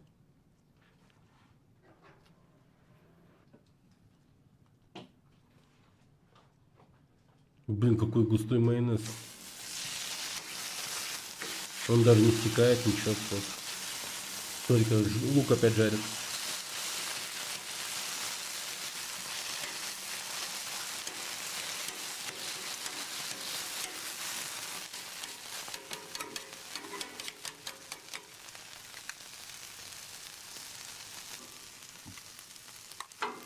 Не, ну Фистал, я тебе скажу.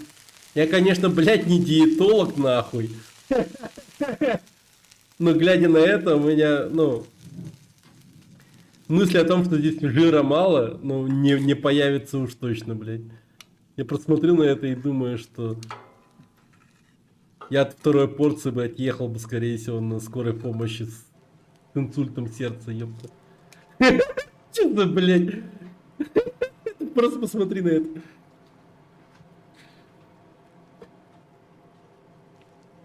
Охереть. Да, это вкусно, явно, конечно, это вкусно, но ё-моё.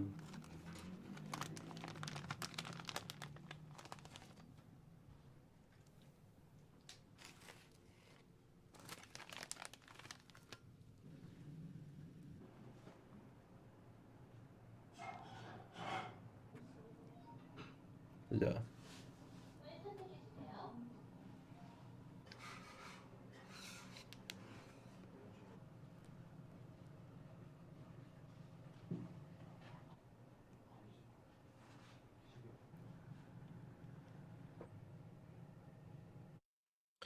Вот такие дела.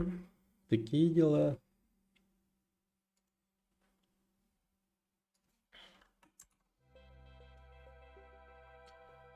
Так, что еще есть? О, давайте посмотрим на это. Вот это должно быть реально пиздец. После еды самое то.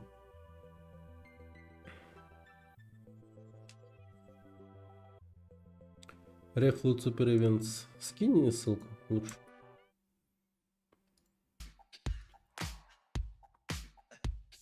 Пипец.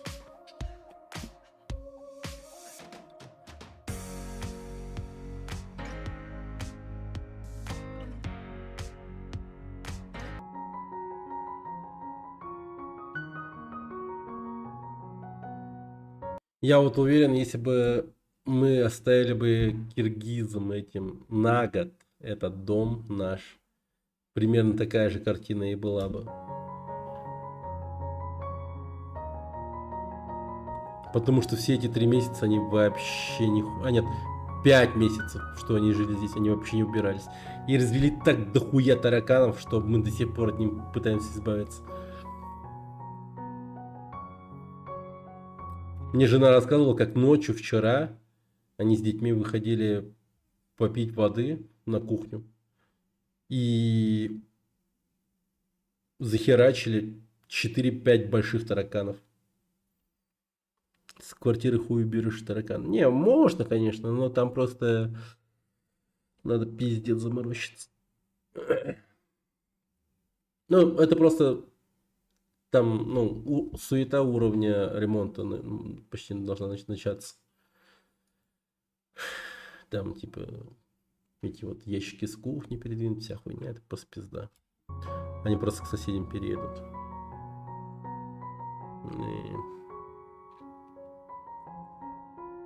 А раньше-то их у нас не было, вот в чем прикол. А тут раз и пизда, нахуй. Появились. Вообще. Мега кал. Супер кал. Куда кинул? Не вижу ссылки. В Японии.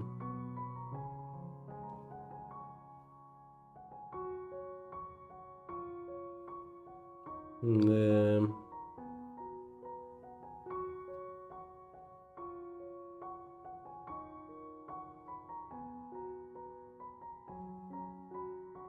Как они это делают, блин? Такое ощущение, как будто бы не как эти, вот как тот инопланетянин из людей в черном. Что за хуйня? Типа, как это работает? Вообще не понимаю.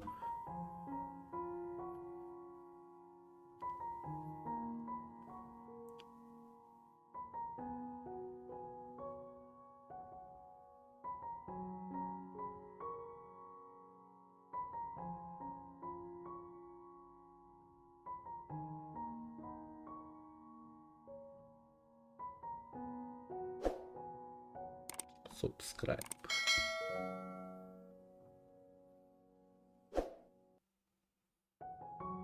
Ну и мерзость. Вытяжка. Да. Вот примерно такого же цвета у нас был бы...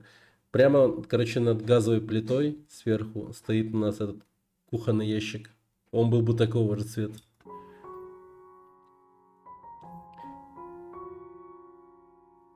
И лампа освещения типа.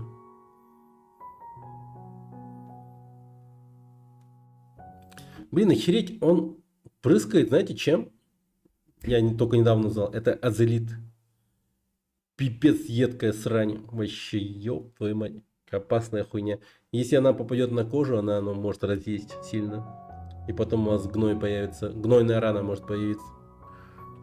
В этом месте. И у него запах такой просто безумный. Они, кстати, поэтому носят маски вот эти вот на лице. Не потому что там типа пахнет говном полным, а потому что это химия такая. От нее голова заболеет. Заболеть может сильно очень.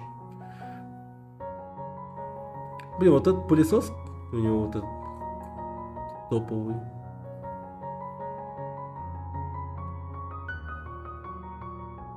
Вот опять попрыскал зелитом. Видимо, он все ебашит азелитом. Очевидно. И он, кстати, довольно-таки не дешевый, этот азелит.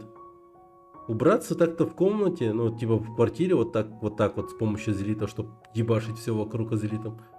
Это, ну, просто до хера денег нужно. Очень много денег. Как будто бы. Не, ну вот чисто на эту квартиру я, ну, думаю, где-то... Ну, 5 азелитов пойдет. Это... Я покупал за 480 рублей азелит. Ну ладно, не так уж и много, ну типа ладно, ну вы поняли идею, типа то, что на один азелит у вас уйдет дохуя бабок, типа. Если, например, попросят вот так вот, типа, ну скажем, за услуги убраться у тебя в квартире, там, ну скажем, как минимум 5000 рублей, ну это справедливая цена, мне кажется. Если, конечно же, они будут, ну, ебашить такой сильной химией.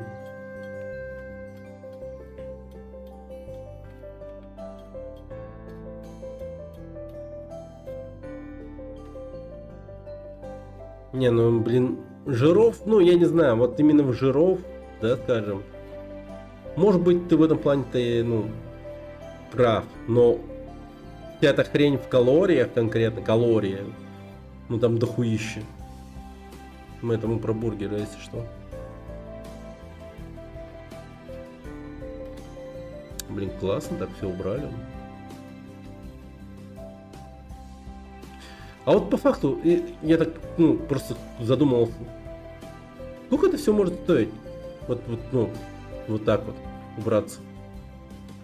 Ну, в плане, типа, ты просто клининговую службу вызываешь, они приезжают и вот так вот тебе вот красоту наводят. Прям командой, вот, блядь. Это сколько может стоить? Дохуя, наверное, да? 800 калорий? Не думаю. Маловато, мне кажется, 800 калорий для такой еды. Ты глянь.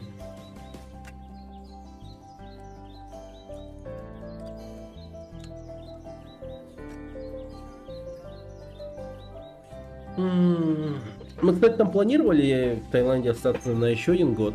Мы там смотрели всякие разные квартиры и там прочее. И везде, в каждой квартире, везде на полу кафель. В каждой квартире.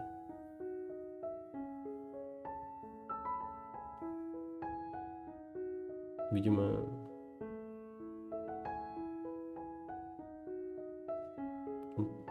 Просто из-за того, что, ну, типа, это Таиланд, и там жарко. Кафель везде и всюду. Или как, интересно.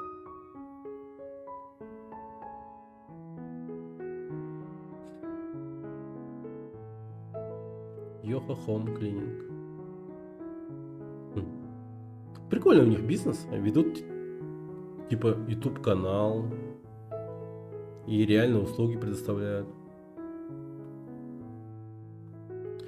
Ну, в Таиланде... Там прям... Ну, короче, там прикол в чем? Меня, кстати, что удивило. Там снять дом, да, вот прям двухэтажный, вот со всем этим. Ну, то есть реально большой, типа, дом двухэтажный. Ну, скажем, там на первом этаже у тебя комнат 2-3, на втором этаже, ну, у тебя так же, да, типа. Там намного дешевле, чем квартиру в кондоминиуме. Ну, там ёбки много, скорее всего, в каком-то бытовом плане, типа, не знаю. Ну, в плане, скорее всего, горячей воды, там, электричества и там прочее. И мебели там обычно мало вообще. И может сам по себе, ну, такие дома небезопасные, потому что они, ну, тупо заборчик такой себе, и дверь не особо крутая. И через гараж тебе может на изи зайти вообще на похуях полнейших. И обычно они находятся рядом с улицей, где, ну, просто любой рандом тебе может зайти в дом, ну, практически.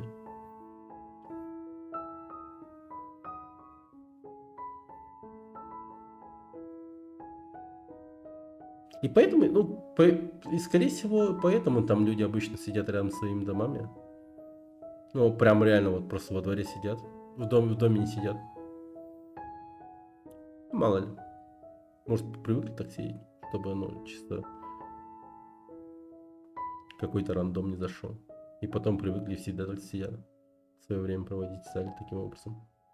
А, смотри, что прыскает? Что это? А? А что это? И стреляет, и стреляет. Выглядит. Офигеть. Это что за мразь тут жила? Я вообще в ахуе. Сколько бутылок, ё-моё. Воск, что ли? Воск прыскает? Не думаю.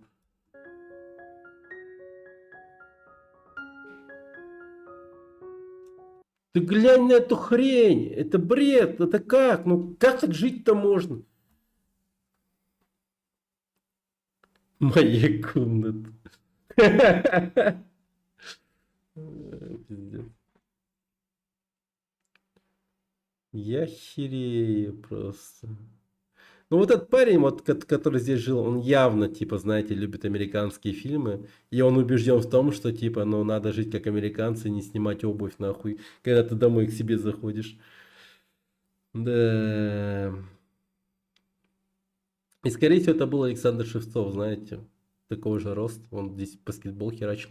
Возможно, для него это большая квартира была бы. Смотрите, его велик. Он с этим великом на работу ездит. Или куда там еще. Хотя вряд ли он работает.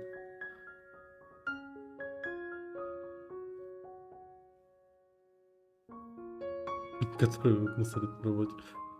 Ничего себе, интересно. Блин, офигеть. Что сотворили? Ты глянь, какая красота.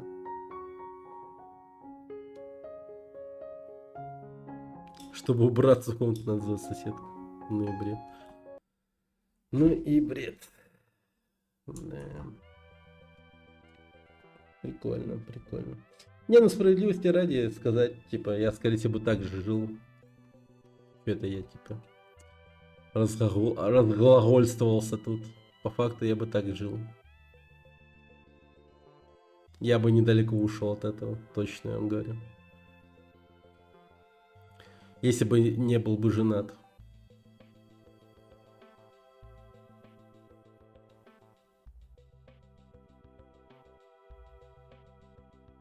О, лол, что?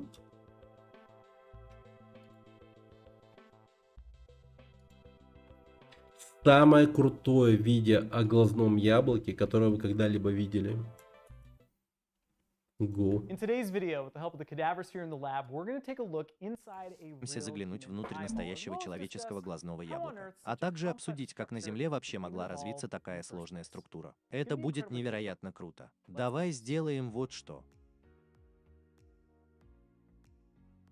Ты смотришь на настоящий... Почему американцы всегда на вот этих вот своих видео говорят, давайте вот сделаем вот что. Давайте сделаем вот что. Они всегда так говорят. Яндекс так всегда переводит. Человеческий глаз. Так вот, самый внешний слой глаза – это так называемый Пипец, чей-то глаз держит, прикиньте. волокнистый слой или волокнистая оболочка, и он состоит из белого вещества, которое более точно известно как склера, а также роговица, который мы сможем увидеть гораздо лучше с помощью этого поперечного сечения. Так что на самом деле я пока отложу эту половинку в сторону, но пока мы смотрим на это, ты можешь увидеть эту волокнистую тунику. Вот здесь находится склера, жесткий наружный слой, который соединяется с роговицей и является непрерывным. Так вот, это та самая роговица, в которую я тыкаю зондом вот здесь, а потом она снова опустится вниз и выровняется с остальной частью склеры. А потом они пойдут по кругу, и в конце концов в задней части мы встретимся со зрительным нервом. Так вот, именно здесь будут расположены все нейроны, которые будут направляться к мозгу. А теперь, если мы посмотрим на эту красную часть, то увидим, что эта красная часть — это так называемая сосудистая оболочка, и она просто глубокая. От поверхностной до глубокой, не так ли? Это самый внешний слой. Так вот, это самый поверхностный участок глаза, он проходит через волокнистую оболочку, а затем переходит в сосудистую оболочку, откуда поступает вся кровь в глаз. А еще внутренняя часть туники — это такая пленка. Так что если присмотреться повнимательней, то можно увидеть эту белую пленку, которая на самом деле является внутренней оболочкой или сетчаткой. Да, это есть, фоторецептивный слой, в который будут помещены все палочки и колбочки. Хотя большая часть того, что вы здесь видите, будет просто палочками. Шишки будут более плотно расположены сзади, в так называемой ямке. Хотя сегодня мы не сможем этого увидеть. Хотя кажется, что его можно легко смыть с водой, но он всегда как будто есть. Здорово видеть, что глаз... Вот бы глаз все-таки рошен. Да, прикинь, такое четкое изображение. И большинство вещей в анатомии человека. Но я собираюсь пойти дальше и снова взять эту вторую половину, чтобы мы могли увидеть вот эту структуру. Это хрусталик. Так вот, хрусталик действительно немного сломался во время процесса вскрытия, но все в порядке. Но просто знай, что так будет надежнее. Это всего лишь кристаллическая сеть белков, которая поможет еще больше преломлять свет. Так что все, что я могу сделать с помощью своего зонда, это вставить его между роговицей. А вот это прямо здесь на самом деле есть радужная оболочка. Так что если ты приглядишься повнимательней, то возможно сможешь увидеть радужную оболочку, которая на самом деле представляет собой две разные... Меня больше волнует тот момент, чей глаз он, сука, держит. Типа, ну, это реально институт или он просто маньячела, который грохнул когда-то с типа, и он решил с морозильника вытащить глаз и разморозить, типа. Ну, а так, если, ну, серьезно подумать, ты прикинь, однажды ты просто соглашаешься и подписываешь документ на то, что тебя просто порежут на исследование, ну, просто буквально тебя разберут на запчасти. Ну, какой-нибудь там, не знаю, институту или медучреждению, грубо говоря, чтобы просто изучали, чтобы каким-нибудь интернам типа показывали. Итак, это глаз пациента, да, такого-то, такого-то, который умер при таких-то обстоятельствах, и потом и держит твой глаз. Какая разница, что с твоим телом будет, когда ты умрешь? Ну, вообще, на самом деле, как бы, да, но все-таки, я так подумал, прикинь, просто с перспективы того, что, ну, скажем, это кто-то близкий, ну, к тебе человек. Я просто представляю, если бы это вот, например, смотрела моя жена, и чел бы держал и снимал видео про мой глаз, нахуй, но это немного было бы пизда, как стрёмно, нахуй, типа, знаешь. Разные мышцы, называемые мышцами расширения и сфинктера зрачков. А еще в центре них есть отверстие, называемое зрачком. Так что, когда ты видишь черный цвет зрачка, ты на самом деле смотришь в глаз и видишь потемневший пигмент внутренней части глаза. Но в этом месте, где находится... находится мой зонт, должно быть то, что называется водянистой влагой. А водянистая Aqueous юмор. помогает снабжать роговицу питательными веществами. Преломляясь через водянистую влагу, она проходит через зрачок, который расширители сфинктерные мышцы зрачка расширяют или уменьшают, в Сфинктерные зависимости от мышцы? того, сколько света нужно впустить. А потом свет будет Не знал, что мышца моего очка играет роль в глазу. направляться к этой линзе. Затем линза снова преломится в этом пространстве. Так вот, это пространство обычно заполняется другим юмором, который называется стекловидным юмором. Стекловидное тело будет очень похожим на желе, Юмором. так что после вскрытия его можно будет как бы выдавить наружу. И тогда этот свет будет направляться Блин, не знал, что в моем глазу так много юмора.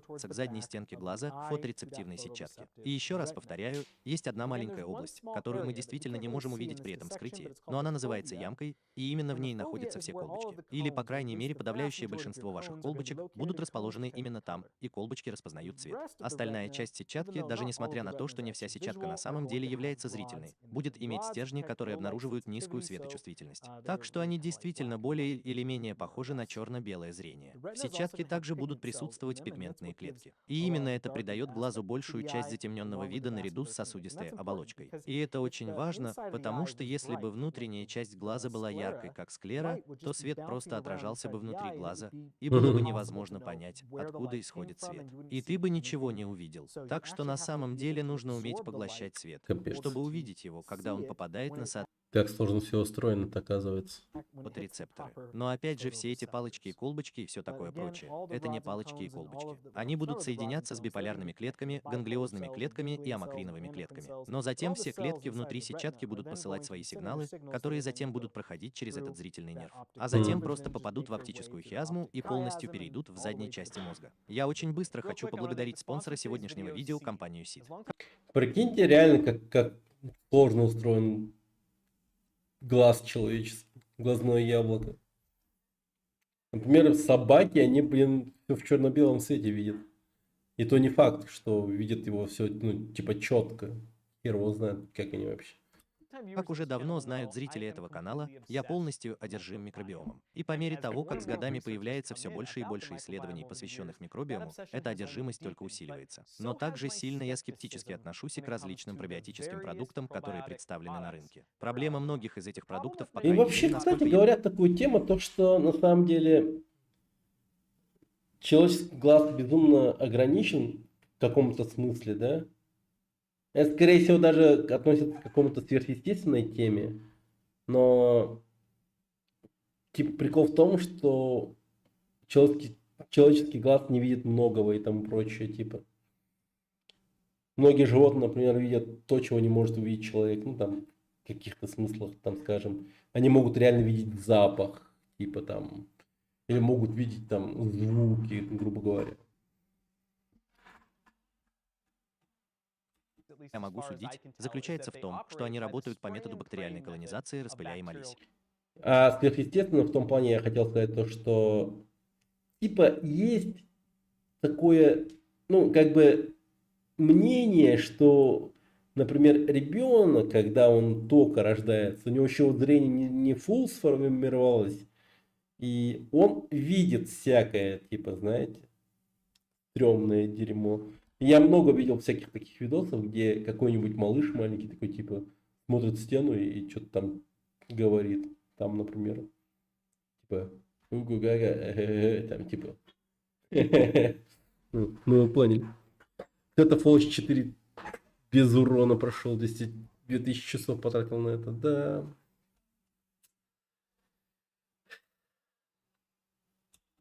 И именно здесь они выбрасываете довольно много. Они вкладывают в эти добавки все, что в их силах, а потом просто сидят сложа руки и надеются на лучшее. Но в случае с семенами это не так, и именно поэтому они привлекли мое внимание. Их продукт, известный как ежедневный художник.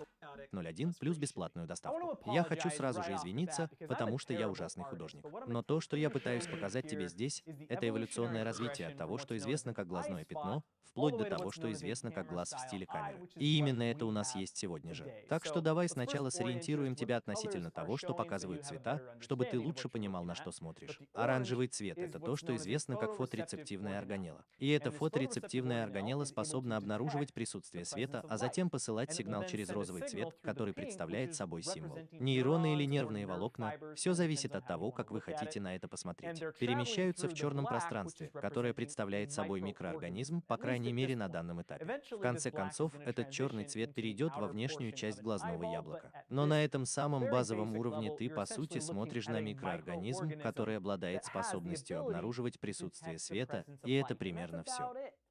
Но на самом деле это очень полезно, потому что если ты в состоянии определить, есть ли свет или его нет, то это только начало о циркадном ритме. Это то, что присуще всему животному царству, и это чрезвычайно важно для самых разнообразных процессов в организме.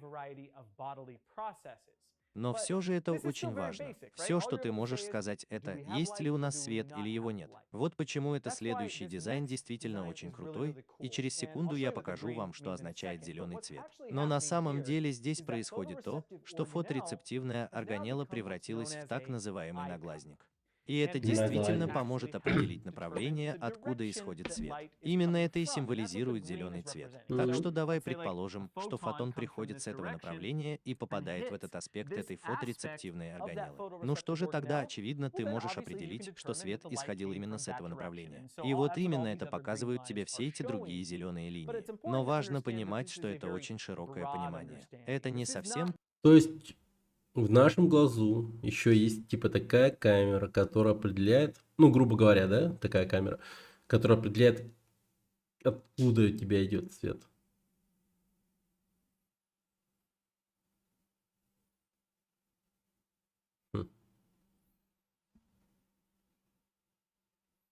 Эволюция глаза. Ебать он там, конечно. Ладно, ну я понял. Глаз сложная штука. Соглы.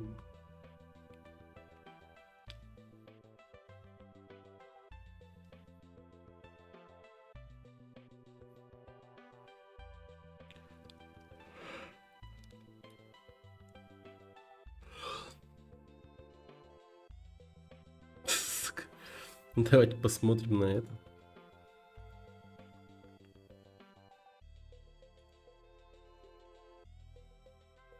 Котенок ест хвост крокодила АСМР.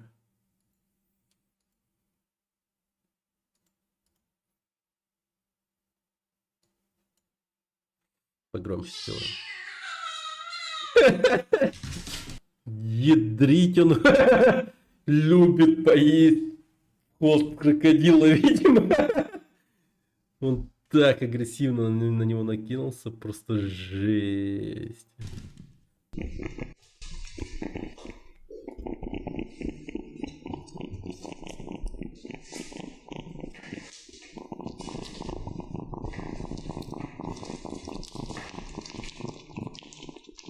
Я, кстати, в Таиланде ел крокодила. Интересное мясо.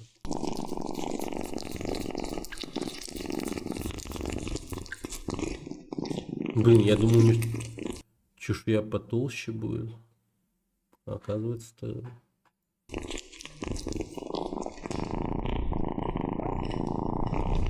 Ну, кожа точнее.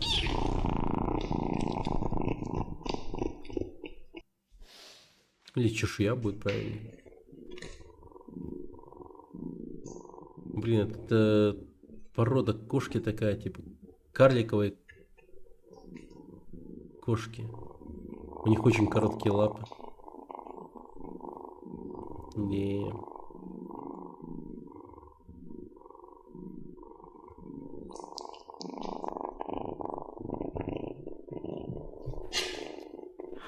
У меня, кстати, с приезда с Таиланда здесь в Якутске вообще желудок ни разу не болел. А там, в Таиланде, у меня желудок болел пока это все время. Просто капец как. Смотри-ка, а он пока не кушает особо крокодила этого. А че он так рьяно побежал на него тогда вначале?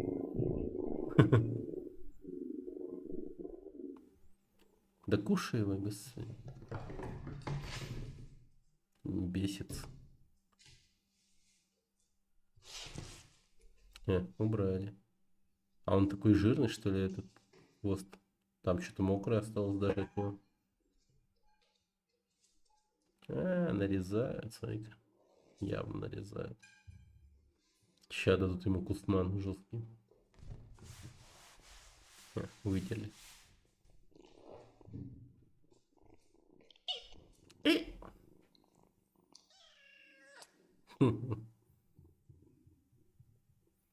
Вот такой вот контент. Можно было бы снимать свою мою кошку, кстати, тоже. И такое выкладывать. Ставишь стол специальный. И туда кошку. С приколдесом каким-нибудь.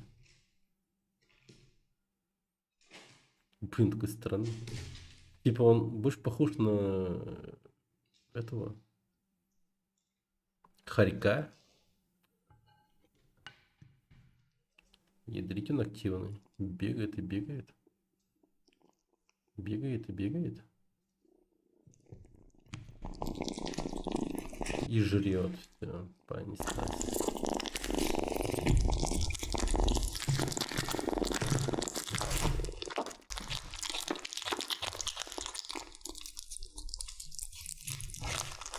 Да.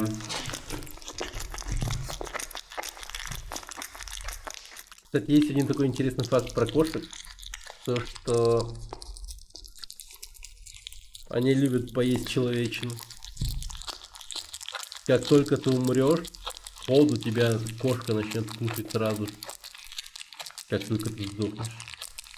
Ну, не знаю, типа ты живешь один в квартире, и ты умираешь. И долго не обнаруживают, что ты умер. Особенно если у тебя нет работы, там прочее, да, типа чисто соседи. А прикинь, соседи еще и такие, типа, ну, просто уехали куда-то. В деревню там. Или в другую страну. Он даже плачет, смотрите. Капец. Животный инстинкт, да. Увидел мясо и кушает он, да, такой. Какой же я животное, думаю про себя, так кошка и плачет. И с такими же слезами на глазах, типа, кошка кушает тебя, хозяина своего. Пизда, это жестко. Это вообще стрёмно. Типа, ты что-то видел? Там рассказы какого-то этого доктора, да, короче, который приехал на вызовы там и прочее. Ну, точнее, ну, типа, труп, короче, надо забирать. Ну, или просто там, типа, привозят, типа, труп в морг. А там обглоданный труп, нахуй, типа. Полусъеденный и так далее. Да. Вот собака на самом деле, типа, тоже кушает, но...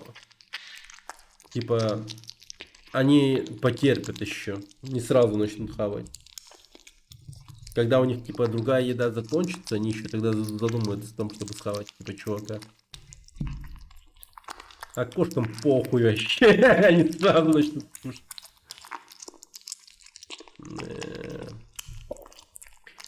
Да. Ну вот здесь в количестве 20 кошек, да, соседи явно не поймут, что, типа, кто-то умер. Хотя, возможно, какой-то запах ебейший появится, но не от твоего трупа. От самих кошек, скорее всего. Они просто придут, все в говне и, блядь, кости валяются, нахуй. Вот это вот пиздец, реально. Да. Интересный сегодня видос, на самом деле. Интересно.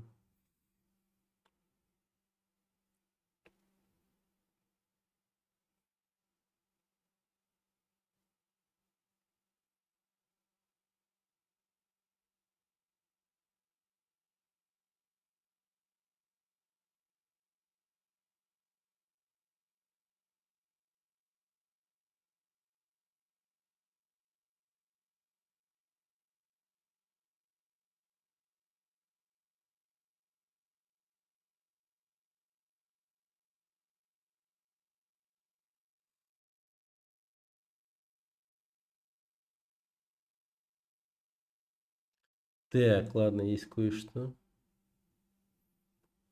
Блядь. Не, есть два интересных яичка.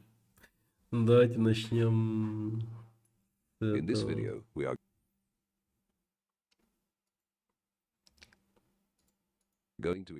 птицеводстве. В частности, о некоторых процессах, связанных с технологией сбора яиц и инкубаторием, которые являются эффективными и экономят много денег фермерам. От фермы к вашей тарелке. Независимо от того, получены ли яйца от обычной курицы или экзотической птицы, вы должны тщательно хранить и инкубировать их для успешного вылупления. Условия окружающей среды, обращение с ними, санитарные условия и ведение записей – все это важные факторы, когда дело доходит до инкубации инкубационных яиц. Оплодотворенная яйцеклетка является живой. Каждая яйцеклетка содержит живые клетки, которые могут стать жизнеспособным эмбрионом, а затем и цыпленком. Яйца хрупкие, и успешное вылупление начинается с неповрежденных яиц, которые являются свежими, чистыми и плодородными. Вы можете произвести плодородные яйца самостоятельно или получить их в другом месте. Хотя коммерческие инкубаторы производят качественные яйца с высокой фертильностью, многие из них не поставляют их в небольших количествах. Если вы заказываете яйца по почте, обязательно быстро забирайте их из своего района получения. Выводимость снизится, если яйца будут обработаны неправильно или станут слишком горячими или слишком холодными при транспортировке. Если вы производите яйца на месте, вы должны правильно ухаживать за племенным поголовьем, чтобы обеспечить максимальную плодовитость. Оплодотворенные яйца должны быть тщательно собраны и должным образом сохранены до тех пор, пока они не будут инкубированы. Хранение яиц при надлежащей температуре не позволяет эмбриону начать смотришь на это, да? что увеличивает смертность И эмбрионов. думаешь, Частый сбор яиц да и не правильное может быть, хранение чтобы задерживают развитие эмбрионов до тех пор, пока вы не будете этот готовы вид их инкубировать. вымер Как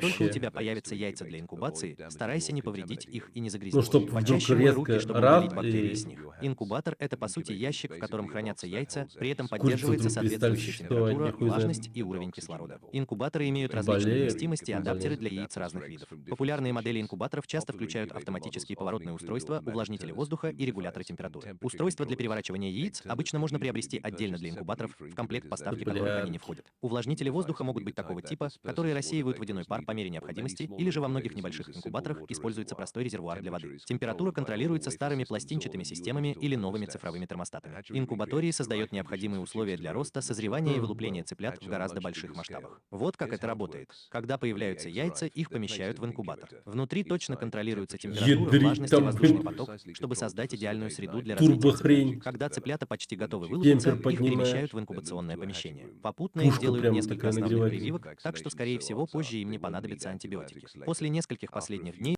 когда Там аж пламя температура, влажность, глыщет. когда появляются яйца, их помещают в инкубатор. Внутри точно контролируют.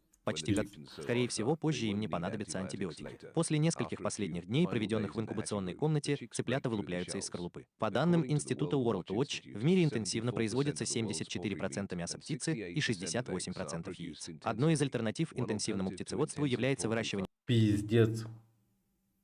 Судя по цифрам, курицы могут исчезнуть.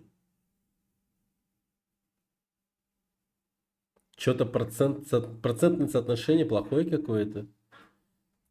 Птицы на свободном выгуле с использованием более низкой плотности поголовья. Производители домашней птицы регулярно используют одобренные на национальном уровне лекарства, такие как антибиотики, в кормах или питьевой воде для лечения болезней или предотвращения вспышек болезней. Некоторые Ну, лекарства... смотрите, прям ухаживают за ними, типа хорошо, не болеют.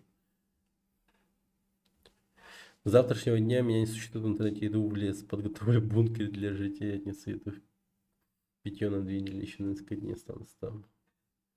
Серьезно? Офигеть. Одобренные Управлением по санитарному надзору за качеством пищевых продуктов и медикаментов, также одобрены для улучшения использования кормов. Блин, мощно. А что вдруг? Типа как опыт? И повсеместно используется тщательно контролируемая среда, позволяющая избежать скопления людей, охлаждения, перегрева или страха. Каннибализм, который выражается в ковырянии в пальцах ног, перьях и хвостах, контролируется путем дебилизации в возрасте 1 дня и другими методами управления. Операции по кормлению, поливу, сбору яиц и уборке очень механизированы. Птиц обычно содержат в проволочных клетках с 2 или 3 животными в каждой, в зависимости от вида и породы, а также в 3 или 4 ярусах клеток, расположенных друг над другом для экономии места. Было установлено, что клетки для яйцекладущих птиц увеличивают продуктивность, снижают смертность, уменьшают количество каннибалов, снижают потребность в кормах. Охуеть, снижает количество каннибалов. Великие беды скорости. Типа тренируешься. Жесть, блин, Маша. На сколько говоришь? На 2 недели? Ну, это интересно, интересно.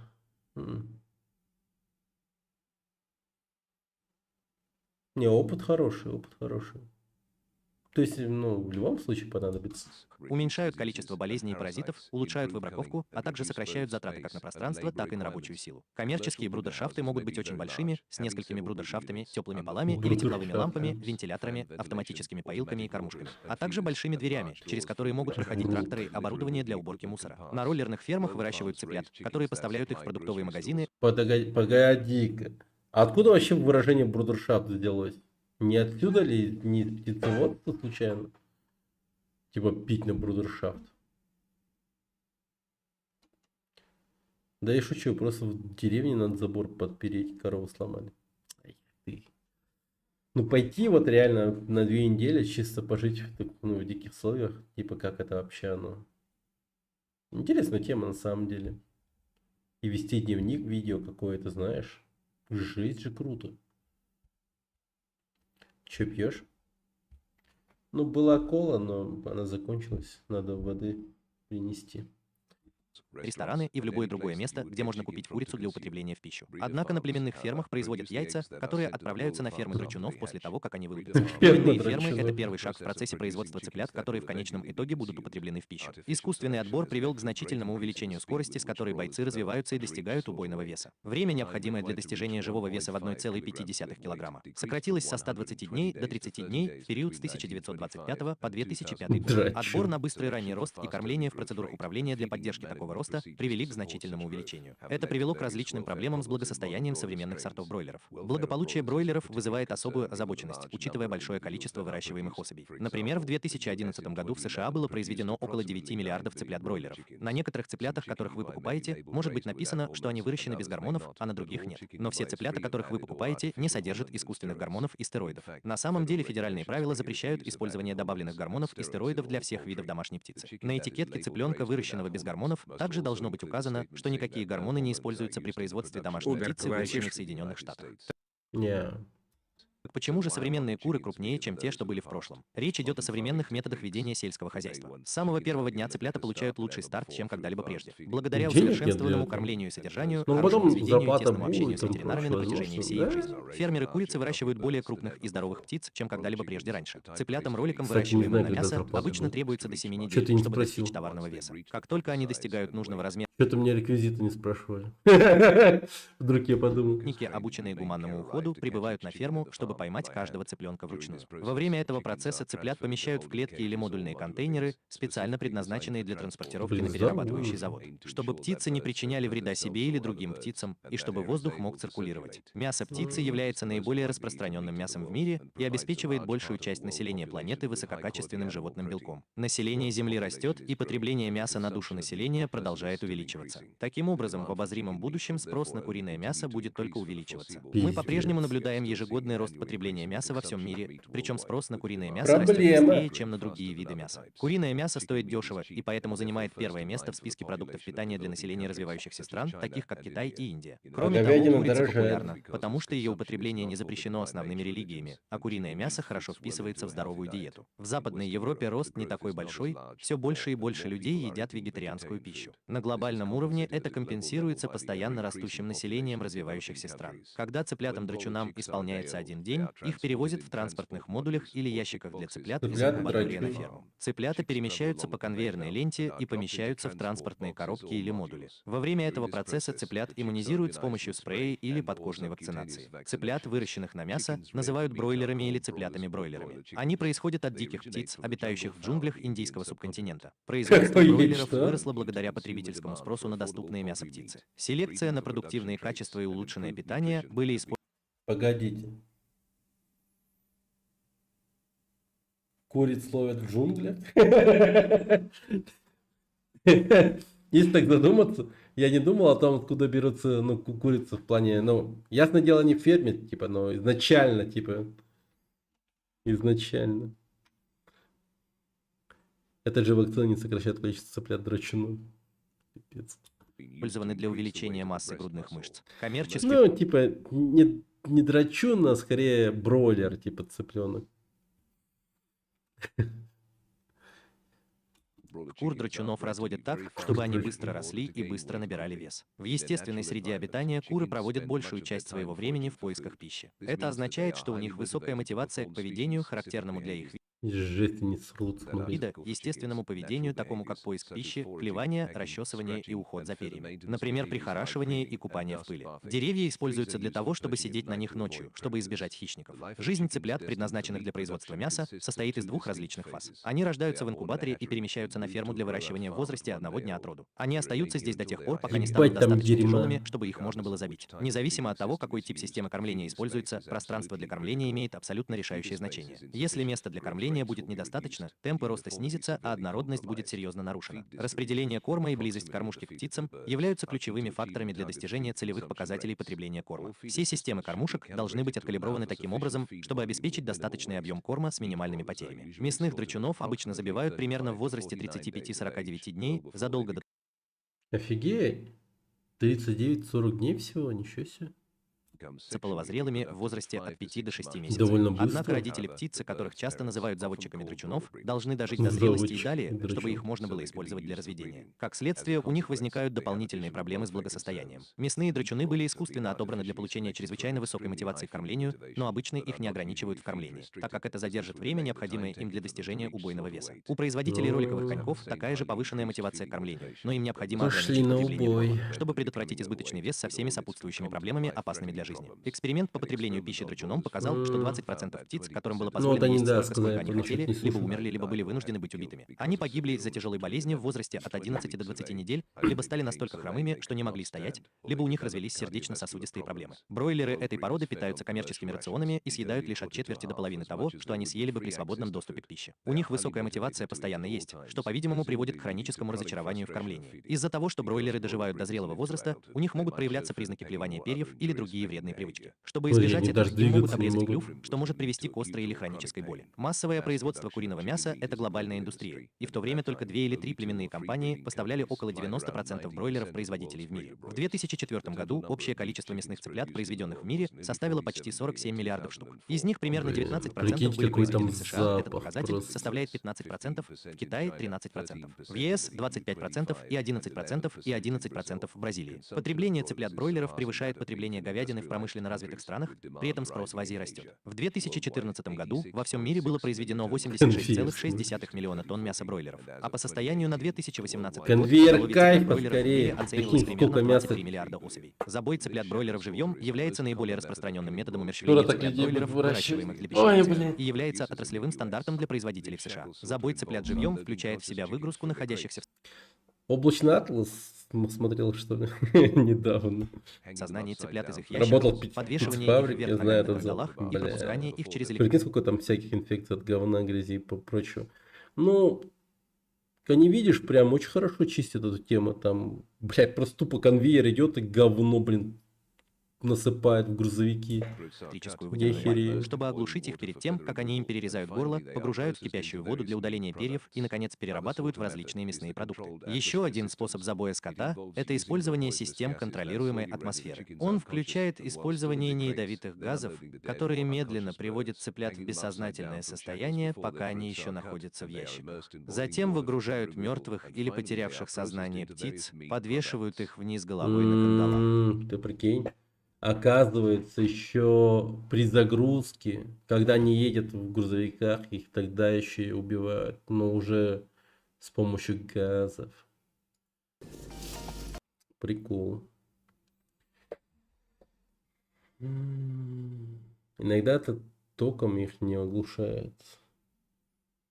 Жесть, конечно. И смотрим на это.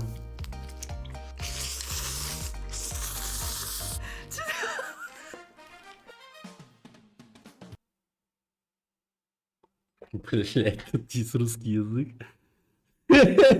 Подожди. Нихуя. Так, окей, ладно, погнали.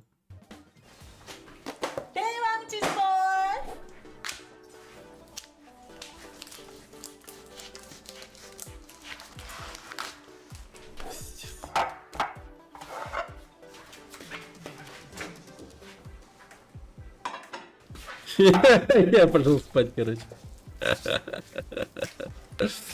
Давай спокойной ночи, Машу.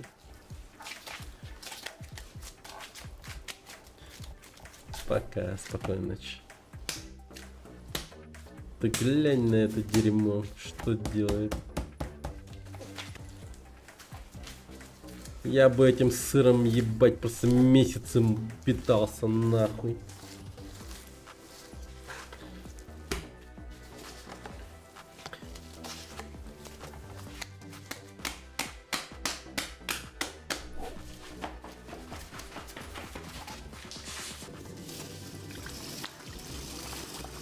Огромная сковородка.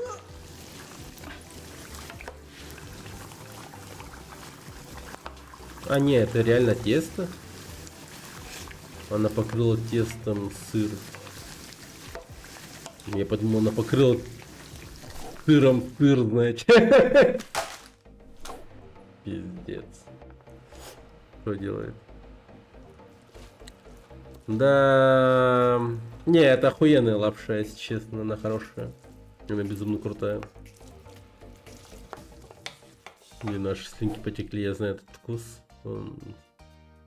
안녕하세요, 수영입니다. 오늘 먹을 음식은 대왕 치즈볼과 불닭볶음면, 짜파게티 준비했고요. Джапагетти? Она так называется? Джапагетти? Я вообще был без понятия, как эта хуйня называется. Просто, ну, корейская лапша. Оказывается, она, блядь, называется джапагетти. 대왕 치즈볼과 불닭볶음면, булдог рамен. 짜파게티 준비했고요. джапагетти. 치즈볼이 약간 치즈가 녹아가지고 약간 흘러내렸는데 조금 이해해 주시고요. 옆에는 작은 치즈볼도 준비했습니다. 사이드 음식으로는 피클 그리고 과일 피클, 오이 김치 준비했습니다. 소스로는 불닭 소스, 비즈집. 머스타드 소스, 갈릭 소스, 렐리시 소스까지 준비를 다 했습니다. 여러분들 구독, 좋아요 눌러주세요. 치즈볼은 일단 면부터 먹고 잘라보도록 할게요. Да. 면수를 좀 부어주고요. Представляю, как много хейта встречает эта девушка в комментариях. Из разряда: я бы это дерьмо кушал, сука, месяцами. Ты схавал его за один присест. Мразь, типа.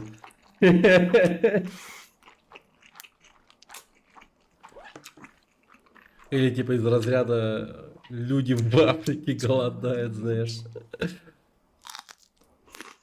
Блин, охереть. Круто. Я думал для компании. Не, я просто уверен, что такие люди есть. Просто. 역시 면수를 좀 부어줄게요.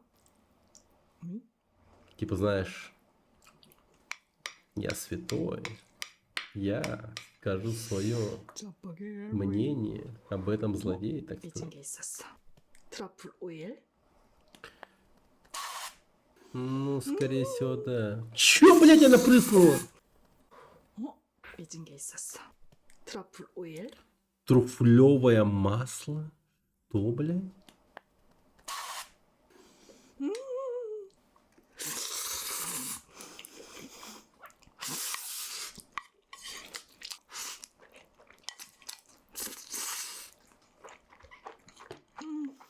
Тухающий запах трюфеля со сладким джусом.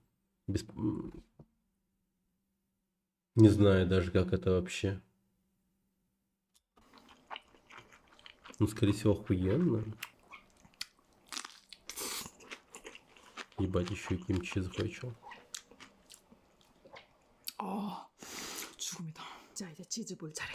정착. 크기. 미니 치즈볼과 대왕 치즈볼. 엄청나. 갈릭 소스. Садист. Ну, я тоже не кушаю сейчас.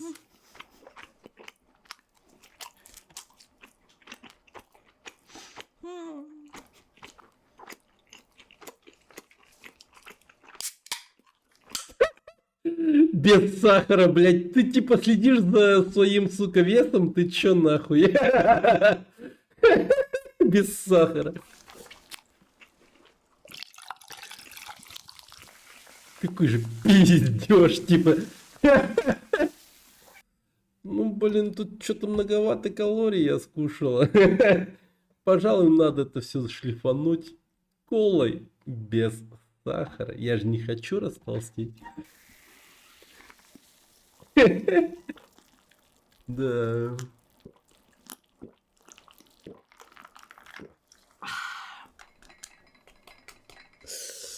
이게 지금은 먹다 보니까 좀 굳은 것 같은데 일단 살짝 한번 데워볼까요? 그렇죠.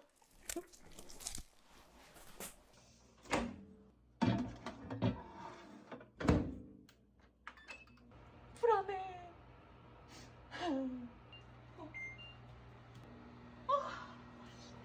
미쳐 진짜. 터졌어.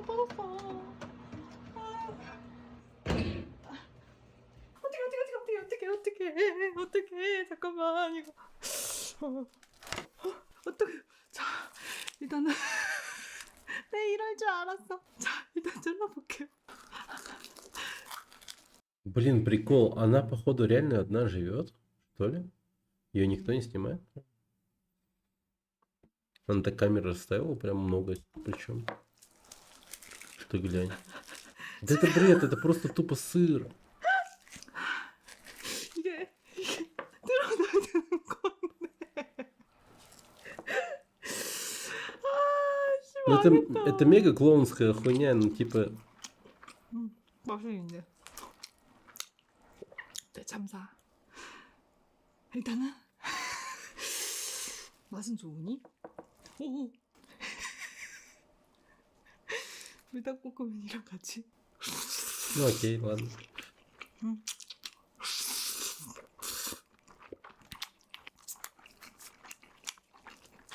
Не, ну, честно сказать, я бы хотел сейчас типа такой лапши захуячить, сделать, да?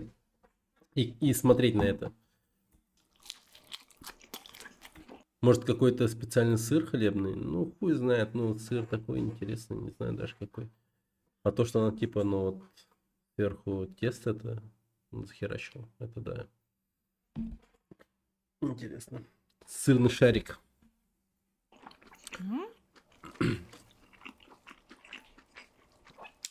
Еще и соусы. 근데 모양은 이래도 맛은 좋아.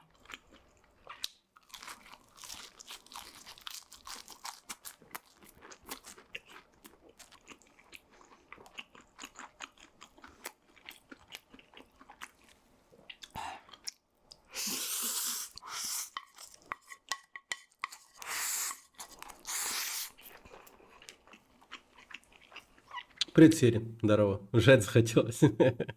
Больше похоже, что лаваши сырные их такого делают. А ты что не кушаешь? Да поздно уже. Пивотные огурцы. Шо, блядь? Пивотные.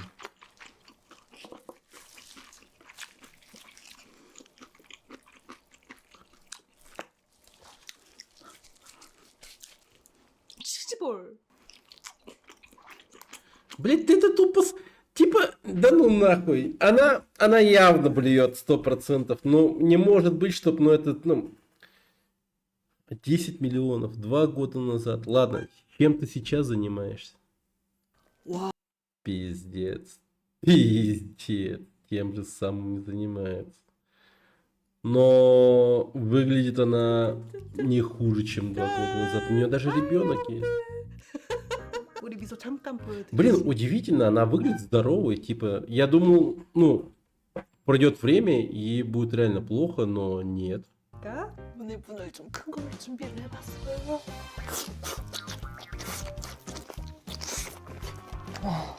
짠.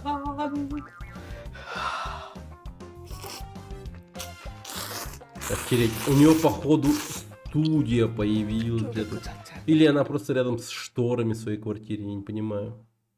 Позавидовать можно. Да, типа удивительно, но держится молодцом, черт побери. Да, просто съела на видик, проблевалась и дальше. Ну хуй знает. Ну типа, ну насколько это типа, ну безопасно. Типа, ну как часто она выпускает контент? Окей, 2 дня назад, да? Скажем. 5 дней назад. Ну, блять. Перерывы-то прям вообще небольшие. Ты глянь, как пилит контент. Жесть. О, смотри-ка.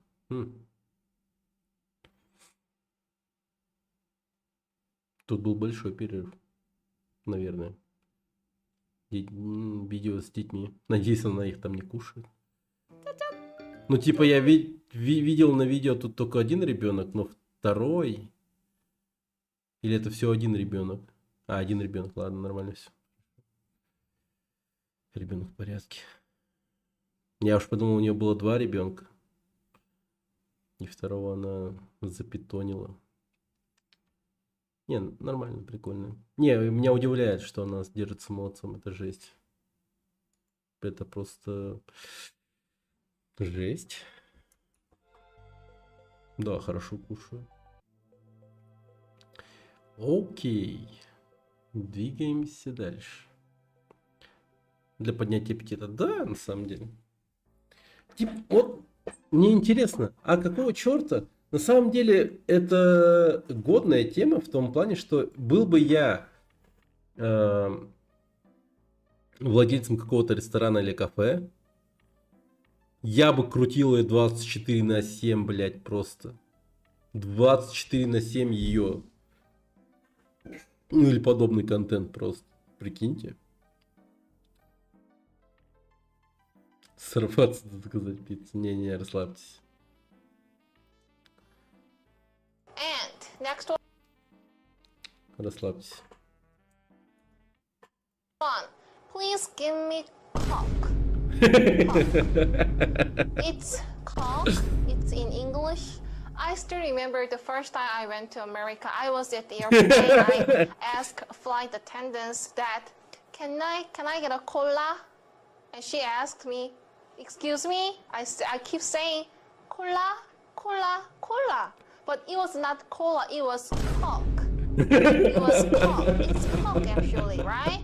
So maybe a few Korean people could understand if you just say cock, but most people cannot understand.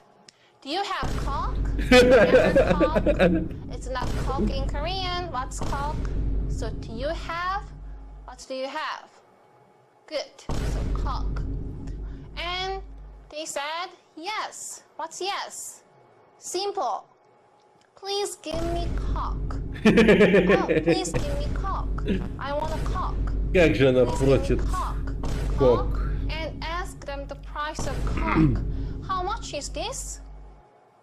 How much is this? What's this? Then when you leave after buying something, you only say thank you. Блин. Please give me a cock.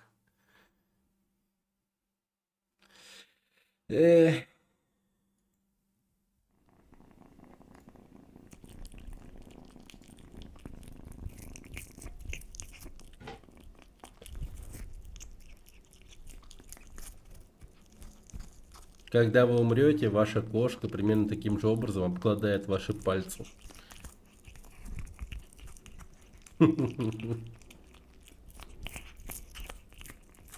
Литерально через минуту надо это будет делать. Пиздец.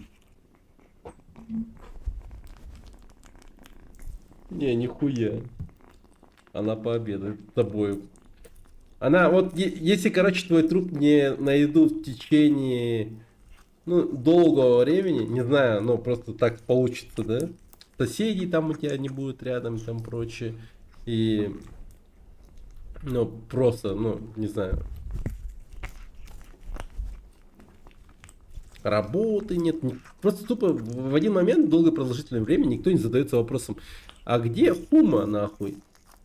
И в этот момент твой котейка будет ебашить тебя просто 24/7, чисто с передыхами на посрать, поссать, посрать, поссать и поспать.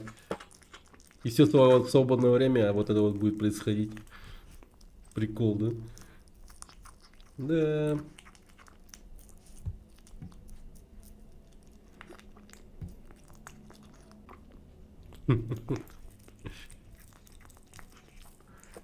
Ну, твой кот явно не будет дожидаться, пока ты на него упадешь. Она изи убежит.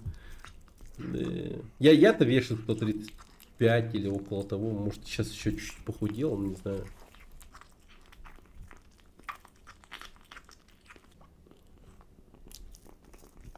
Не, ну, может быть, намеренно ты, конечно, поступишь таким образом, что ты ловишь только сердечный приступ. И все, первая твоя мысль, где мой кот нахуй? И нацеленно ложишь под себя кошку и умираешь нахуй. Тогда да. Но в другом случае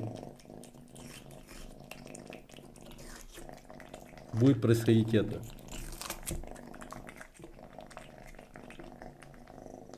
У меня тоже кошка есть, кстати, дома.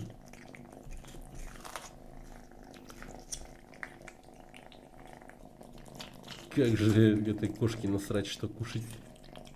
Кожуру или мякоть?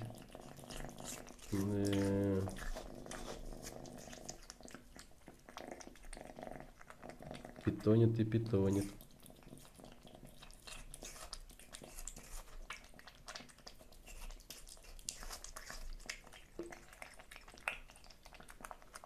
Моя кошка. Кушает огурцы, помидоры. Да, ничего себе. А мне прям привередливый, капец. Рыбу не хавает. Но молоко вообще очень даже любит. Ну, то есть она прям такая. Выбирает, что поесть.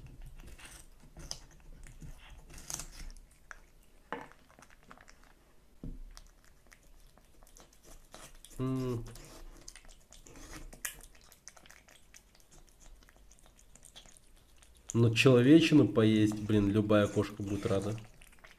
Просто тупо... О! Пришло мое время.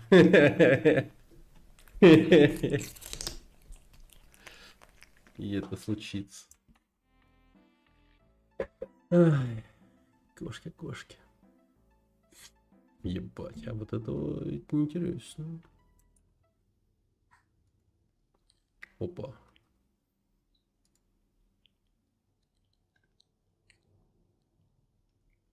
Оп.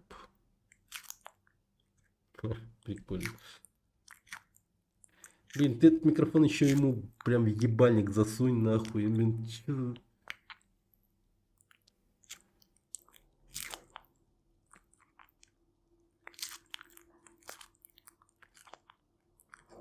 Прикольно кушает. Не, ну вот черепашка кушает прикольно. Приятно. А кошки они такие... Просто, блядь, ебашут. А вот, ну, черепашка, да. Вот чуть было не сказал крокодильчик и вспомнил про крокодилов в Таиланде. Я смотрел, как они кушают. Пиздец, стрёмно. Очень страшно. Какие же они просто, сука, страшные. Им типа в воду мясо кинули. Даже не кинули, а просто вот так вот на удочке, типа, знаешь, держали. Самое стрёмное то, что их не было видно вообще изначально. Ну вот это такая грязность, такое, но... Бля, они буквально через 10 секунд так медленно повсплывали везде и всюду. Пизда. Тупо вот думаешь, нихуя себе. А если я просто чисто, не знаю, ну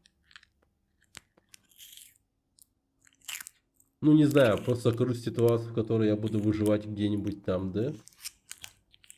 Блин, зуба застряла. Да помогите ему, ё-моё. Да блин, ему не прикольно. Ты смотри. Вот, ну ладно, справился сам.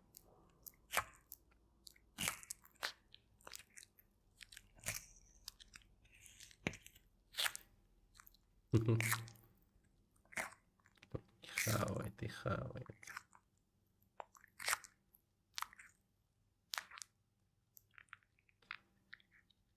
Я когда старый буду, наверное, так же буду кушать. Да. Блин, сейчас микрофон скушает. Че ты парись из этого микрофона? Вы гляньте на него. Сколько лет этой черепашки? Черепашки — это то животное, которое не может выглядеть молодо, мне кажется. Тут хуй угадаешь, сколько ему лет вообще. Возможно, это подросток перед нами. В рассвете самых сил. Или, возможно, ему 100 лет. Или 50, знаешь. Не, ну вы глянь, тут тупо паутина. Это пиздец.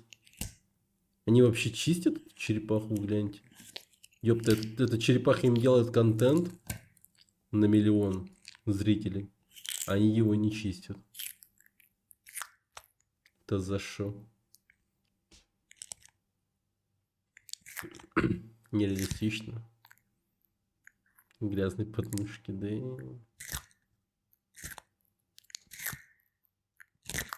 Ну, в старости точно что-то в моем теле будет выглядеть подобным образом. Если вы понимаете, о чем я. И также в нем будет паутина 100%.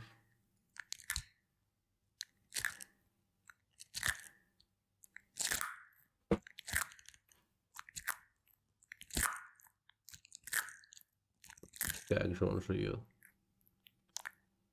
Вкусно. Но при этом аппетита не вызывает, но и при этом даже все равно приятно. Никогда не видел, как кто черепашку кушал. На ютубе, по крайней мере, точно.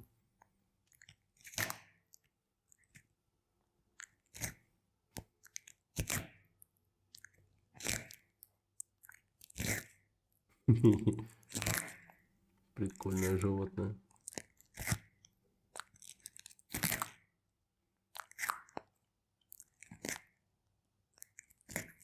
Блин, смотрел бы я на это видео где-то, скажем, ну, лет так 3 назад. Возможно, у меня сейчас была бы черепашка. Да, вы гляньте, как хавает.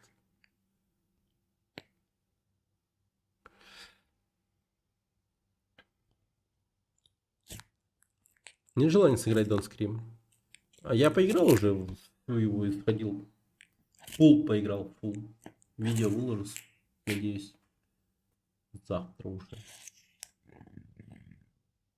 И как? Ну, задумка интересная, тому прочее, на исполнении, как по мне, хромает. Возможно, дело чисто во мне. Ну, в том плане, что я не особо... Я просто понял... Ну, короче, смотри, если ты собираешься играть, и я, скорее всего, этим, ну, своим высказыванием испорчу всем впечатление, не в том плане, что это спойлер или еще что-то в этом роде, ну, просто ты сам это поймешь в какой-то определенный момент. Эта игра сама по себе, ну, как бы не имеет этого чувства напряжения. Ты поймешь... Короче, это чувство напряжения пропадет, когда ты поймешь то, что эта игра, по сути, симулятор ходьбы, где тебе ничто не угрожает, кроме тебя самого. То есть, если ты чисто, ну, не будешь издавать звуков таких громких, там в начале игры можно настроить чувствительность микрофона так, чтобы, ну, она не ловила твой обычный... пиздеж, как крик. Ну, то есть нормально сделать все. То есть даже в плане вот этого честной игры, то есть реально она может сработать таким образом, что ты просто рыгнешь, там, не знаю, типа засмеешься и там прочее. Она... Любой звук, который, ну, будет громким, оно посчитает как крик, и ты проиграешь. Поэтому в игре надо играть, ну, с шепотом. Ну и так аккуратно в этом плане. То есть не особо громко. В некоторых моментах сидеть пиздец. Ну и скримеры там такие местами могут реально напугать. Я такие реально ни разу не закричал. По факту. Вообще ни разу. То есть стримил я ее буквально 1,5 часа и сходил всю карту этой игры. Подчеркивание ума активировал награду за 110. А это что, это вода? Черепашка. Поела. Блин, надо бы сходить за водой, кстати. Водичка. Блин, давно я воду не пил. Сейчас найду. Напомнил.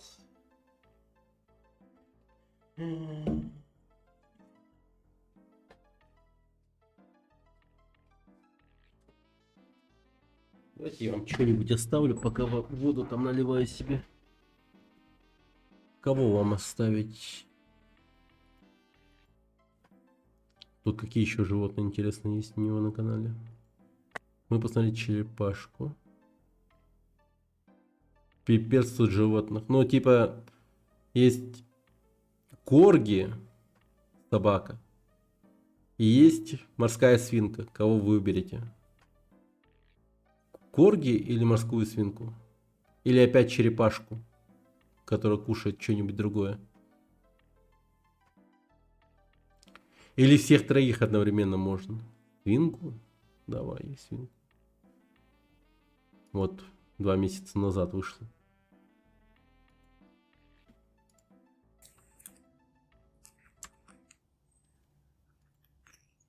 Сейчас будет питонить яблоко.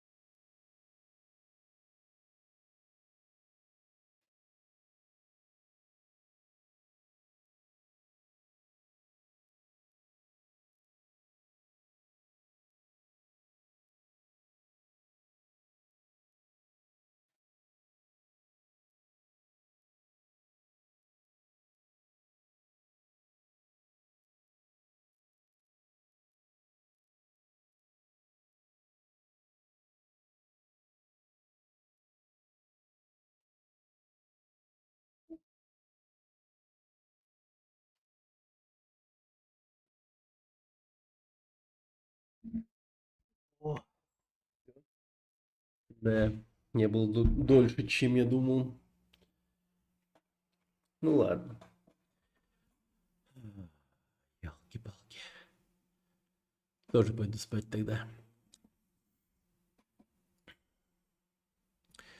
Так.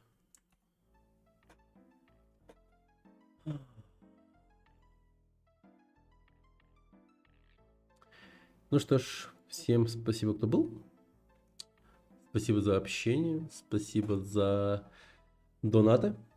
И хорошо посидели, на самом деле. Завтра постараюсь выложить видео какое-либо. И, собственно, всем пока. Увидимся завтра. Пока. Был рад провести с вами время.